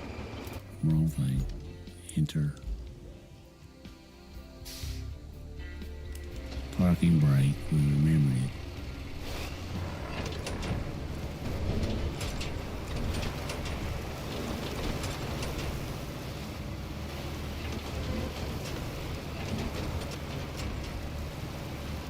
Oh yeah. Oh yeah. That's pretty satisfying.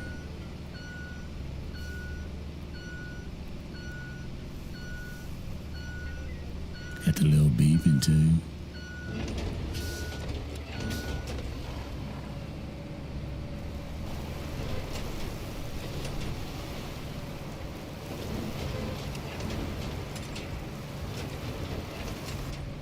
Oh yeah.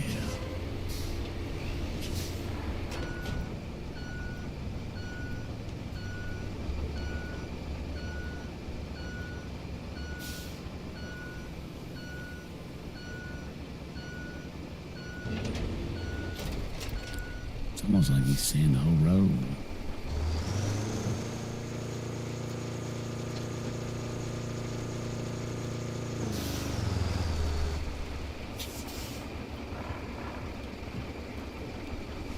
Oh, you just tap it.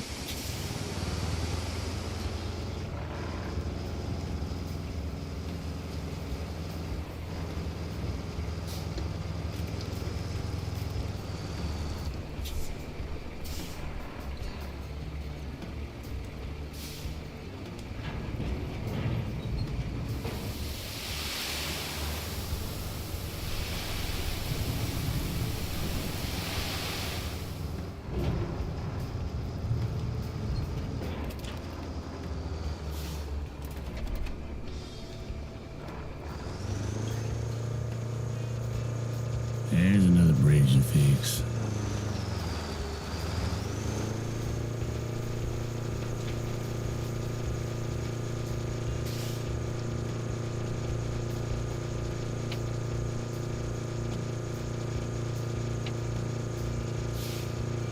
Appreciate it, Bjorn.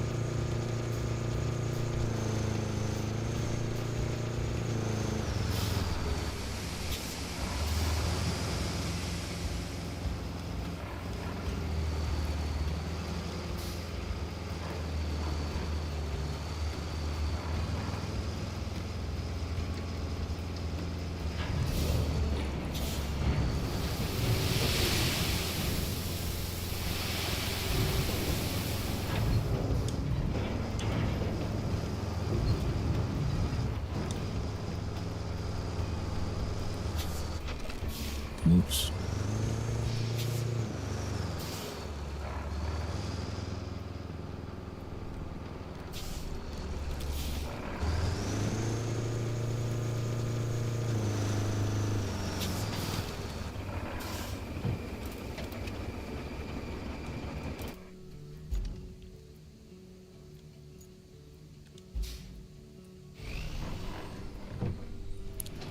Parking brake.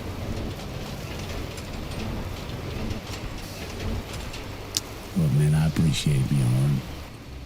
No, man, you've been enjoying talking tonight. I wish I wasn't about to get off, dude.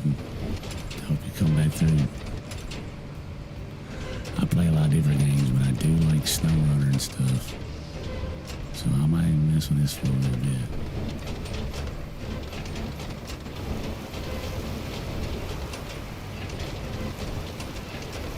But you've been enjoying to talk to you, and you're welcome to come back through anytime you want, brother.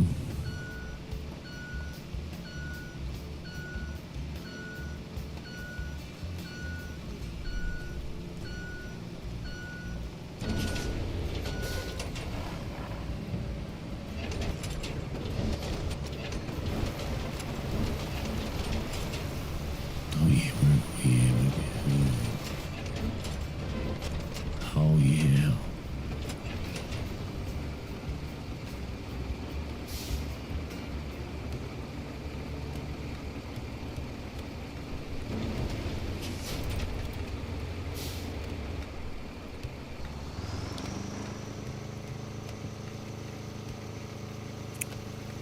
I might do one more little dump over here and then I think to set up his infrastructure. Parking brake. Every time.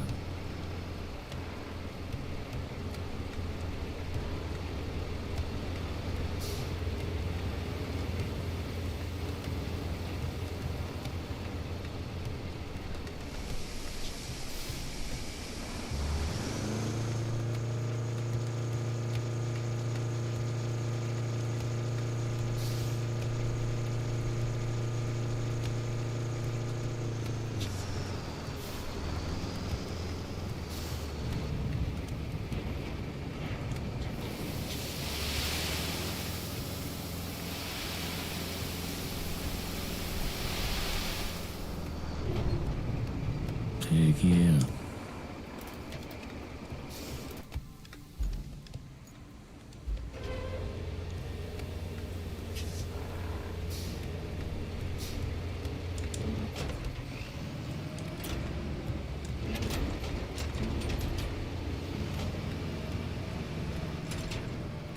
Daggum problem, right?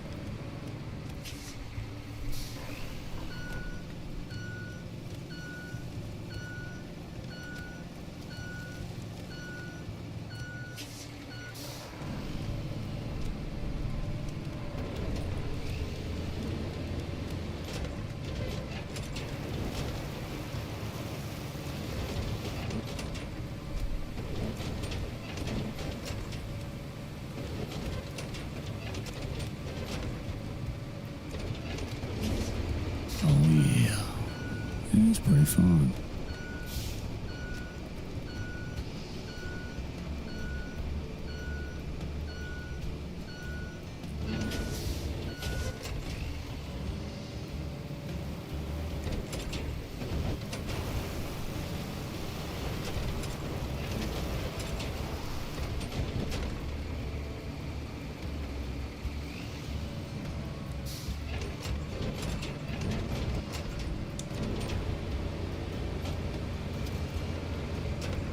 Oh, we might need some more sand over this area, huh?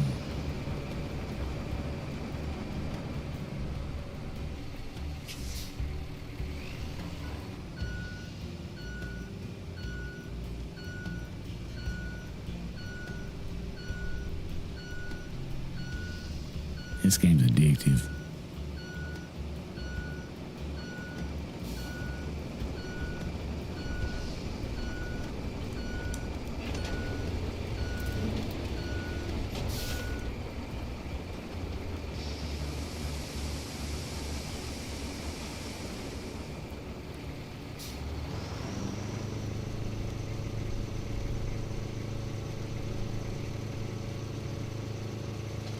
Parking brake.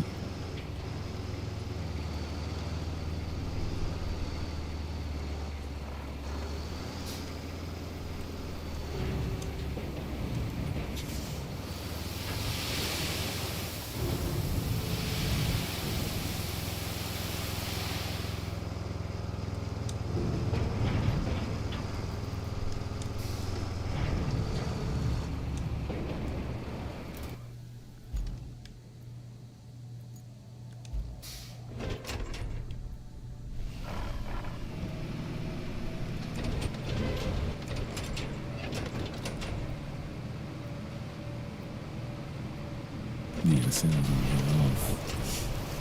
I'm about to, I promise. Just having such a good time hanging out.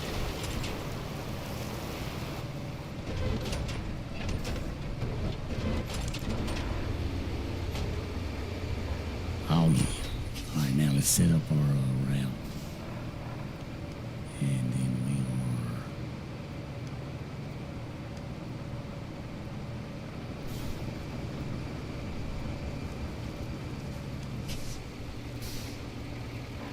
Let's set up our route.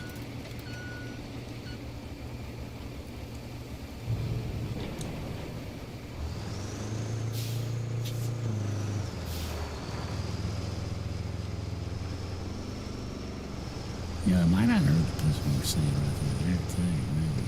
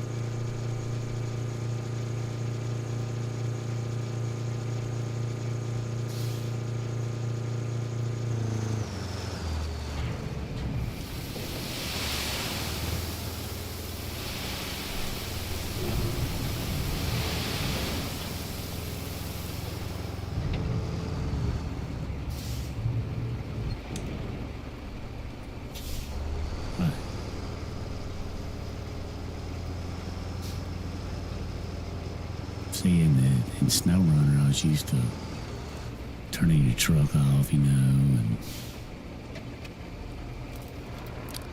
so you don't run out of gas. If it is a SnowRunner, we would have to, we done filled these tanks like 15 times by now.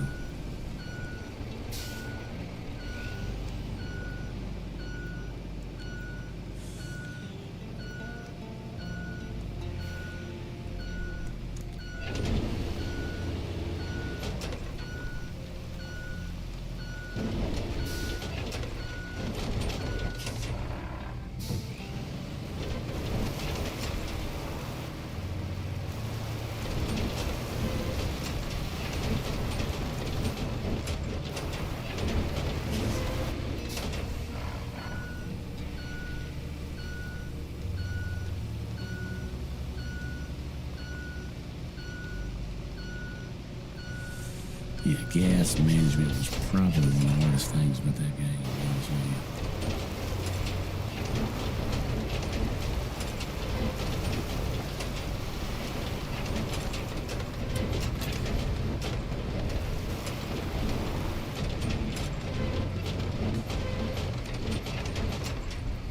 Probably one of the hardest things about it.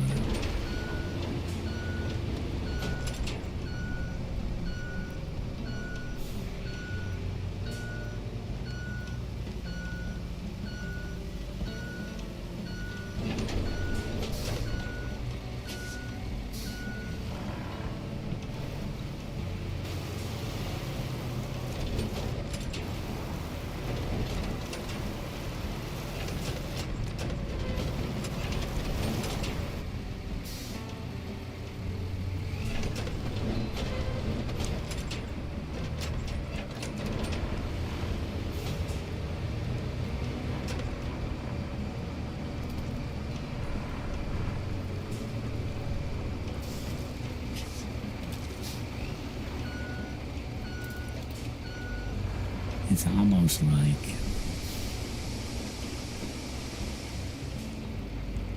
it makes you want to fix this whole little section, you know.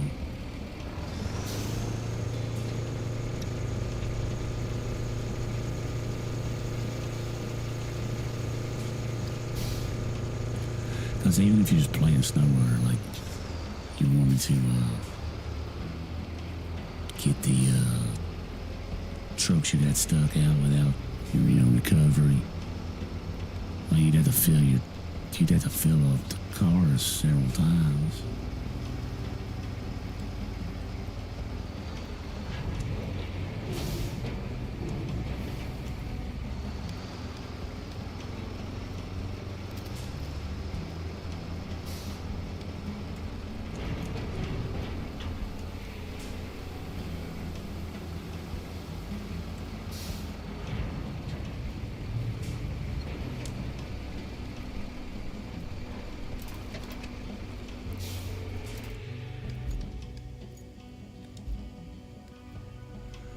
Like you'd have to fill up the daggone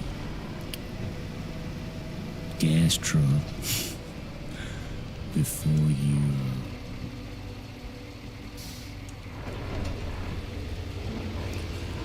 could fill it up to get somewhere to give another truck gas.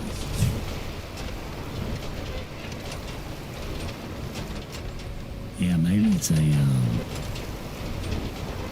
maybe it's an Xbox thing. Maybe this will make it slightly easier on the console or something. I don't know.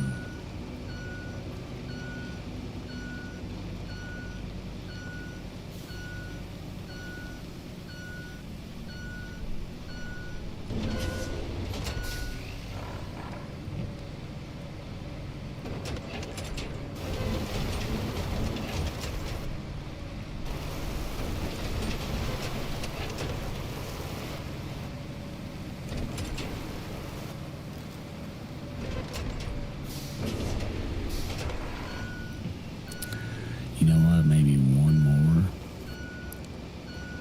Not the decision.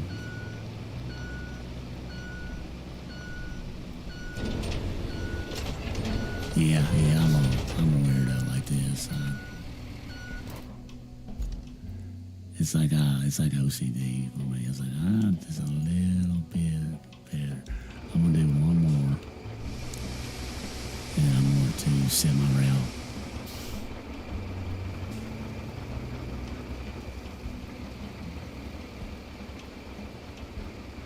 Oh, what's let me see.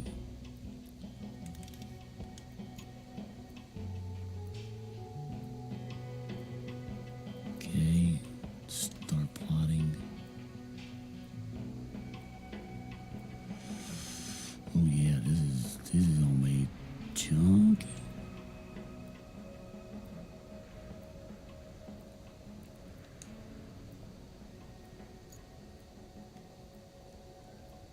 Trains in the way.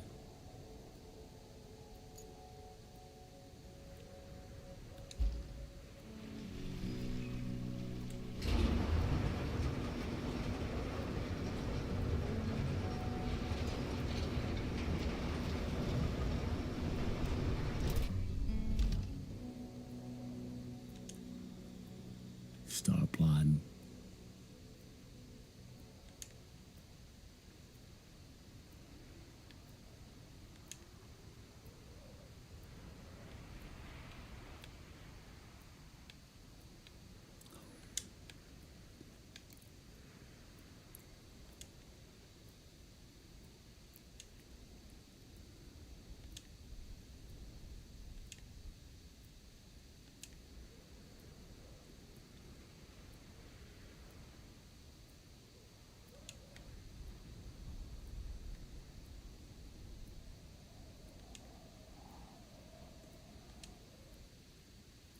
Looks like the road's pretty good.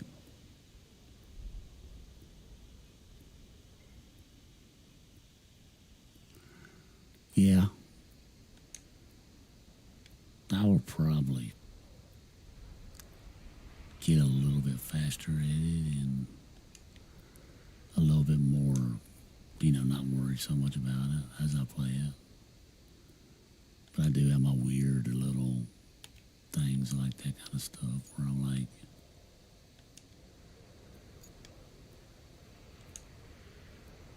I want to have the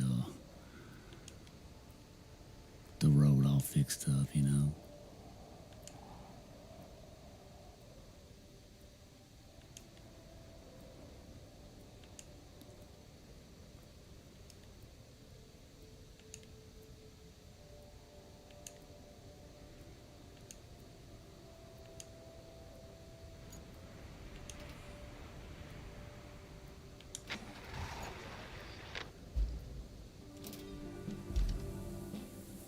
Finest movies, dudes.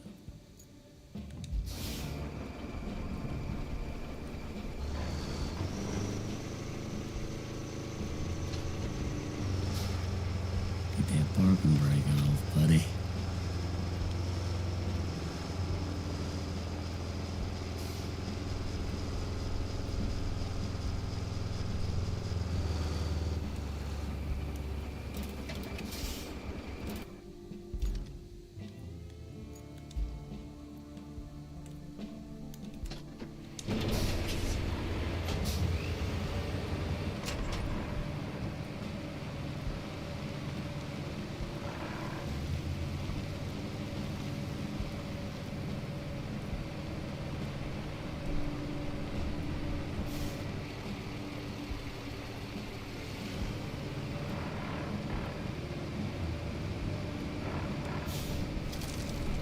My bad, excuse me.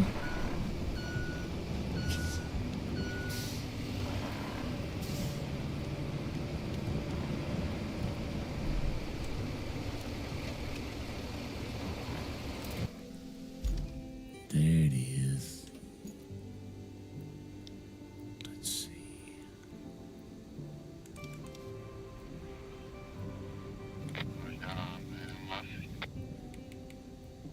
I like the radio chatter.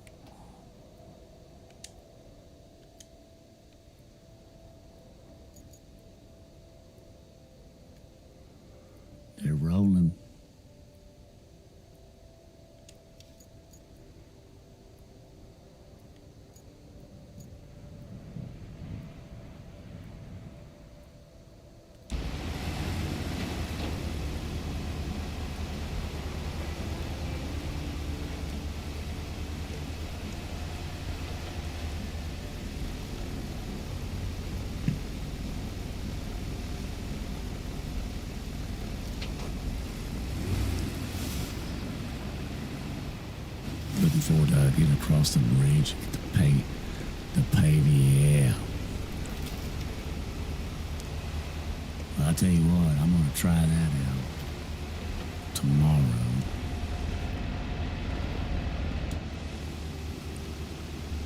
I'm gonna spectate this, and then I'm going to call it here. But man, Bjorn, if I'm saying your name right, I hope I am. Thank you for coming and hanging out, talking.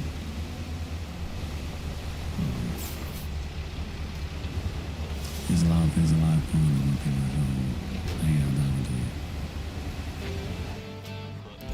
you. We did it. Good job there. We need a base of operations on the other side of the river. And that means we need a bridge. Here we I go. don't suppose you've built a bridge before, right? Well, there's a first for everything. Oh, and if you want a steady supply of concrete slabs, I have just the thing. You can send a concrete slab convoy from the warehouse to the harbor base. Not essential, but it should keep our reserves up. Nice, all right, lady. Yeah, hey, Bjorn, man, no problem. Have fun watching your streamer. I'm gonna go ahead and get off, but I will be back.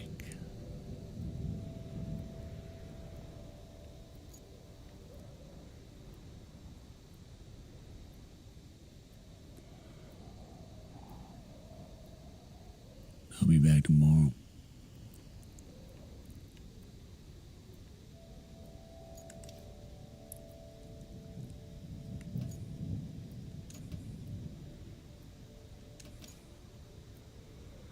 Set up a convoy of concrete trucks.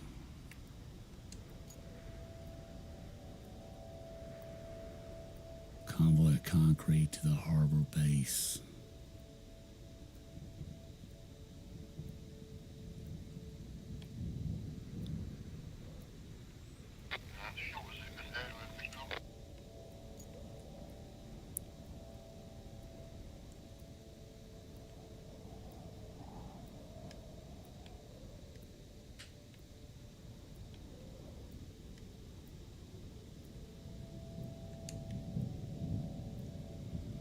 See, it's addictive. I can't stop. Hey, man. Thank you, Brian, for real, dude. Thank you. It's good meeting you, brother. Like I said, I'll be back tomorrow. I might get back on in just a few hours. So I say tomorrow because I haven't been to sleep yet. It's 3 a.m. for me. So it is tomorrow. So I will be back later today. For sure.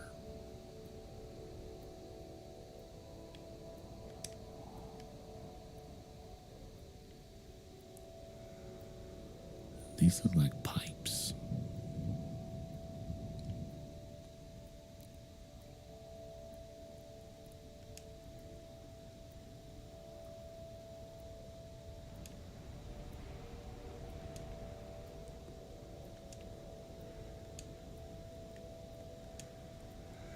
But I'll probably be back tomorrow, and I'll probably be back some during the night. Again, I don't know if I'll go quite as late tomorrow night since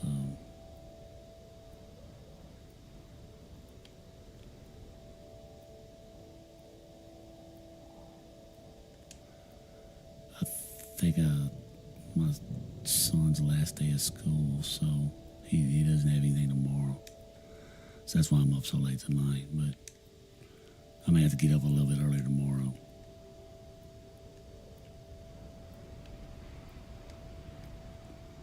But like I said, I'll definitely be on a couple more hours, so I don't know when you sleep, but you're more welcome to stop back through again, dude. I enjoyed it. I enjoy the tips, the little tips without trying to tell me everything. Definitely cool. Oh, we might have fixed that. This ain't gonna work.